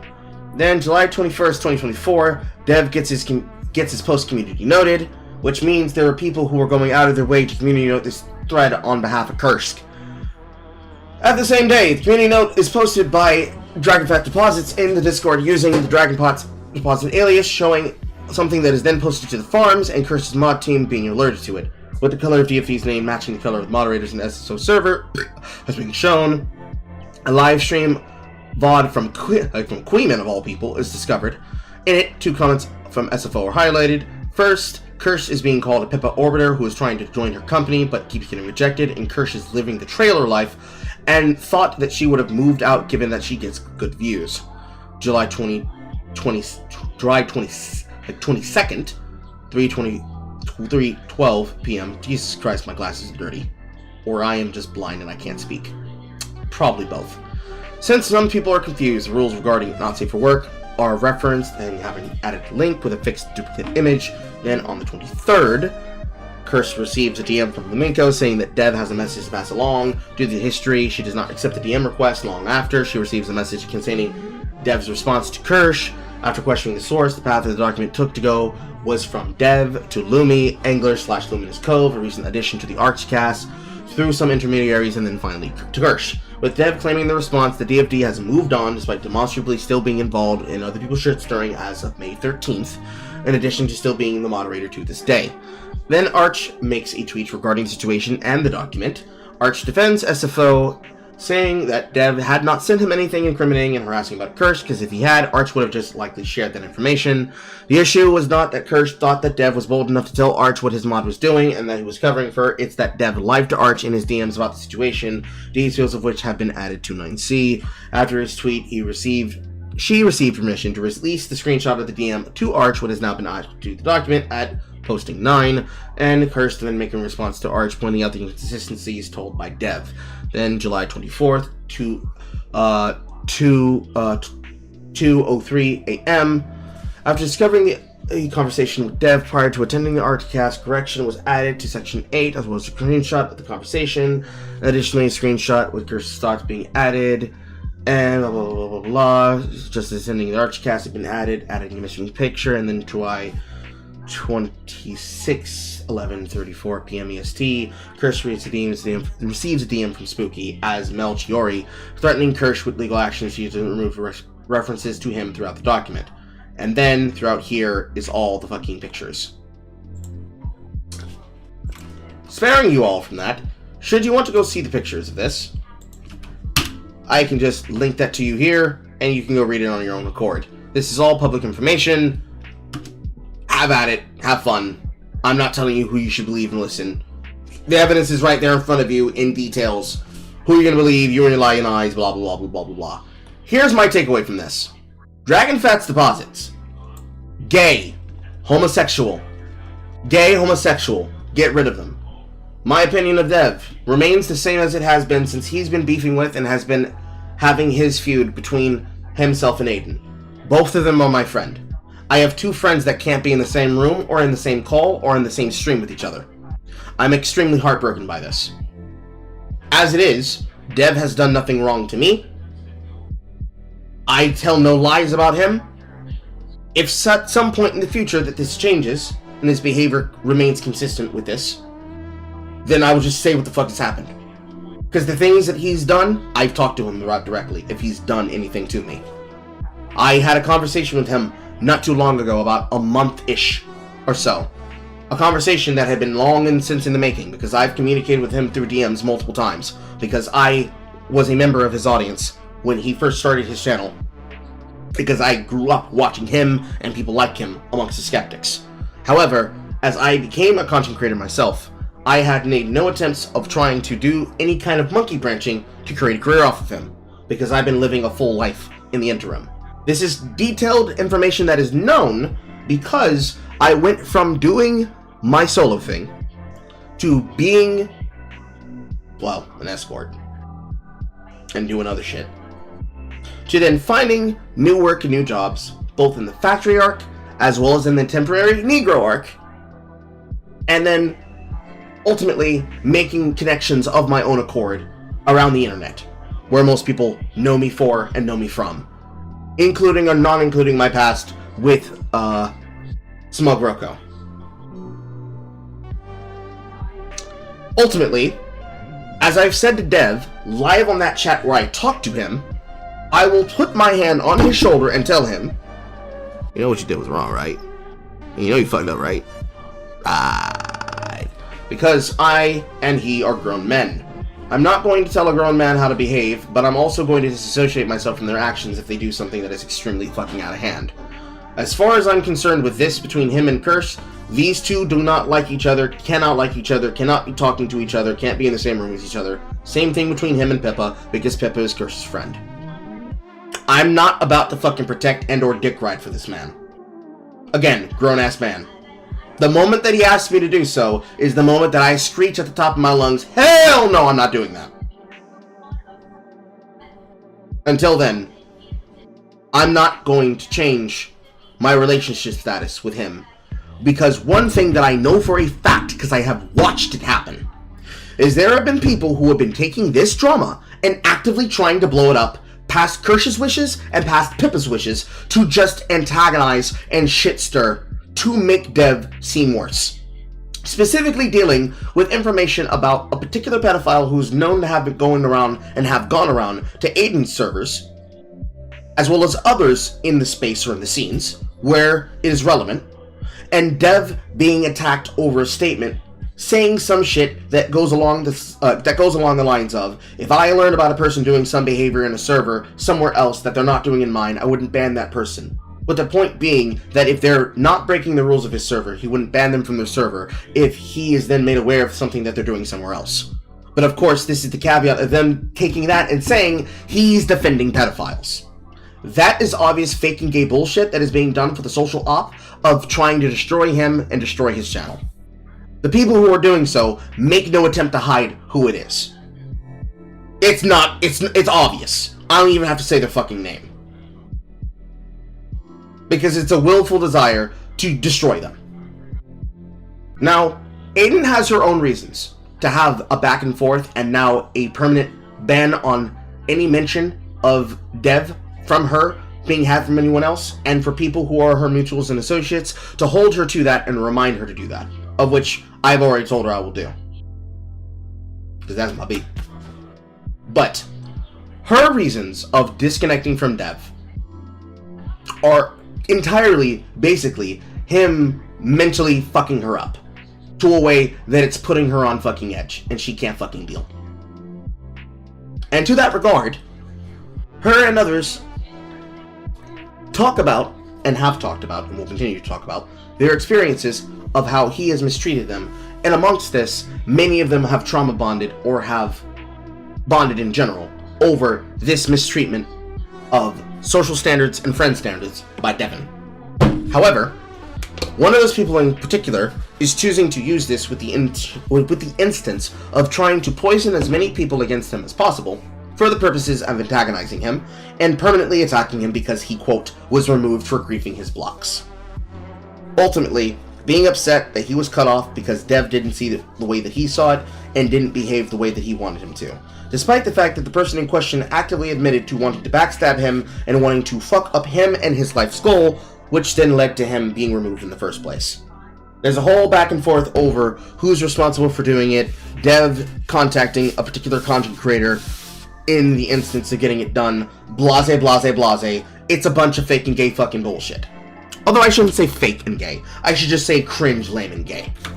Because ultimately, it's an individual who's living in his agony.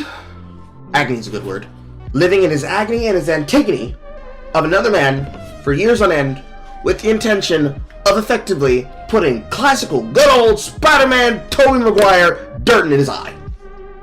And wanting to be a thorn in his side permanently. That's my full public opinion that I can say about that. Again, I ain't gotta say names. The people in question, if they hear this, know exactly who the fuck they are. And it is this behavior, and the behavior of those that follow their doctrine, that has led to their removal from the server. Mainly the harassing and the antagonizing and the wishing of death of somebody who's going through cancer. But these are the reasons. Ultimately, Rick Small, I'm letting this nigga fight his own goddamn battles. I'm not a foot soldier. This should be obvious and clear by me being able to read this on camera. As I communicated with my own moderator saying, I don't care about that particular shit. It has nothing to do with me. Because I'm not going to ignore the situation. I just stay the fuck out of it. I see it happening. I take note of it. I keep it pushing. Anybody who is upset about that, please come forward to let me know so I can tell you how I don't give a fuck. As for everybody else involved in this document, this individual, clearly super big gay homosexual.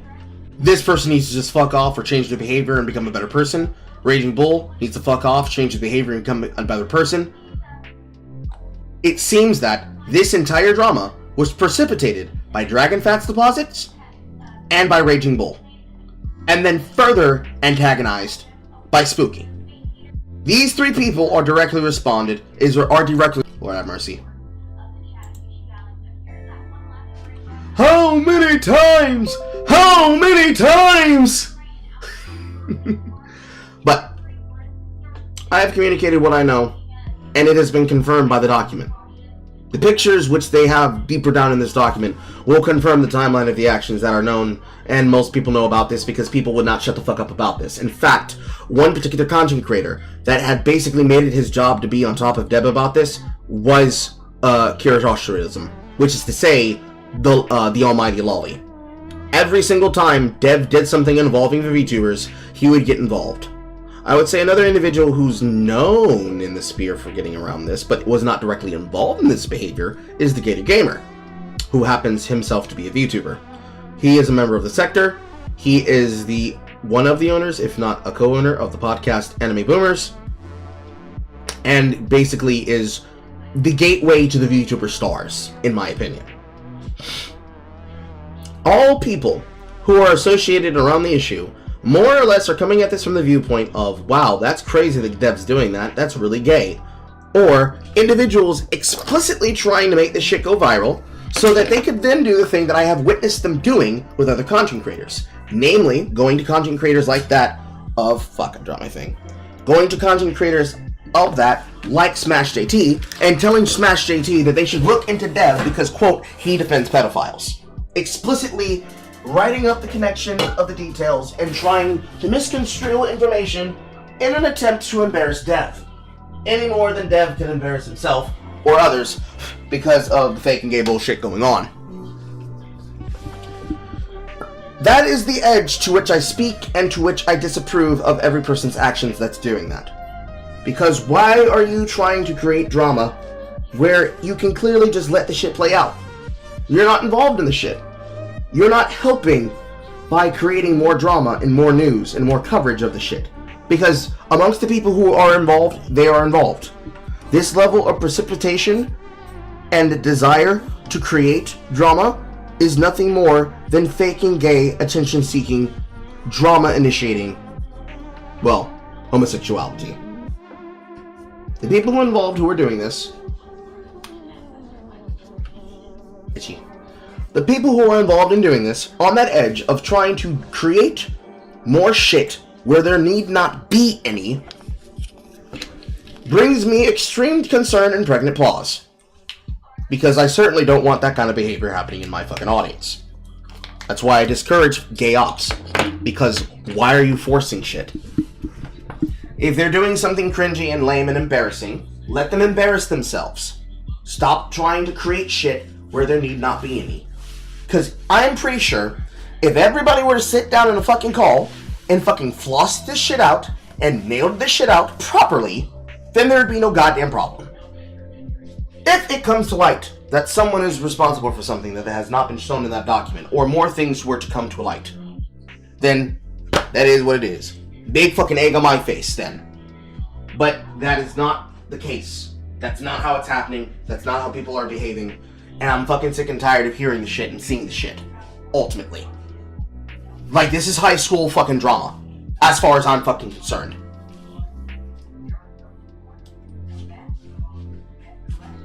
It's fucking annoying. It's fucking annoying and I want it to stop.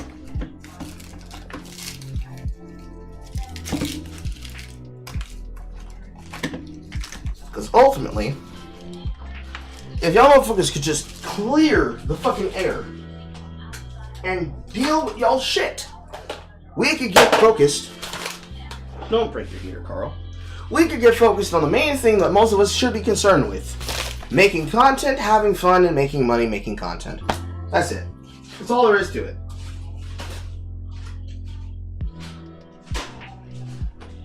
Because recently, I have made the acquaintance of Colt Cassie Cage, who happens to be a content creator who collaborates with others and exists in their own bubble, in their own sphere of influence. And I spent time with him before the live stream this morning, because she apparently works nights. And the kind of energy that I have tried to create in my own audience is the kind of energy she has in hers. It came up because I specifically have known about her for a while. Because, of course, as I do my research, when I watch content that I post inside of podcast ideas, the majority, please do horror, the majority of the things that I see happen, I'm more or less aware of. I just don't get the time to speak to them directly. Because most of the time, they're in their own bubble, and usually, one, I don't want to approach someone being like, hi, can I make content with you? And then two, I want to observe as a passive observer and not upset the ecosystem. Because multiple times, when I try to reach out to people, it either goes unseen and unheard because they just didn't notice, or there have been people, as I've seen, that actively try to stop me from reaching out with other people, and has been admitted as an attempt to stop me from growing. For what reason? I can only describe as they don't want to see my channel get bigger because they're terrified of me being able to have, quote, real power. Not my words, their words. Most dissenters doing it are people who try to harass me over the particular thing that I talked about on another live stream concerning Aki Spark and how I gave him money out of my own pocket, not as a payment towards art that I had commissioned, but as a direct donation to him for money that Smug Roko owed every single person that was a part of Escape Zero, and him giving me fan art in return, as he is an artist, and he thus gave me the only thing that he could, which amounts to basically a not safe for work depiction of me raw dicking the Escape Zero mascot. The people claim that it's supposed to be a paid piece of porn because Smug Roko associates herself and her iconography of the time with Haruko Haruhara of Fooly Cooly, and the mascot was basically a knockoff of that character. All of this shit is old, and the people will not let it go because they've been holding it for years. I have more or less ignored it for years, but the other day it has come up multiple times because there are people that are trying to socially agitate it to make it news.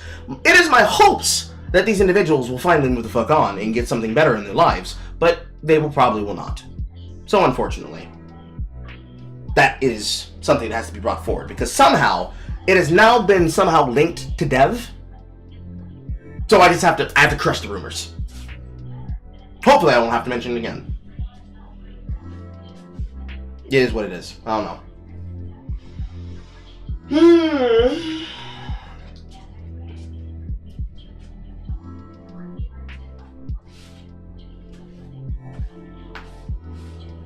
Oompa loompa doompity dortle.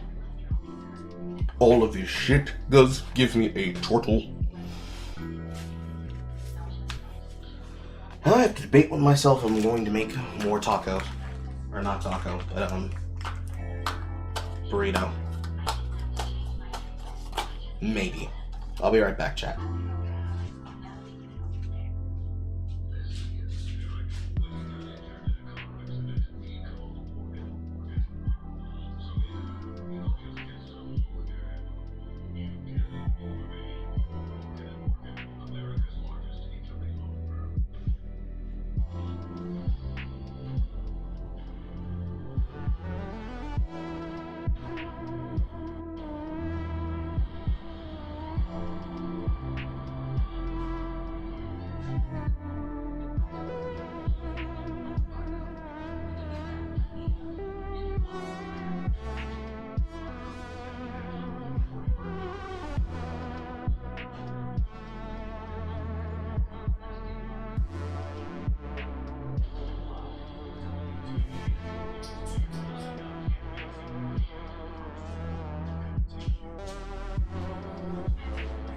And I return.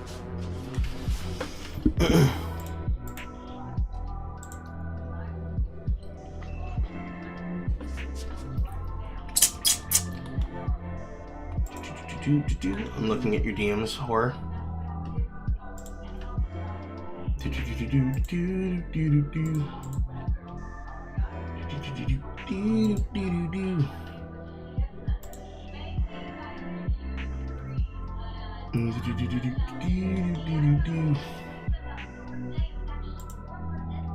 Ah, oh no, Tails is in here.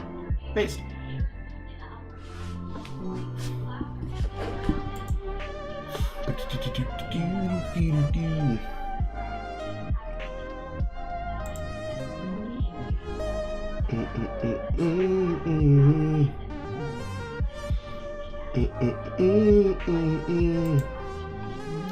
I have now learned information that the Actman is playing Path of Exile too.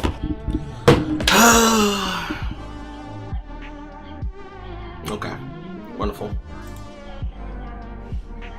You just mute fuels and be done with it. Man, I don't have time to patience for someone to hate so much to do gay ops like this. Well, you see, some niggas just don't let shit go. I don't know what to tell you. They can't let shit go. I am new to this level of hatred. I can tell you that fucking much right now. I'm new to it. I don't get it. I don't want to get it. Because it seems like obsession and delusion on their parts. ultimately. Because it's not enough. It's not enough. They want me fucking dead, but it's not enough. Because for a lot of them, it's like they want these things to haunt us in our lives and in our careers forever, but they're not the focus of my life. Like, it's like I said to that individual, as I explained the other day when he was trying to antagonize me on that thread where we were shit posting on that particular lolcow DK Spurg. That Carl that you could probably emotionally manipulate with that information is gone. Dead. I've never not been the kind of person that could talk about the shit live on the camera. It's just in my clear best interest that if a person clearly wants attention, I don't give it to them. However, because they are choosing to go out of their way to try to spin up lies, to provoke and exacerbate things, hoping that it would then lead to things getting out of control, critical mass, to where by not talking about it, I have destroyed myself or allowed something to happen, I simply remove the option and hope that now people will keep it pushing. More than likely, it'll require us to have, well, it will probably try to have people demand and require that I explain the video, putting everything on the table. But I don't think that's necessary. Like, for the longest time, it's just not been something that's come up. Even when I had to reach out to Kung Fu Man, Ash McGowan, who was directly involved in all this stuff, considering he was the man who was doing ERP with her, I have not felt need to reach out to do that again. However, I'm also a completely different person. So before, where I simply was angry and annoyed that this individual would not listen and would actively do something to destroy themselves or anything else that anybody else built, because they truly obsessed with needing to antagonize other people rather than just doing what was important and caring about the work that they were, quote, supposed to be interested in doing as a games journalist, she has found her niche in being a VTuber, which, you know, nothing really changed. She's always been a person who's hid behind a persona, so that's fine for her, I suppose. And then, of course, for him, well, I don't know what to say. Fatherhood has melted me. It's changed me. It's focused me. It's honed me. There are things that I would have put up with when I was single and not involved in shit that I don't put up with now.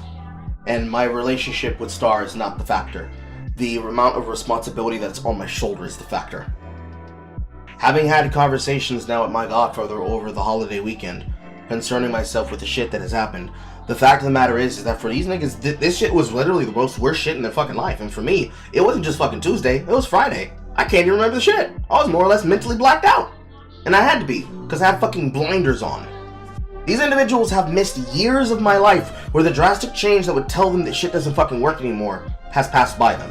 But you know, there's an element of people that they can't let it go. And the fun part about this is that you can't say that it's Kiwi farmers, because it's not Kiwi farmers. There's an element of this being a group of individuals who sought to try and make lolcows out of everyone that was associated with it with the purposes of antagonizing them. And they're angry that we didn't become that, so they're trying to do it post hoc. To which I say, I don't know, man. That seems like a lot of work. That seems like a lot of wasted time. And the fact that it's been happening for years in the back burner, and one of the few reasons why I learned about it was because one of the Spurgs that have tried to attack me and antagonize me, which happens to be Shark03, were doing so off the information they got from other people from these resources? I don't know. Gay, cringe, lame, dumb, stupid, and all people involved need to do something themselves. Now give me like a 5 to 10 minute sabbatical of making some stuff. And also pre-preparing dinner.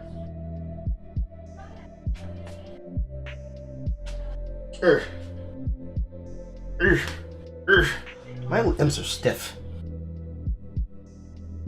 Yes, she did indeed choose a Kamen Rider VTuber that's based on Gates because she likes fucking, she likes Kitsune.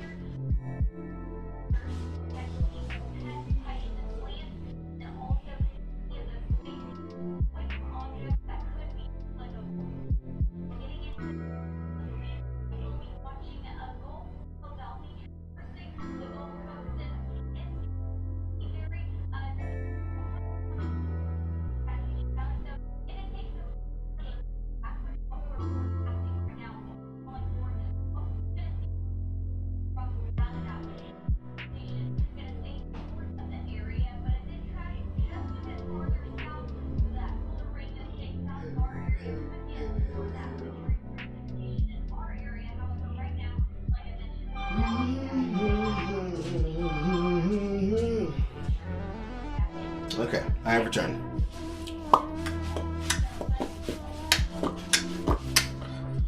What y'all been talking about? There you go. Eat my fries, popcorn, and laugh as the month burns. Gav's been on fire this season. I've been out of touch with Common Red, I'll be honest. With a lot of the sites that I usually tend to watch the show live through with as they post them throughout the season, I fell off. And the reason why is because I did not have an interest in watching Gotchard. How do you think Mr. Medicare is still alive and kicking? That being said, the biggest punishment of the burritos and lolcows is being starved of attention. Since if you don't talk their generic ways, they might get away with some serious heinous crimes. On the other hand, they are living embodiment of any advertisement is good advertisement. They're like magnets to detractors who are just taking a piss on them or cow tipping.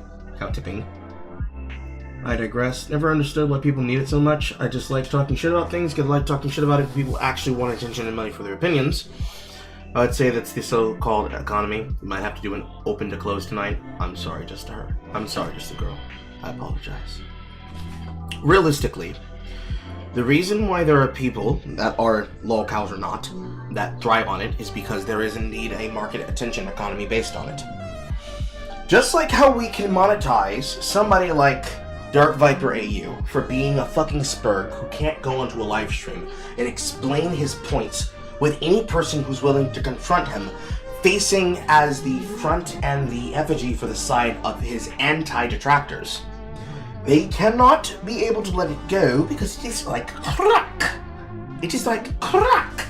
Because antagonizing people and getting them to react to what you say knowingly and willingly as a part of a further discourse can paint a permanent picture about somebody and their mindset. As long as the people interested care not where the meat comes from, you can feed them breads and circuses for as long as you can keep them interested in the lolcow spree of an individual. You dodged the bullet on Gotchard. Listen, the fucking effect stream was fucking card fusions. I don't know how you make that cool, unfortunately. But lolcowdom is seldom a thing that individuals can truly be able to get. You're on the 8-hour mark. I salute you, sir. Fortunately, the other missing hours from the VOD is in the missing 5-hour, some 6-ish hour VOD post in export format, so it is there for you to find. I have it pinned in the comment section, so you should be able to just click on it and then just view find from there if you can tell where exactly it cuts off at. But lolcowdom is usually a thing that people ascribe to somebody else, but truly nobody knows where it, quote, begins.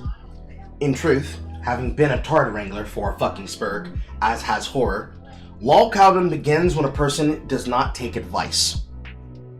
When a person clearly is being told that there are ways to fix their life, and they ignore them, is when true lolcowdom begins. There are people that want to make lolcows out of everybody, because if you can laugh at the entire world, or say, quote, laugh at people who are mad on the internet, Joshua Moon, then you're able to do everything possible to antagonize them permanently, because that's just what you do here. But there is a viewpoint where the point of making fun of a lolcow is a form of exactly what I explained the other day to the member of chat that didn't understand why we would take our time, or why I would take my time and do such a thing, as which it is technically a public service to those individuals. If you keep mocking someone enough that they get tired of being mocked and they change their life for the better, this is supposed to be the goal that you would want to have. Because you can make fun of the content they used to provide to you, but ultimately you want to see the person grow and change and become better. Usually most lolcows are lolcows because they have demonstrated over the history of their careers that they will do everything possible to ignore good news and good advice, because they don't want to change. Mainly because, much as described by Dave Chappelle, their fist is stuck in a tree, where if they let go of the money, the fame, and the bad attention, they become irrelevant. They hate being irrelevant more than they hate being mocked, so they keep themselves here permanently. For some people who do not want to be in that limelight like this, they will change their behavior, try to rebrand, or try to change the things about them that make them bad, and become better people or a different kind of person. Because despite what people claim to tell you, no, people can and do change. Whether or not they relapse on their behavior is whether or not they have a well-off support structure and or philosophy and belief structure that allows them to stay making that positive change. It is entirely possible in another timeline that I turn out as bad or worse as Shark03 if my personal friends in my life in college were not there to guide me on the correct way to associate and be for people. I could have been still a selfish, evil gutter snipe, and therefore I wouldn't be in the relationships and the involvements of things that I'm in now. None of that required someone antagonizing me or bullying me. I made the change of myself on the inside. There were plenty of people that were willing and happy to mock me the entire way through. But the people who were doing so were not people who were friends. They were outside antagonists, who then themselves have now cratered, died, and fallen. Sometimes in life, you have to cut off the friends that you have. And you have to recognize when you have to let go of your old friends so you can make space for new ones. But not because you need to socially monkey branch and climb, but because there was a time period in which they were your friend and they're no longer your friend. Where they were your lover or you're no longer your lover. Where they were something that could have been more, but they didn't want to pursue it. You can't keep living in that social delusion, because that's what makes people feel like they can't change or become better, because they're not getting the thing that they currently want. To that edge, that is on them to have to live with, and that is their cross to bear. Not mine. I am happy and fucked.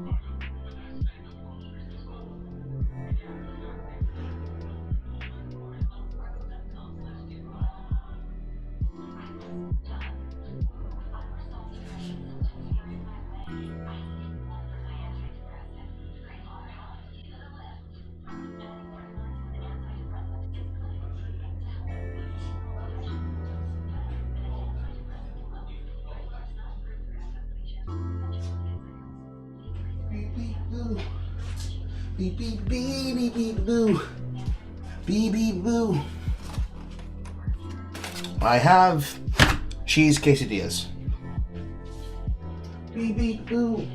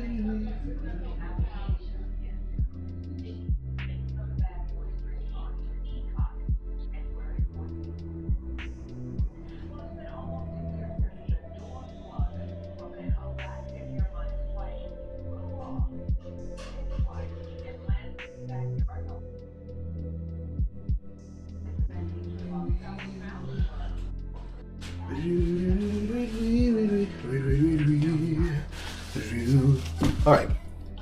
I return.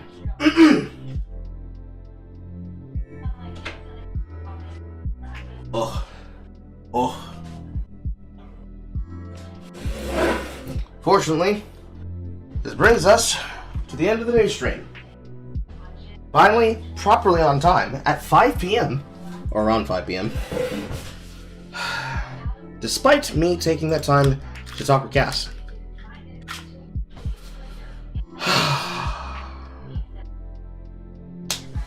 I think what I'm going to start making myself do as a rule for when it comes to recorded and edited content is I'm going to start making myself post a minimum of 1 to 2 videos a month. Because there are so many things that I am caught up on and or need to catch up on that I have multiple things in my backlog that need to be completed that I take my time to cover on days when I can, but ultimately I need to be able to cover properly because I'm not being able to spend my time sitting down and doing them. On this edge, you can look to start seeing some of that content come out towards either the middle or the end of this month and next month. Obviously, because next month, all things praying and forgiving, I will and should have made enough money to be able to afford my copy of Wilds. And then we'll, of course, be in the dead-ass middle of Wilds.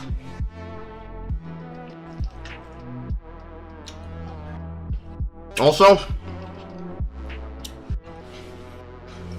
I am uploading memes and news stories that I would talk about on stream to the community posts.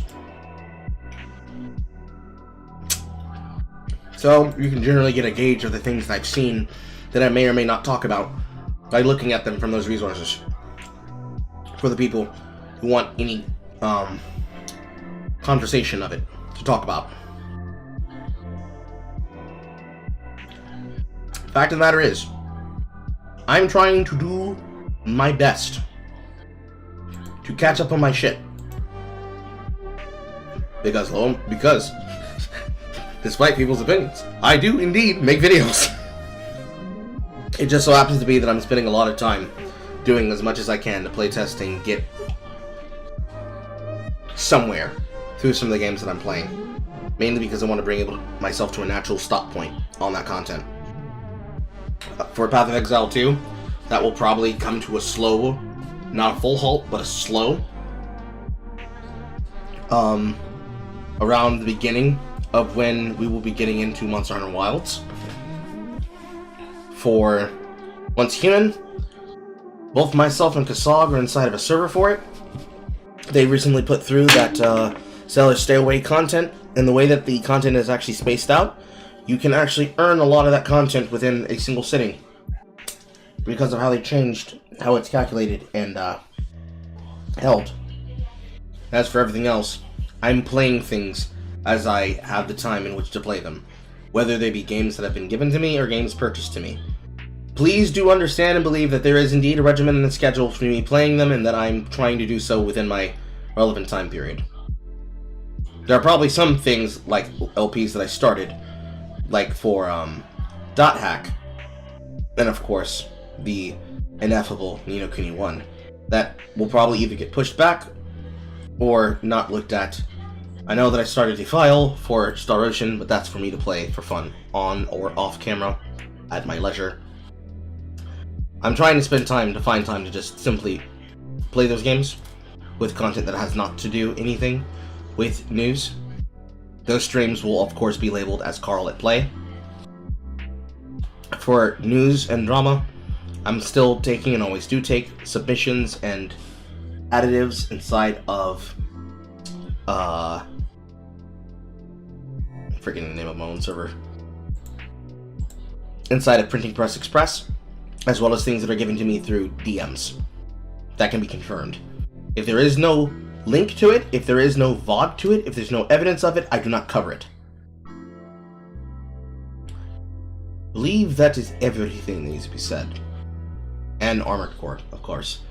What the fuck is dot hack? Well, looks like you have a nice experience to learn about, Pip. But, be it as it may, that is all I have for you all today. Enjoy your time in the Negrohood, ladies and gentlemen and children. For those of you who are not new here. For those of you who are new here, hello, I'm Carl.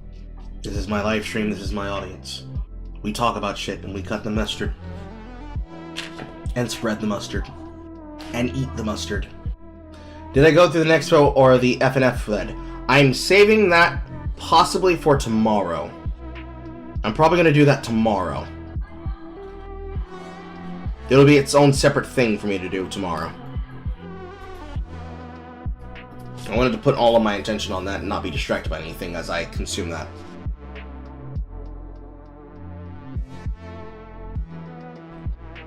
But yeah, I'm going to eat my dinner now. And I may or may not be back later with more bullshit. Goodbye, chat. I love you.